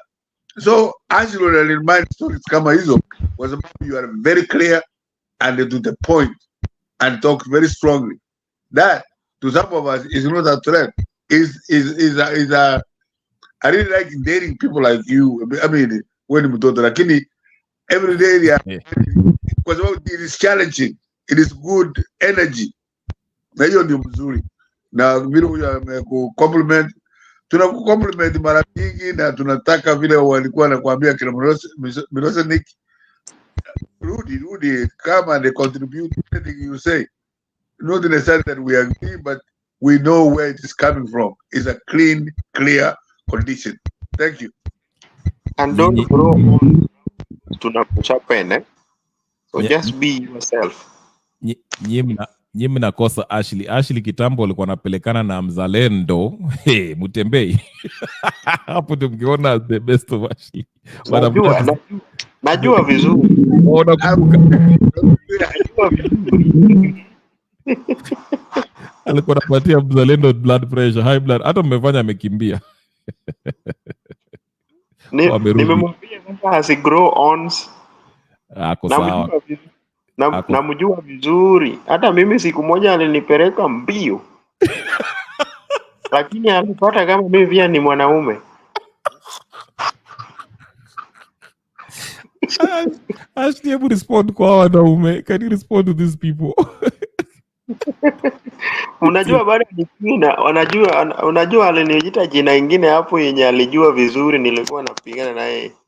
Nimerudi. Mimi ni yule maumau.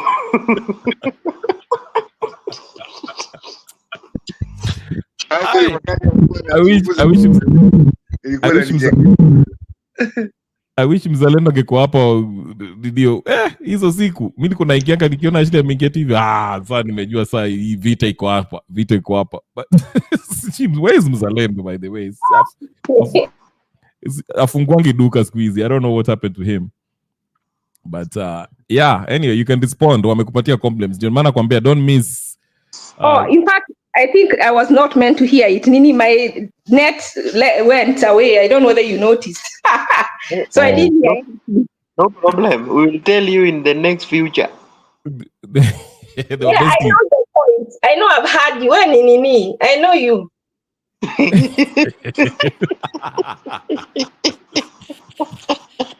Kiki wewe ndio ulimiss action. I don't know ulikuwa ngapi siku za Mtembei. Hapo ndio ziko watu walikuwa wanapelekana.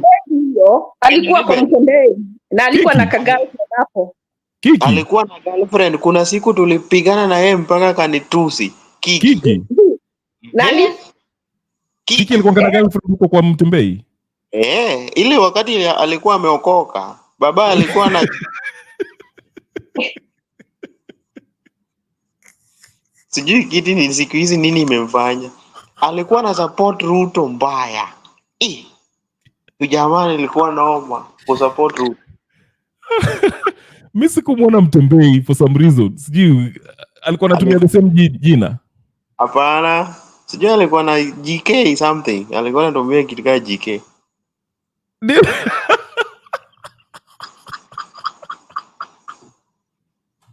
Kiki, hebu jitetee.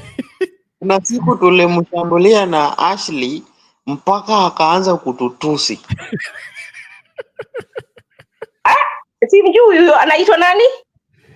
Alikuwa anaitwa GK. Oh, simkumbuki vizuri. Ilikuwa noma. Mpaka akasema, can you confirm? Alisema ati Ruto tumpe Ruto nini 10? Uhuru 10, Ruto pia anakuja 10. Watu walimshambulia. Mpaka kabadilisha jina, siku hizi ni Kiki. Kuna Kiki nini ba? Wewe nini mnasema? Hebu nirudie tena. Kiki, is it true ulikuanga ninio Mutembei na ulikuanga na BBO whatever huko Mutembei? Mimi sikukumbuki. Maybe nilikuja later. Mimi? Yeah. No. I'm very political. Nakuanga very political. But nakuanga political huko. Unajua? Niliona siasa za Kenya ni ujinga. Then I stopped. Lakini ulikuanga Mtembei? No, hata sijui Mtembei ni nani. Ilikuwa platform kama hizi platform za Bernard. Bernard alikuanga huko.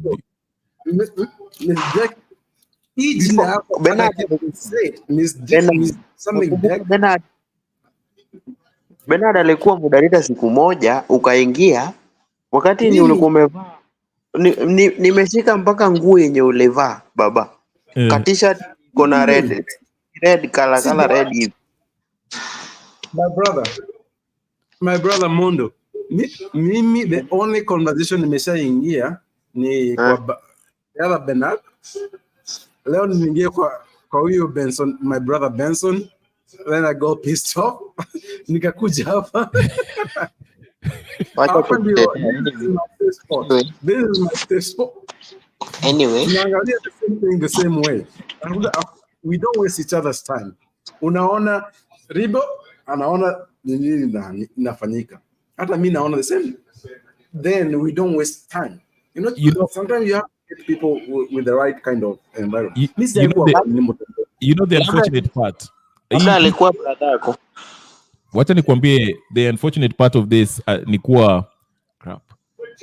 History ya Gachagua, whether we like it or not, we'll probably have to cover it because you can't ignore it.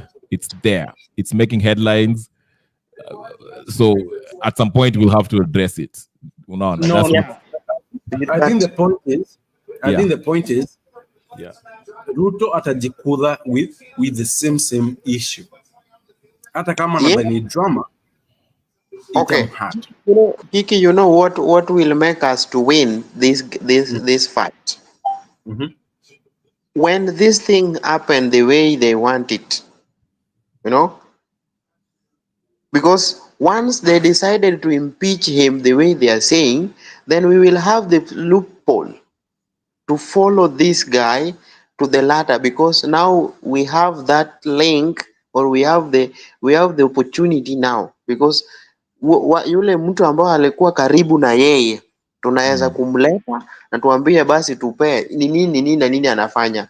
Very easy.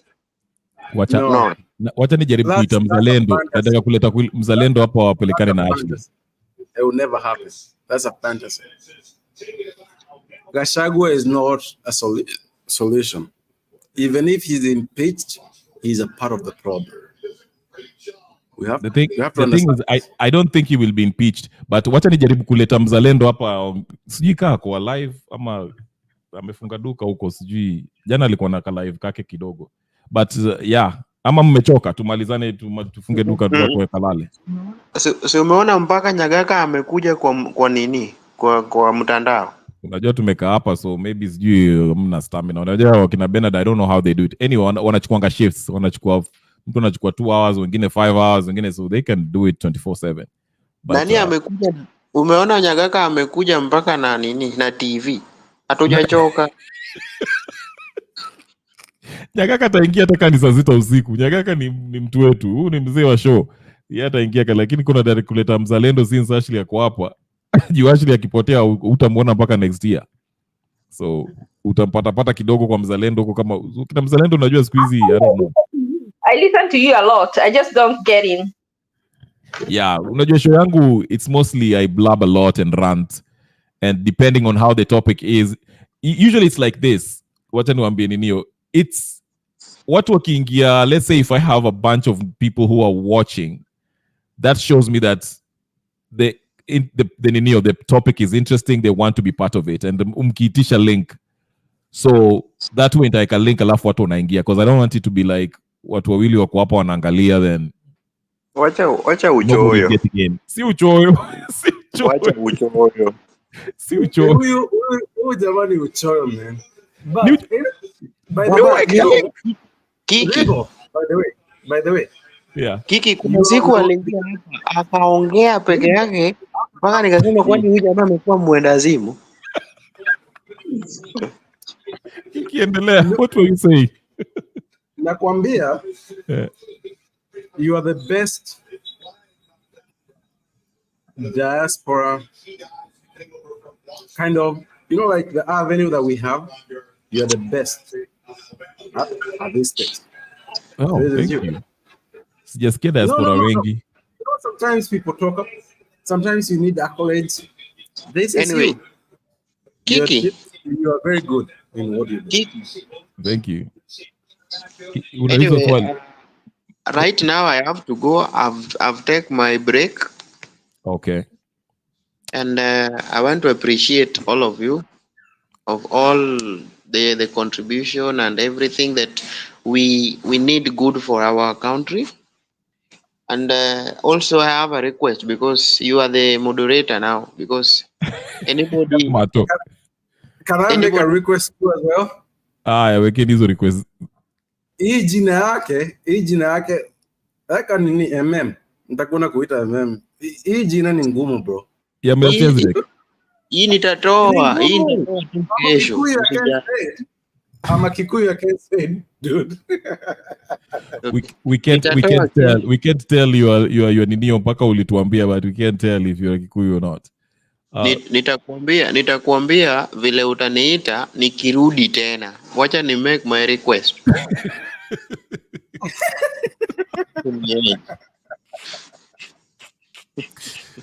Endelea Melchizedek.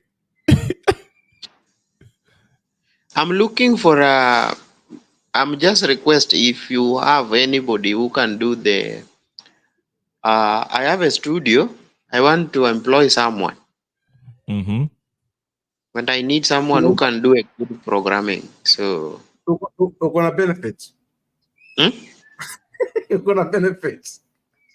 Like yani utalipa mtu akikufanyia hizo vitu, whatever the case is. Health insurance, all that stuff. You have to do that. Keke uko na nini ujuzi ambayo kama unaweza kumsaidia? I don't do programming part of it. I do the back end. That's what I'm doing. So what are you talking about? Computer programming? What do you mean, Nani? No, the studio ya wimbo, ya recording. Okay, no, okay. That one you do it like evenings usually. That makes more sense. I would suggest to you, the only Kenyan time and your time here, whatever your space, I would suggest you do like local kind of DJing, so people know you, so they follow you from there. So you have to start somewhere. I just need someone to do that because I have all the equipment. Oh, I think you're answering two different things. Melchizedek anauliza mtu anaweza kumsaidia ku kind of connect all those stuff. Yes. In the studio. So do you know somebody who can help him with that? That's what he meant, I think. That's what I'm asking. It's very simple. Ama niongee kwa Kiswahili. Wait, wacha nikwambia good ninio. Ingia YouTube. YouTube will teach you to do anything. Unasikia? Tuni is good at it, but unajua amesha akakwa nini a different place. No, Tuni anaweza kuja hapa. Don't be surprised akiangalia vitu hapa. Sisi enjoy hapa. Yeye angalia background, but she's gani naweza tumia nikifanya hizo nini? Juu nimejaribu moja inaitwa DAW, but inaniambia vitu mingi. Melchizedek unazungumza Russia. I'm in Russian. I'm not good in that area. Mondo, you speak Russian? No, and he's just saying like he doesn't get it. Nyagaka, ulikuwa unasemaje? Naona unasikia umerudi na TV. Wacha niende. Niwachie Nyagaka anko yangu. Nyagaka ulale. Sawa, asante, tutakuona kesho. Mimi nilikuwa nasema huyo Melchizedek akitoka hapo sasa sina ya kusema. I want you to use that name tusumbuke nayo mpaka tujue vile ya kuisema mzuri. Melchizedek. Kenya Revolutionary. Bali nimefanya kazi kama miaka 30 na kitu. Hiyo watu yote wananiita jina ya Kiafrika. Sasa wengine wanakuja baadaye hasa wa Kenya wananiuliza, how did you teach these people to say your name like this? Don't worry. I just told them who I am. Nikisahau hiyo jina yangu ya kwanza kwa kompyuta, wanaanza kuniita hiyo jina. Nawaambia wewe, usiniite hiyo kama wewe sio bibi yangu. So they followed. And most of the guys were guys. Sasa wakasema hiyo unataka kuitwa namna gani? Nikawaambia. Hiyo unasumbuka nayo, wanasumbuka. When I used to go to work, they would call me all kinds, the same name, but in all different fashions. Nila check. So wananiuliza, what's your real name? Ninawaambia. Wanasema huyu anakuita hiyo ukakubali. Nawaambia, they have an idea of what my name is. So wewe wacha tusumbuke na hiyo name. Milosevic. Mpaka tujue hivi ya kusema. Mbona yako hapo kero? No. Wewe hiyo Melchizedek ni mzuri. Milosevic alikuwa dictator mzee. Unajua hiyo jina hata ukiangalia huwezi hiyo jina ni ngumu. Ni kusoma Biblia nyinyi. Ashley, hebu waambie vile wanasema Melchizedek alisoma Biblia hapa. Hiyo ni ngumu. Especially Mkikuyu kama mimi, hiyo jina siwezi nikaisema. Nikisema mtanicheka hapa nyinyi wote. Sio nasikia vile I pronounce. Lakini nasumbuka nayo mpaka nijue the right pronunciation. You're not in the person. Hii country ina majina mingi, ina watu wanatoka everywhere in the world. Lakini hawa watu wa Chinese wanakufunza ile unasema China yao. We Vietnamese lakini sisi ndio tunataka utujue ile ya chip. Ndio America walikuwa wananiuliza, can we call you Bobby? Nikamwambia hapana, don't call me anything I didn't say. Hiyo waja huyu Melchizedek nikitusumbuke naye mpaka tujue ya kusema jina yake mzuri. Nyaga unatumianga nini? Ile kitu unatumia anatumia pamoja tu nini? Ile zikutakuwa off. Kama uko karibu off tukunywe kiasi tuongee, but you are very fun person. No, I like that. I like that. Kuna wengi, a lot of my friends or my boys miss me when I go to Kenya. Wanasema nikirudi kazi wanasema ndio sasa huyu alikuwa anakutafuta na nawaambia let them pay you when they are looking for me next time. Na wewe umeingia hiyo group. No, I was raised in the positive na raha. Sio depression na vitu ile baya, kuchapwa nini. Yeah, ulikuwa ukifanya makosa unachapwa, lakini sio ile kuchapwa ya mbaya. There is something that is wrong with punishing somebody beyond their stuff. Wacha nikwambie hii ni umalize. Kijana yangu alikuwa mdogo na they play games before anaenda shule.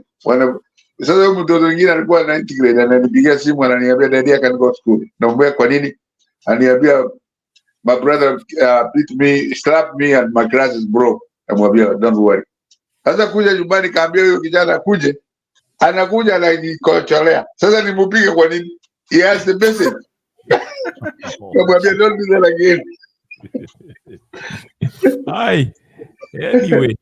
Haya, sawa, mimi nafunga sasa. So Kesho taingia maybe jioni the same time around 3. Kesho ni Sunday, si ndio? Yeah. After game. Bro. Yeah. Bro. Yeah. I think I need to suggest something to you because you have to go abroad. Yes. Yeah. So I think football imeanza kushika, tuanze mapema. Unajua tuna gambo pia. No, I don't. No, now watch games lakini si gambo. Oh, there's money, bro. Game. What are you talking about? American football or football, soccer? Any sport. Any sport? Oh. Kama uko na dola moja, $2, you have a chance to win 50. Oh. I'll think about that. But we can talk on the side. Yeah. I actually have a backup channel. There's like a channel ya mambo ingine. So yeah, but haijashika moto hivyo. I haven't invested much in it, but yeah. Nafikiria kwa hiyo sector, by the way. Huh? Yeah. Nafikiria kwa hiyo sector. Ya kufungua nini hiyo? Fungua? Like a sports kind of sportish Kenyans. Africa. Yeah. Start it. Mambo ni kuanza. Hapo mkiniona msaka mwendazimu hapa. I mean, it's passion. No. What you do, amazing. Thank you. I couldn't. To be honest, millions kwa sababu nilikuwa naudhika na wakina Bernard. I mean, unataka kuongea hapo alafu mtu anakuambia vile Matol kuna behave jana. I'm the moderator. Okay, let people talk. Nilimwambia jana, do it one more time. Sina alikukick out mara sijinga. No. Nirudisha. But the same point. Yeah. I own the whole channel. I own all of it. It's not a joke. Yeah, Nyagaka, remember those days vile tulikuwa kwa kicked out huko. Ule bato anitaki huko Kenya Revolutionary. Ule bato anitaki, si uliona hata jana. Ulikuwa unauliza link akweki. I would do it for the fun of it. Just to show you I can do it. Then I close it after. My point is nilikuwa nataka watu kwa ina platform vile tulikuwa tunachujwa, especially kuna without mtu kwa bias. Of course we have our bias yetu give like, but I like everyone to speak their mind. You might not disagree with them, but wacha mtu afungue kifua. So that's why people do whatever. What to mention, watu wanaumia. Hata even if we don't agree here, people are struggling. Whatever is happening in our country, we see it. It hurts. So hakuna venye mtu anakuja niambie tuende kuongea story ya Gachagua and only Gachagua topic in this group. Who are you? Nani? Kenya Revolutionary. Wacha nikuambie, hata the tradition ya kwetu na vile mnasema na agree, mimi mzee sana. Everywhere we went when I was young, munakaa na wazee wanazungumza ile wanataka kuzungumza. Hapa unaenda nyumbani, unaenda kazi, ukisikia baya unaenda therapy. Na hii therapy ambao tunafanya hapa leo, Kenya Revolution inafanya ni therapy mzuri sana. Everybody, Rosaniki anasema, Keki anasema, anybody actually anasema, everybody, whatever they say is like physical therapy. Ndio tunataka. Ukijaza vitu nyingi kwa kichwa yako, inaenda inaharibu kichwa, hata you don't even do anything and you don't think straight. Lakini ukisikia hapa, huyu anasema hivi, Asa asili ananifundisha maneno mengi. Huyu Keke, ngoja nikwambie, jana ile mlikuwa mnasema I was burning to get there, lakini huyu nani Mato anitaki. And I know, but I would not back down anywhere, anything, because nikifanya baya mimi najitoa mwenyewe. Hasa kwa show ya Bena nisingi huko, kwa sababu alikuwa anasema ati mimi nadanganya. What am I to life? Nyagaka, unajua shida, I think your channel, unajua ina originate from Kenya. So unajua Kenya is very easy to be manipulated. Kuna mtu anaweza kuthreaten. So that's where channel hii ya Rebel ako mbali. ni ngumu kumreach. Hata ukampigia simu unamdheta nini? What are you gonna do? You don't unijui. So this is advantage of this, and this is why I suggest that is so true, and I've never thought about that way. That's so true. Yes, anakuja naambiwa anajua mtoto wako anaenda huko. If you mess around, he'll be dead. No. KK. Not for the ninio. Unajua watu wa ninio sound candid. Si ati watu wanasema vitu off the wall. Unaona? It's like wako na agenda. Cause he has a very narrow agenda. Yeah. Narrow. See, I understand. Unajua vitu nasema okay, naweza kusema hapa conman Raila or conman Ruto or conman whatever. Okay, those maybe unaweza pigiwa simu kiwa Kenya, but what the problem is ni pale if you say something ambao aiendani na hiyo agenda yao, okay, wanaanza ngoja unakuwa interrupted, alafu unapatiwa mtu kaa sijui Maunga anaanza kutukana hapo. I mean, I hated the exchange between ye na nani ule msee wa Canada. I like Maunga. I don't like her. She's full of shit. But that's another story. I don't care. Maunga alikuwa ananitukana kitambo sana, lakini siku hizi ananiheshimu. No, yeah. Mise alikuwa anaingilia Mise ni mtu mpole, makes his point, is very fair. Alikuwa anamtukana for no reason, and Mise was like trying to tell anambia Mato, please. Tuheshimiane. I watch it for like 30 minutes. Yeah? Mise was so logic. Mise was like, straight to the point. Well thought. And respectful. Yeah, yes. Maunga kaingia hapo na ninio. Let me tell you one thing. Kenya Revolutionary. Mise ni mtoto kutoka anatoka kina Morara, kina Maraga mahali wanatoka. Na hapo ndio Mise anatoka. Namjua. I've been trying to get him here for a while. He was one of the first person who aliingia hapo kubless each other.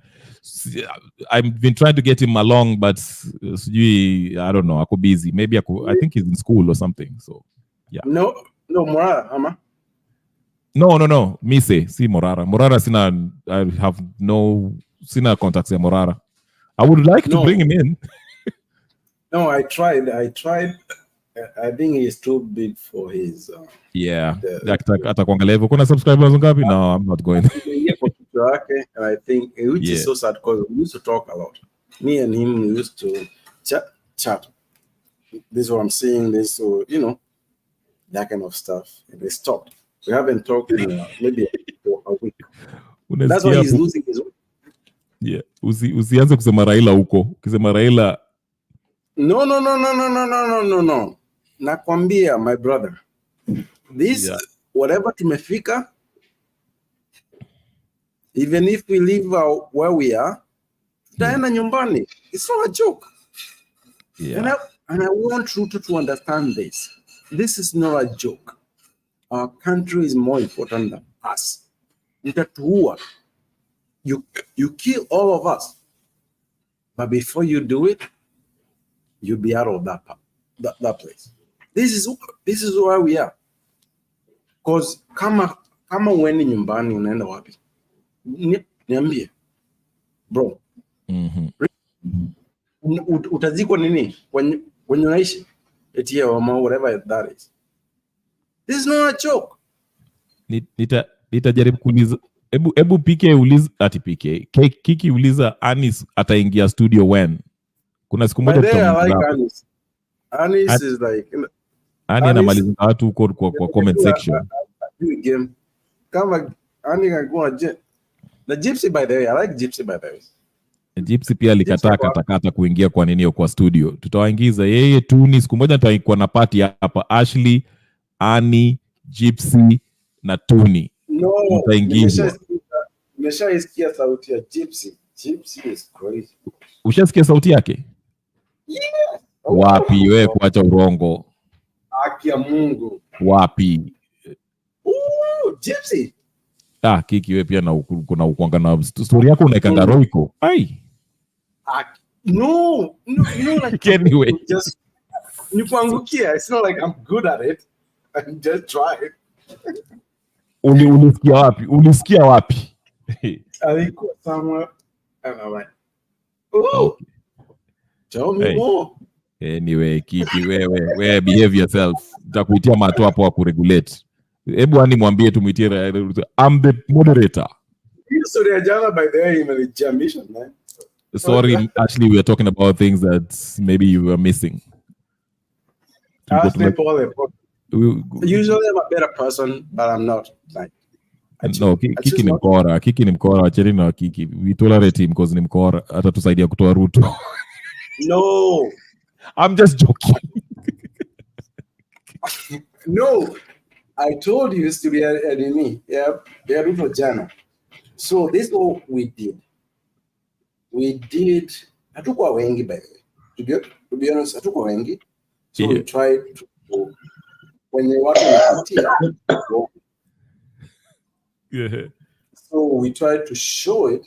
So when they came to our people, watu wanakumbuka. You remember what you saw when you're walking in, right? Yeah, mimi nilianza kuona mkizungumza nani, mlikuwa mnaongea na Eli akaanza kujamia Pike ati Pike wewe unaanza kusema mambo ya what was it? Armed struggle. Ati tuchukue weapons tukatoe Ruto, then Eli was like wewe uko pale uko and you're talking about military or coup d'etat, whatever the case is, armed struggle, it can get bloody. Alafu wakaanza guerrilla war, thank you Annie. Alafu wakaanza kujamiana, whatever the case is. Then the conversation was actually, it was okay. Yani, yes, ilikuwa inapanda moto kidogo, but they could regulate themselves. Unaona? Me say it was going okay. But one thing about Nani, Mato always wants to be in the middle of everything. Lakini anajifanya ati ana regulate, anajifanya anaingia na swali, ati hold on. You cannot, instead of, you cannot be a moderator. I kill you. Yes. You cannot be a moderator. You give a talk for 2 minutes. Exactly. Then you want to comment on that. Nazile ma warnings zake. You will not. I will never allow anybody to control me that level. I'm already a slave where I am. The one thing I can see is being a slave master in Kenya. I'll kill them. Hey, we tulia, tuko YouTube hapa. You think it's a joke? Najua it's not a joke, but nasema they are very sensitive on words like that. But mimi nasema tu hivi. Mimi nasema hivi. No. Don't declare what you are able to do. Just keep it personal. Don't declare what you can do for them. Yeah, yes. Nasema tu. We do a lot. Yani everything what the people are talking about, maybe we know better. Lakini uwezi kufanya hiyo kama unataka kufanya hiyo unataka. Do it, but don't just say it. So be very careful. Kama mimi nasema nimekuwa mzee, I'm very careful what I say. Yeah. You don't know who's listening. And by the way, I'm a politician, they are listening. If you listen carefully, they're listening and those influences. But nataka kusema hivi, kama conversation ina flow, hata kama saizi vile mko naongea na Ashley, Kiki na Pen Nyagaka na nani Melchizedek. If the conversation is flowing and watu watusiani, let it flow. Wacha watu waongee, let people talk. As long as wanaweza kujiregulate. And that was what was going on. Lakini Mr. Super anyway. But I really enjoyed the conversation. I was listening in. No, the guy who was in the middle of Matogi anaharibu. Yeah. Huyu mheshimiwa kutoka Mabei anaitwaje? We were together in Kenya in March this year. Eli aliniita when they were having a convention in Mabei, lakini nikamwambia I can't make it. But tumekubaliana next year when we go around the same time tutaenda huko. Nitaenda Mabei. So it is what he has done. Now what the Nani Stone BK has done is nearly the same. Lakini don't teach us what we don't. Mimi nilikuwa nataka niwaambie, keep it to yourself. Why should we know that you fought in Northern Ireland, you brought them together? What there's no Northern Ireland here. What do you guys do? What did Stone BK you did in West Africa in Liberia? We were not there. Just keep it to yourself. Unless we ask you for it. Now the guys went somewhere else to a different level. The Mato didn't help. Lakini every one of them have a positive or a negative experience. Let them say. Vile tunakuja hapo na tuambia tuzungumze ile tunataka. Let us speak our mind. Tunafanya therapy. Hii ni free therapy. Yeah. And it was a very good discussion actually. Kama si Mato interrupt na hizo ujinga zengine. It was actually a good conversation. Everyone was making a legit point.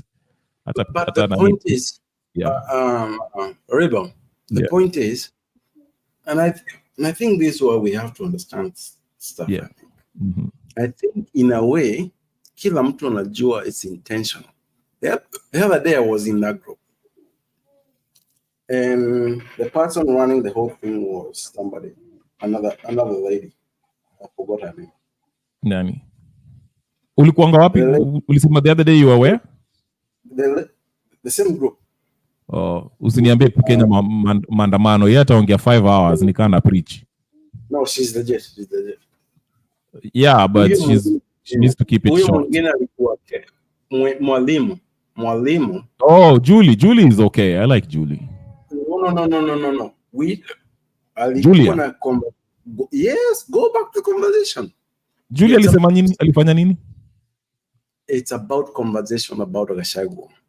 And I came in. Yeah. And I changed the whole topic. And I think the next guest after, Alimwambia, watch this. The topic is this. Can we talk about this? We unaniambia what to talk. Who are you? Right. Who are you? Nchi yenu inachomeka na unaniambia niongee about Gachagua. Who are you? You must be mad in your head if you think you mean anything in my life. That is hapa tuko. We care about our people and everything involving us. If you're wasting my time, Mr. kuja hapo kuengage stupidity. Lakini mpaka ugauge their vibe. You see, una gauge vibe yao alafu unaendelea. That's how you go about it. Me, I like Nani. Me say Eli makes really good points. Sometimes I don't agree with him 80% of the time, but he really makes legit points. Eli is not right. I know, mlikuwa msikizani, mlikuwa mnamkanyaga kweli kweli. Ani alikuwa anamnyorosha kwa comment section. No, I think Eli is intentionally. No. I don't have anything. Actually, I think he's a good. But I think mwanzo ulikuwa unamwingilia kizungumza tu hivi, unasikia keki anasema get to the point. No. Shida yangu ni moja. Let me be honest with you. Sipendi mtu anaongea na who makes sense. If you're going to the point, go to the point. 40 seconds. Say what you need to say. Do not give us a word salad. I hate word salad. Because what is this? Tunaongea nini? Word salad is one of the worst thing. Mtu anakuestia time, unasikiza and it sucks. I hate it. Yeah. Kuna ma characters like I say, me I don't mind, like tukaa Maunga akiingia hapo. Mr. is telling us some stupid bit about the stupid things that are stupid things, and he's coming here with stupid things. Like, that's the whole point. He came here to give his view, not to say things that you think are intelligent to you. But anyway, that's that. Yeah.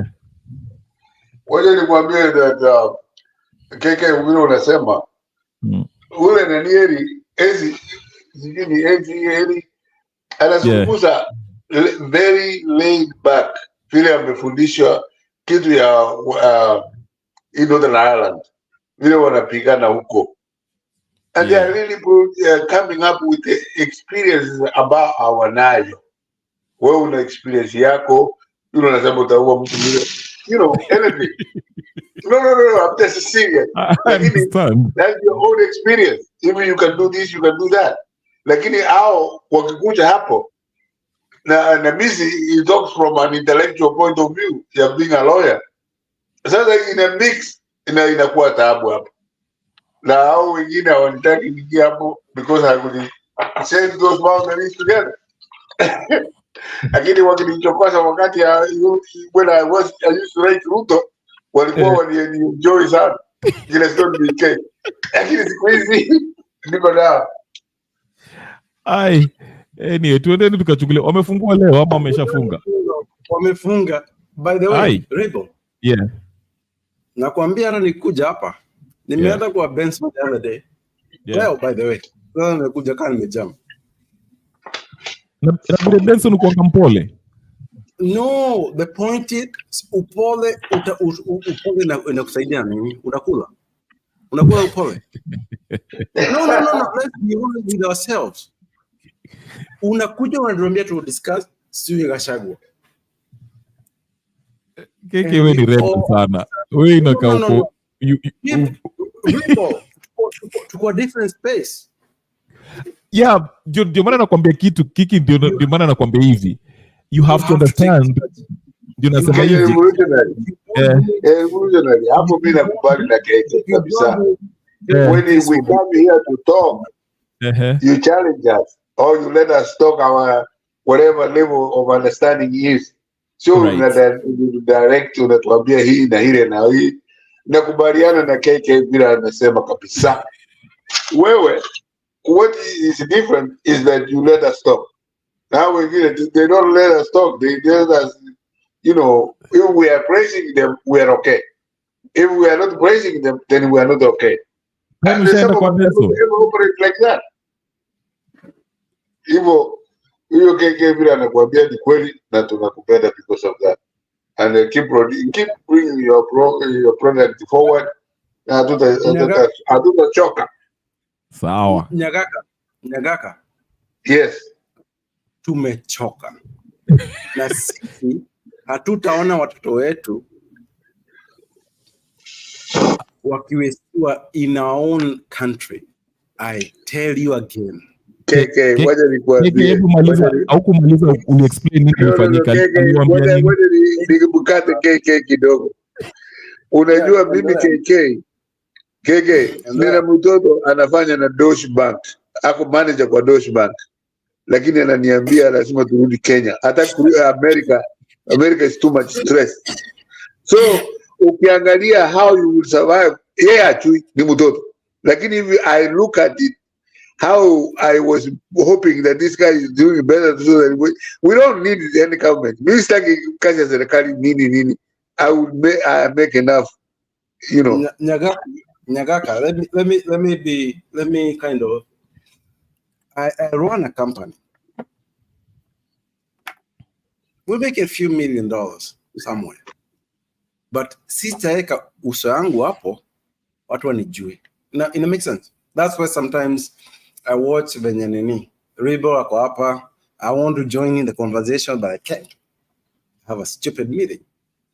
But hizi vitu ndio inatufunga.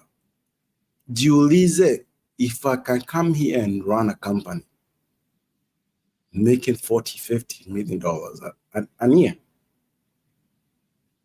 Na ni mimi. Na mjinga na kuja hapa kuduambia, oh, we have to do this, you have to talk about this. No. You do not tell me how to talk. You do not tell me to talk.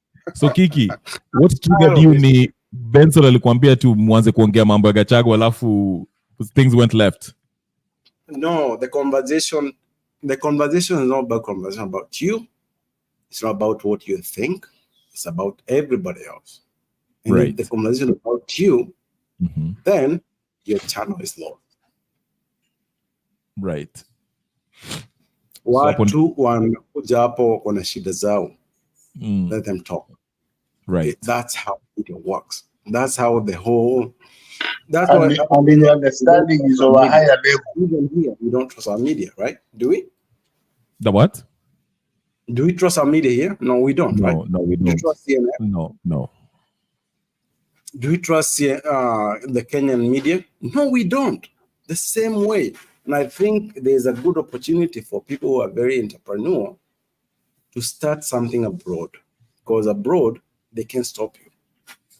If you post it, that's why I tell you, Rebel, you have a good chance. If you want a side chat, we talk about it. I can give you ideas.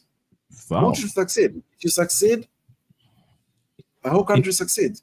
Investing in mkwae part of the mkwae na percentage Kenya Revolutionary Media to our channel.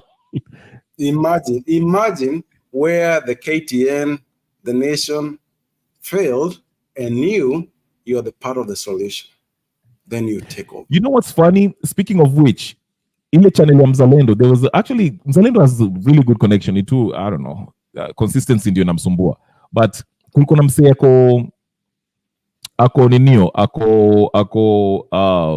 was part of the alikuwa natoka the main, one of those main, I think it was KTN, and he was listening at the he was listening at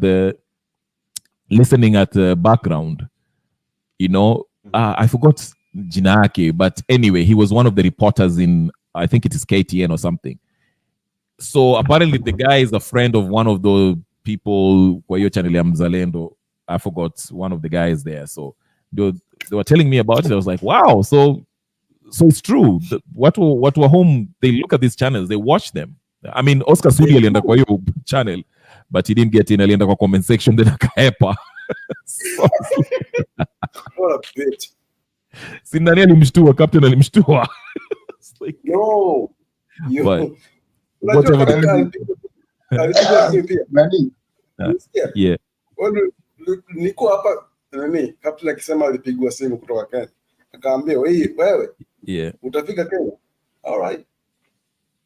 Yeah. So they watch. They do watch. They do watch. Hata mimi, that's why hata nikienda hapa nini. Tukienda hapa United Nations, I had a mask on because I don't trust. You think I'm joking? I'm not saying you're joking. I'm just laughing because it's kind of funny. Na nikitoka hapo naingia kwa subway, anatoka mask. I'm like, you had a mask on though. I'm like, what? Oh, that happened. This is not a joke. And yeah. I guarantee you, if Benson and Bernard, I'll open my own fucking channel. You see Mchezo? I like sports. Support. We tuna rotate. Maisha ni ngumu. The most important thing in life. You see, don't waste people's life. Hiyo maneno keke yanazungumza ni kweli, na tukienda huko nyumbani lazima tuone vile tunafanya, na tunajulikana sana. When I was home in early this year in March, nilikuwa naambiwa that you are number one defender of Ruto. Na hiyo watu wananiambia wanafanya na UDA. And I was like, how do they know? Na nikajua hiyo station ambayo tulikuwa tunakuja nini. Sasa huyu kada walikuwa wanataka kunipatia kazi kwa nini? There is no job in Kenya that I know that I can work, because I've worked in Western countries and I get good compensation from it. And that's it. A long time, ningepata kazi mzuri. Mzee Chachai alileta hapa, you know how powerful Chachai was. But kunitafuta mzee wangu anasema, unajua sisi tunakutafuta.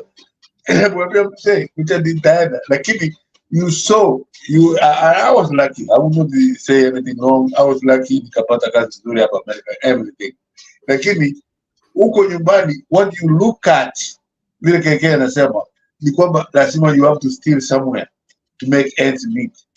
And some of us were never ever cut from that kind of cloth, you know. And it made it very hard for us to go back to Kenya. And the vile nakwambia Kenyan Revolutionary, this guy we thought would go. I can't, because this is nonsense. I don't understand even how the system works. It's a messed up.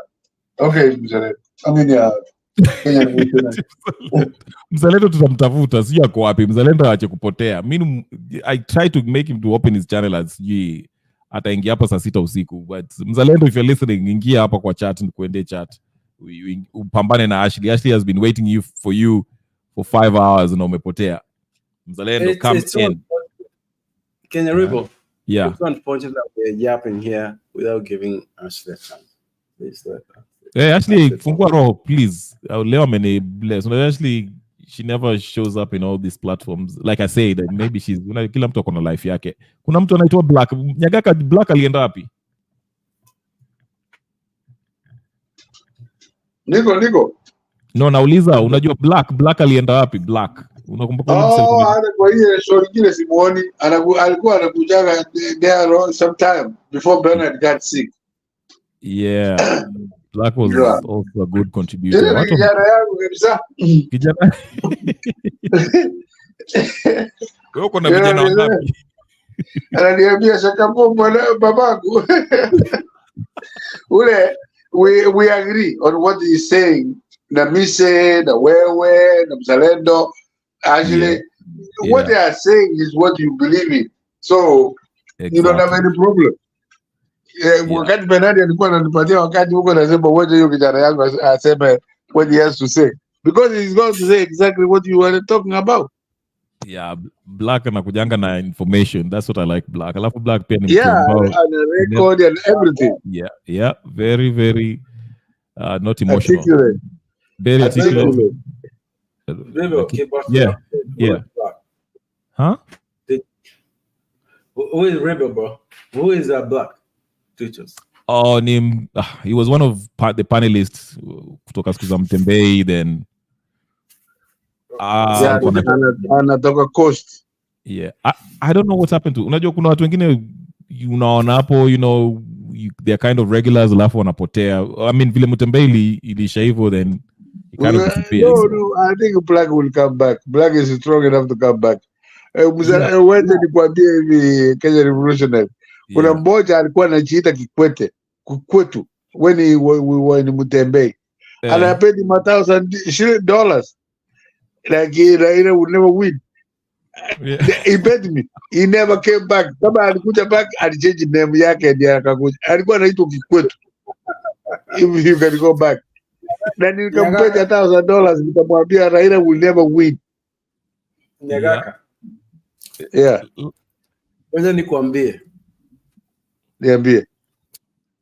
When the place is ripe, you take over. In Kenyan media is missing true people. You think about it. Since I don't think Rebel is a journalist. No, I'm not. We are just me. No, even if he was, he would not survive in the Kenyan system. That's why we have to change it. That's the point. Make sense? Yeah. Now, easy but you are okay. You have to understand this one, and you have to change it within the law. What I love you continue. Maybe I will speak 2-3 words, and you continue. You have to change it back in the law system about liberalizing the media in Kenya on the TV, on radio, on newspapers, and everything. You have to go there in order to affect what it is. What affected it, what nikwambie, huyu mzee wa Citizen paid for these members of parliament to promote his TV stations na any ideas ambayo alikuwa nazo, so that if we make Kenya Revolution yaende nyumbani, lazima to change those laws. Thank you. Nyagaka, let me go back to what you just said.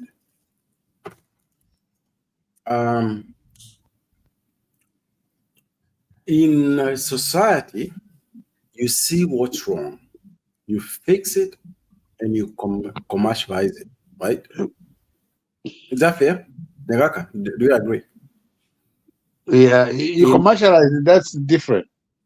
You see something that is fair, deal with it, yes. You commercialize it, that's something else. The point is, the word is monetize it. Monetize money.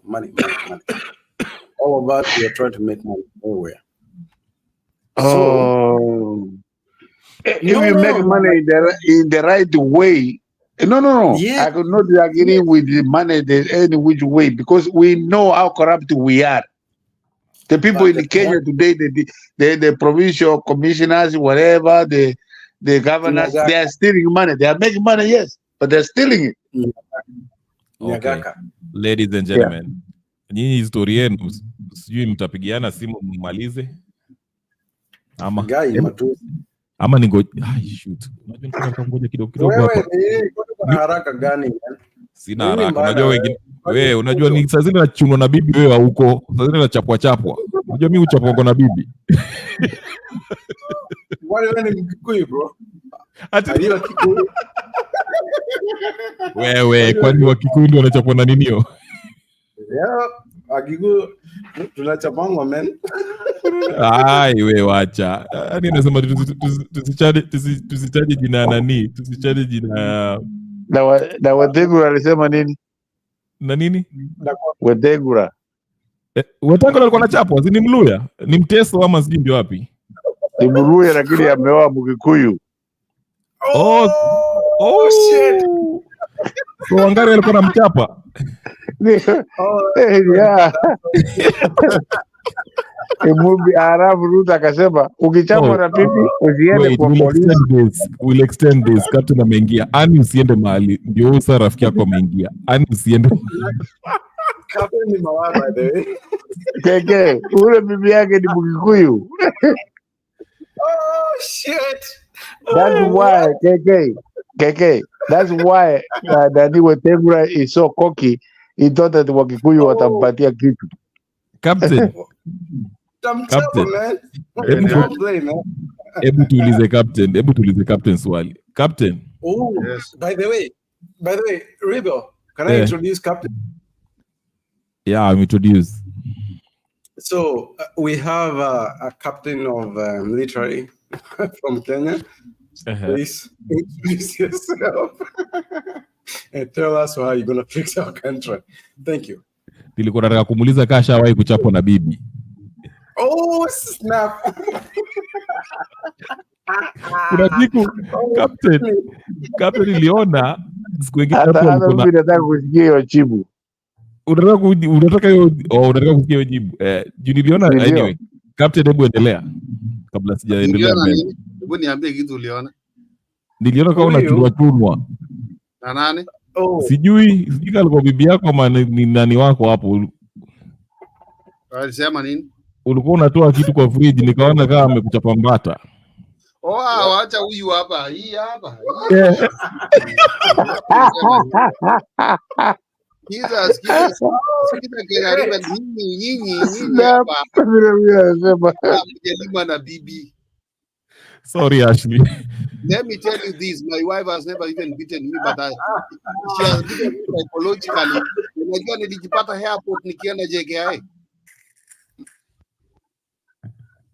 Na nilijuka JKI naenda mpaka Kilimani, nikakaa siku 4 na nikarudi. I wasted like 120,000. Sababu sijui hata ilikuwa ya nini. Bro, na my friend. Hey, keep.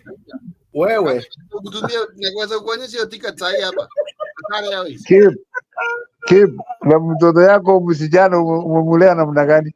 Msichana ako wagwan. Huyo anasema tu usiguse baba. Baba no. Ameenda shule. Aila, unauliza? Nauliza. Huko chini tandaji huko chini boarding huko chini.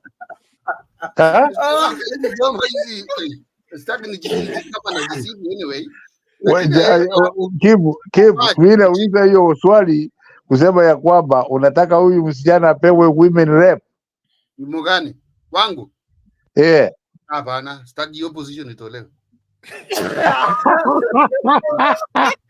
That's why I was asking you those questions. That's why I was going. Mkini mimi nilikuwa naenda mahali kingine. Hiyo ndio mahali nilikuwa naenda. Hiyo position hiyo ni ukora hiyo. Hakuna kitu kama hiyo. Ati Shole anakuja kutuambia. Oh shit. Snap.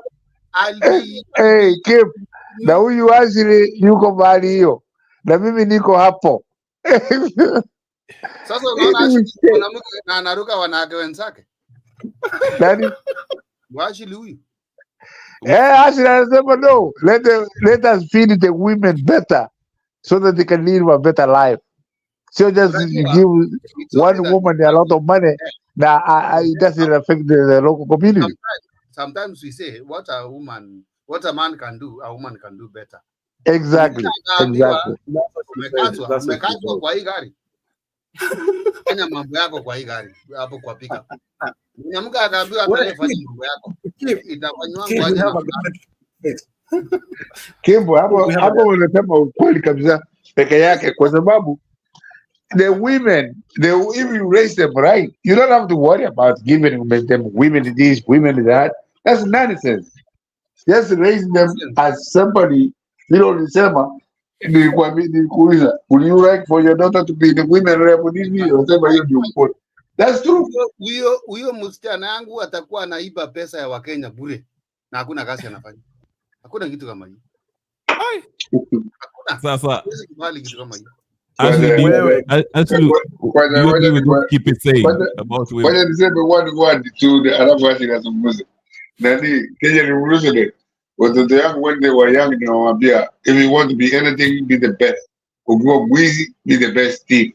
Nasema kaki you don't mean that. Nasema everything you do you have to be the best.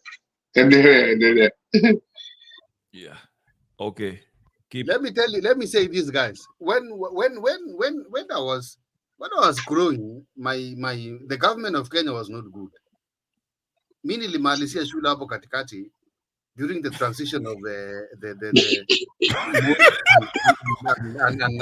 anaitwa nani huyu jamaa Kibaki. Hatuko tunaonwa bwana. Sisi wakale tuko tunaonwa kama sijui nini. Lakini sasa sisi tukajitetea kivyetu pale namna hii tukaingia penye tumefika.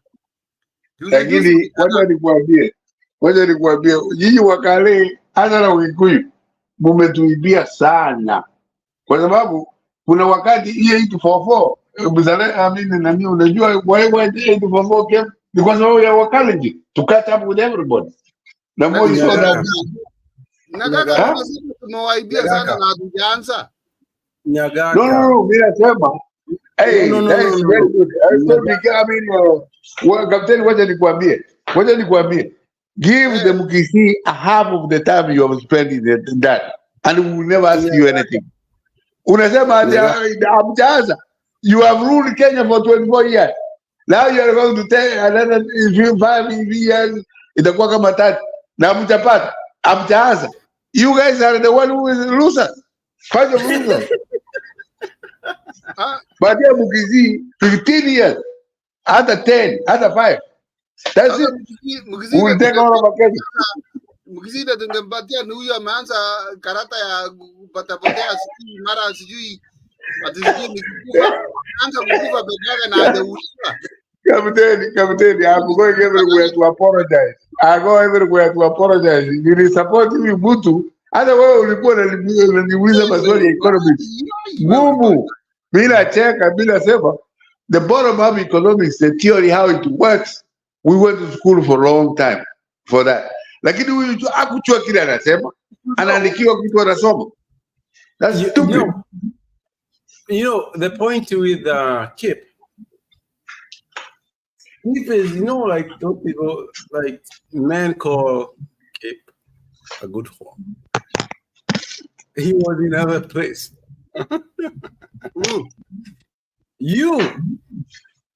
Juicy, you had a date and you let it go. Nini bana wewe? Which date? You know what? It's a weekend. I understand what you're talking about. It's a weekend. I can understand even what you had a date. You wasted it. Which date are you talking about? Wait, Rico, unakumbuka date ya huyu jamaa? Huyu mshenzi. Huyu jamaa ni mshenzi, bro. Niliambiwa nisitaje jina la watu. Alinitusi wachana Nani alikutusi? Mambo ya Tunai huyu ndio Kiki anasema mambo ya Tunai. Oh. Yo, you had a date. Mimi alinitusi. Wachana na Tunai. Najua Tunai alichukulia vitu tunaongea hapa akaweka kwa roho. Na sisi tunaweka. No. We, unajua demi yako alinitusi. By the way, I'm like, unajua huyu alikuwa anasema sijui anakaa nini Hanifa, and unfortunately some of us don't find Hanifa attractive. Nani? No, ni Tunei Mohamed nani Kenya. Nani anakaa Hanifa Kiki? Hanifa is not attractive. Bana ujui Tunei? Unasema Tunei alikutukana Kiki? Yes. Aliniambia this was because nimeleta hapa. Tukaongea sijui tulikuwa na joke. Sijui Kipa alikuwa the other channel. Nikamwambia, jamaa uko wapi? Kuja. Alafu akaniambia, respect yourself. Respect is a very big word. Sana story ya Tunei anakuanga na hasira ndogo ndogo. Huyu wani tumekuwa na ani platforms na sijaiona akijamaa. Ani is the best. No, you know, if you follow mediocre people, you become one of them. Exactly. Don't be one. So hii ujinga, kuna mshenja nadhani she's all that. Amekuja by the way. Ndio hiyo sasa, kama alikutuzi na alinituzi, alafu anaanza kusema nini?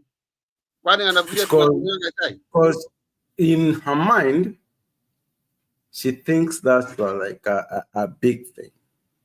Unajua, sometimes when you don't have too much in your head, you think it's a privilege. Hata Ani ndio amesema ati apendi jokes.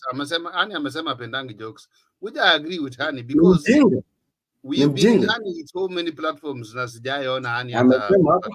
Anasema we are always drunk. Yes. Wajinga, you don't engage with people. You know, pesa kiasi ni poa. All of us here, we have a few money. Yes. Very good. So what we see now, musingilie tuni sana tuni. No. We have to be honest. This is not a joke. When we fight for a country, stupid people waste our time. We have no time to waste with stupid people. We have to be straightforward. Exactly. Hii mchezo tuni, whatever you are, hii si mchezo. Our country is banned. And we have to fix it. Not tomorrow, tonight. Tonight. So, according to you, if you think this is just a job, you are part of the problem too. Lakini nyinyi mngejua vile tuni ni mrembo, amngesema hizi vitu. We don't care. Unakula urembo. Suruali, wacha hiyo mambo yako. Kama unaniambia nini? Hanifa ni mrembo, then you have issue with your eyes, bro. It's not a joke. Actually, if you think Hanifa is beautiful, then you mambo ya urembo mnaleta hapa. Kwani hapa ni beauty contest? If you think Hanifa ni mrembo, then you have an issue, bro. Mina protect beauty. No. Okay, wacha niwapeleke kwa topic nyingine ndio wasi. Yes, give us a topic we discuss. We need a better Kenya, not these things of telling us Tuni is beautiful. Who is not even my wife is beautiful. Oh, shoot me. Oh, Hanifa is beautiful. Oh, shoot me. No, give us a topic we talk about. We don't want to talk about anyone. Regarding Gachagua, Uhuru Kenyatta, Raila Odinga, and our country as at large. Not anybody. Okay. By the way, umekuja hapa na siasa. Nikwambia, solution is tatu. Nikwambia huko ukanifukuza hata wewe. Naongea na wewe to you keep, by the way. Nikwambia solution is tatu. Demonstrations, getting the country to fail, sure, and having a trolley. You laughed me out of that fucking place. What's your solution? What's your solution? Our country is banned. If I ask you, why are you saying I'm sorry? Why are you sorry for? Sorry for what?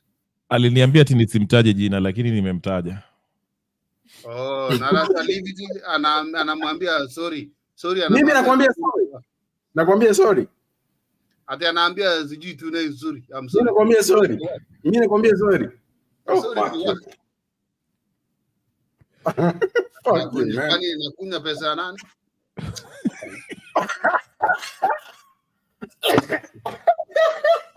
Kuna mtu anasema nakunywa pesa yake. Anyway, mimi niko na As long as we are here in the platform, we discuss the problems facing our people. Okay. Don't come to tell me that I'm drinking.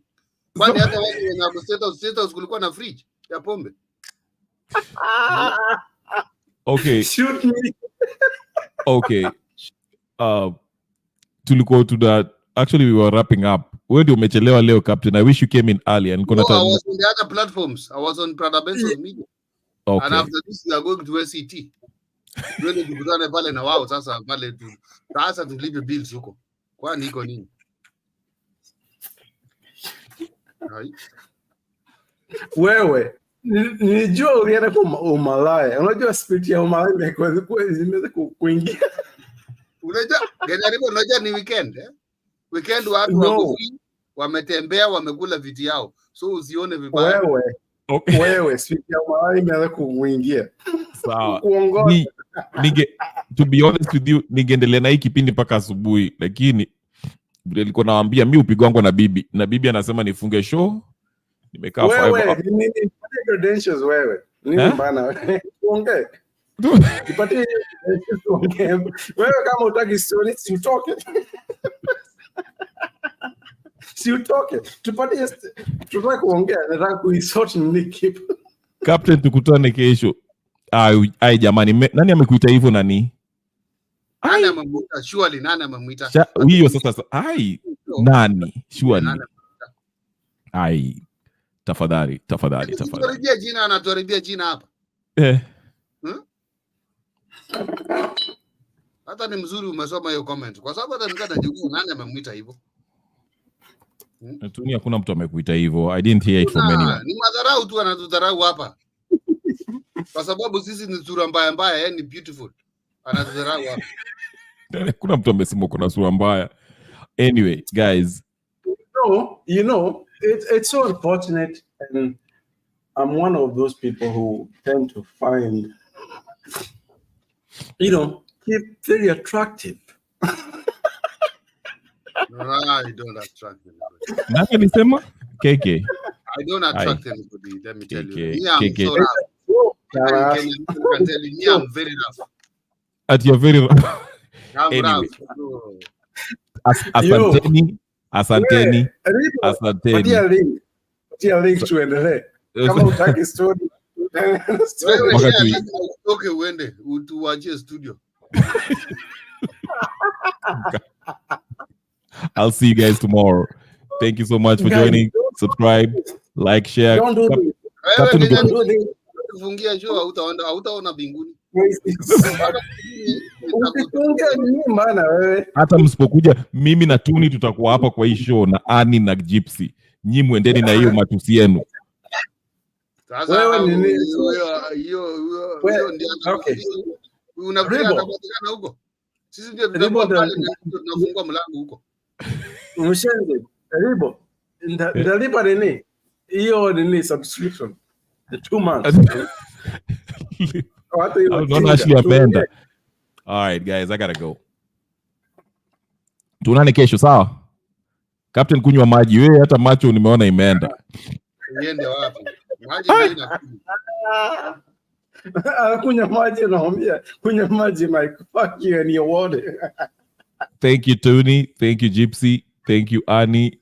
Tukutane Shakaola ile nyingine ya Bernard. Hata naenda wewe. Wamefungua? Sijui hata ni gani. Wewe unafunga nini unafunga? Tunaenda CCT, tunaenda kukutana na PK. PK amefungua, maybe amefungua. Sio wacha tuongee. Ukuweka nini kwa background? Captain angekuja mapema. Captain ndio amekuja kuchelewa, so alipata ya umalaya by the way. Huko hakuna mtu. Wale wamesota hakuna mtu. Hiyo ni Mungu anawaambia mkalale. Na mwache matusi. Mwache kuita watu sijui nini hapa. Nyinyi mna adabu. Anyway, subscribe, share, like. So can I give shout out to people? Yeah. Annie, Atticus. Nyagaka naenda kulala. I have 5 minutes. Lakini naweza kutoa point. They need the flowers to be here too. They are part of us. Yeah. We have to respect that. Where Nyagaka? Nyagaka? That's a question. Yes. Nyagaka. You know, you're an old man. Yes, go ahead. Where is the former president Uhuru Kenyatta? Sawa. Ninasikia vile unasikia ati yeye alikuwa mgonjwa akachukuliwa mahali nyingine. Ngoja niwaambie huyu Kenya Revolutionary. Ukiwa na product mzuri ambayo KK wanaingia, kina kapteni wanaingia, uwezi kuwafungia nje.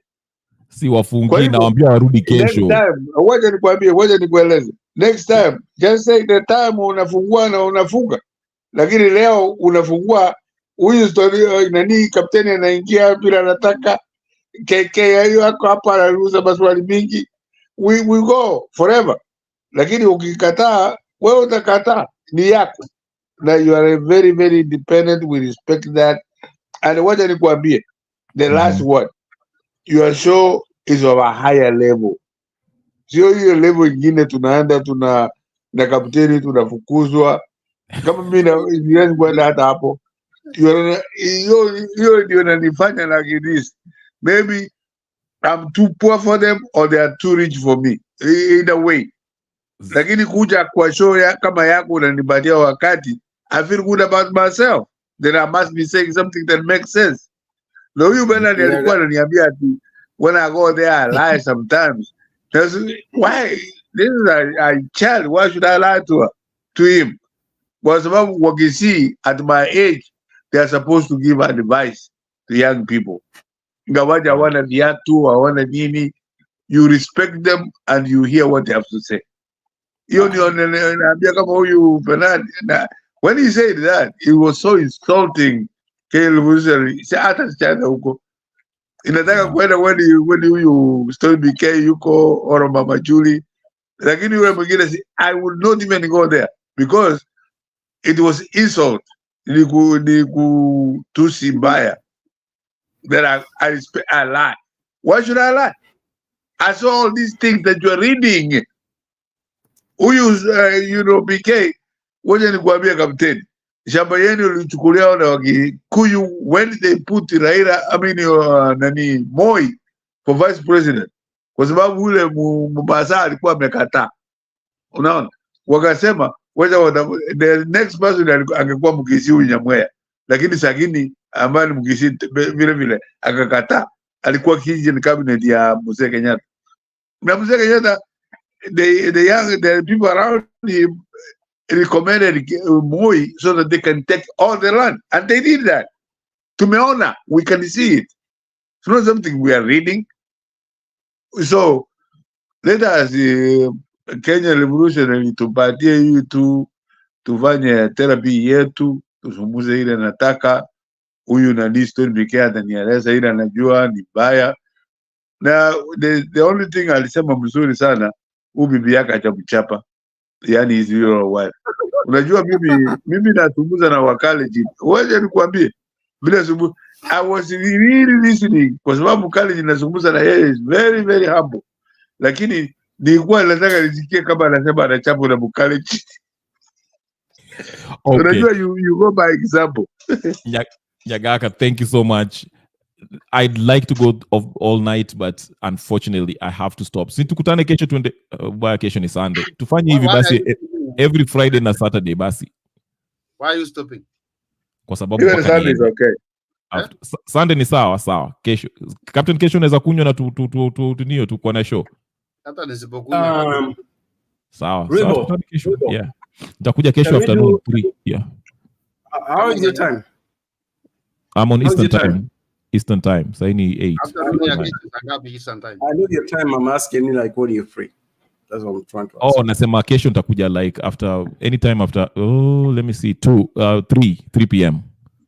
3 p.m. Lakini unajua kwa 3:30 or 4 p.m. Let me just say 4. Between 3:30 and 4:30. Sawa. Very good. Haya, uambie na mta apologize kwa tu ni kesho. We don't know. We don't know anybody. Okay, sawa basi. Hiyo ni story nyingine. Kenya Revolutionary. Maybe Please, Kenya Revolutionary. Yes. Bro, let me address you KK. Alikuwa anasema when I'm feeling good atarudia drink yangu. October 6th, Raiders inacheza mpira. When the Raiders are playing in Denver, Raiders to okay. Nyagaka, by the way. Wait, Ribo. I'm out. Give me 1 minute, please. Please, 1 minute. 2 seconds. Nyagaka. Yeah. Your team sucks. Okay. As a Chiefs fan, your team sucks. No, thank you. He said he knows. All right, peace. I cannot finalize. So I finalize haraka 30 seconds. Tomorrow, you said tomorrow at what time? Saa 10 ya huku. Wewe uko wapi? Huko pale huko. Itakuwa kaka kitu saa. What is 4? Wewe. Ribo. 4 p.m. ni saa ngapi Kenya? 11 ya Kenya ama? Kenya Ribo. I think ni 11 ya Kenya. Very good. Hebu angalia hivi, captain angefanya hii hesabu 4 p.m. ya New York, hiyo ndio time takuwa. Okay. Kenya Ribo. New Yes. York. Yeah. My people and my supporters nataka kuona niki. tuendeleze kipindi. Okay, sawa. Thank you. Comment section. Don't care about that. Watatuelewa, watatu understand. That is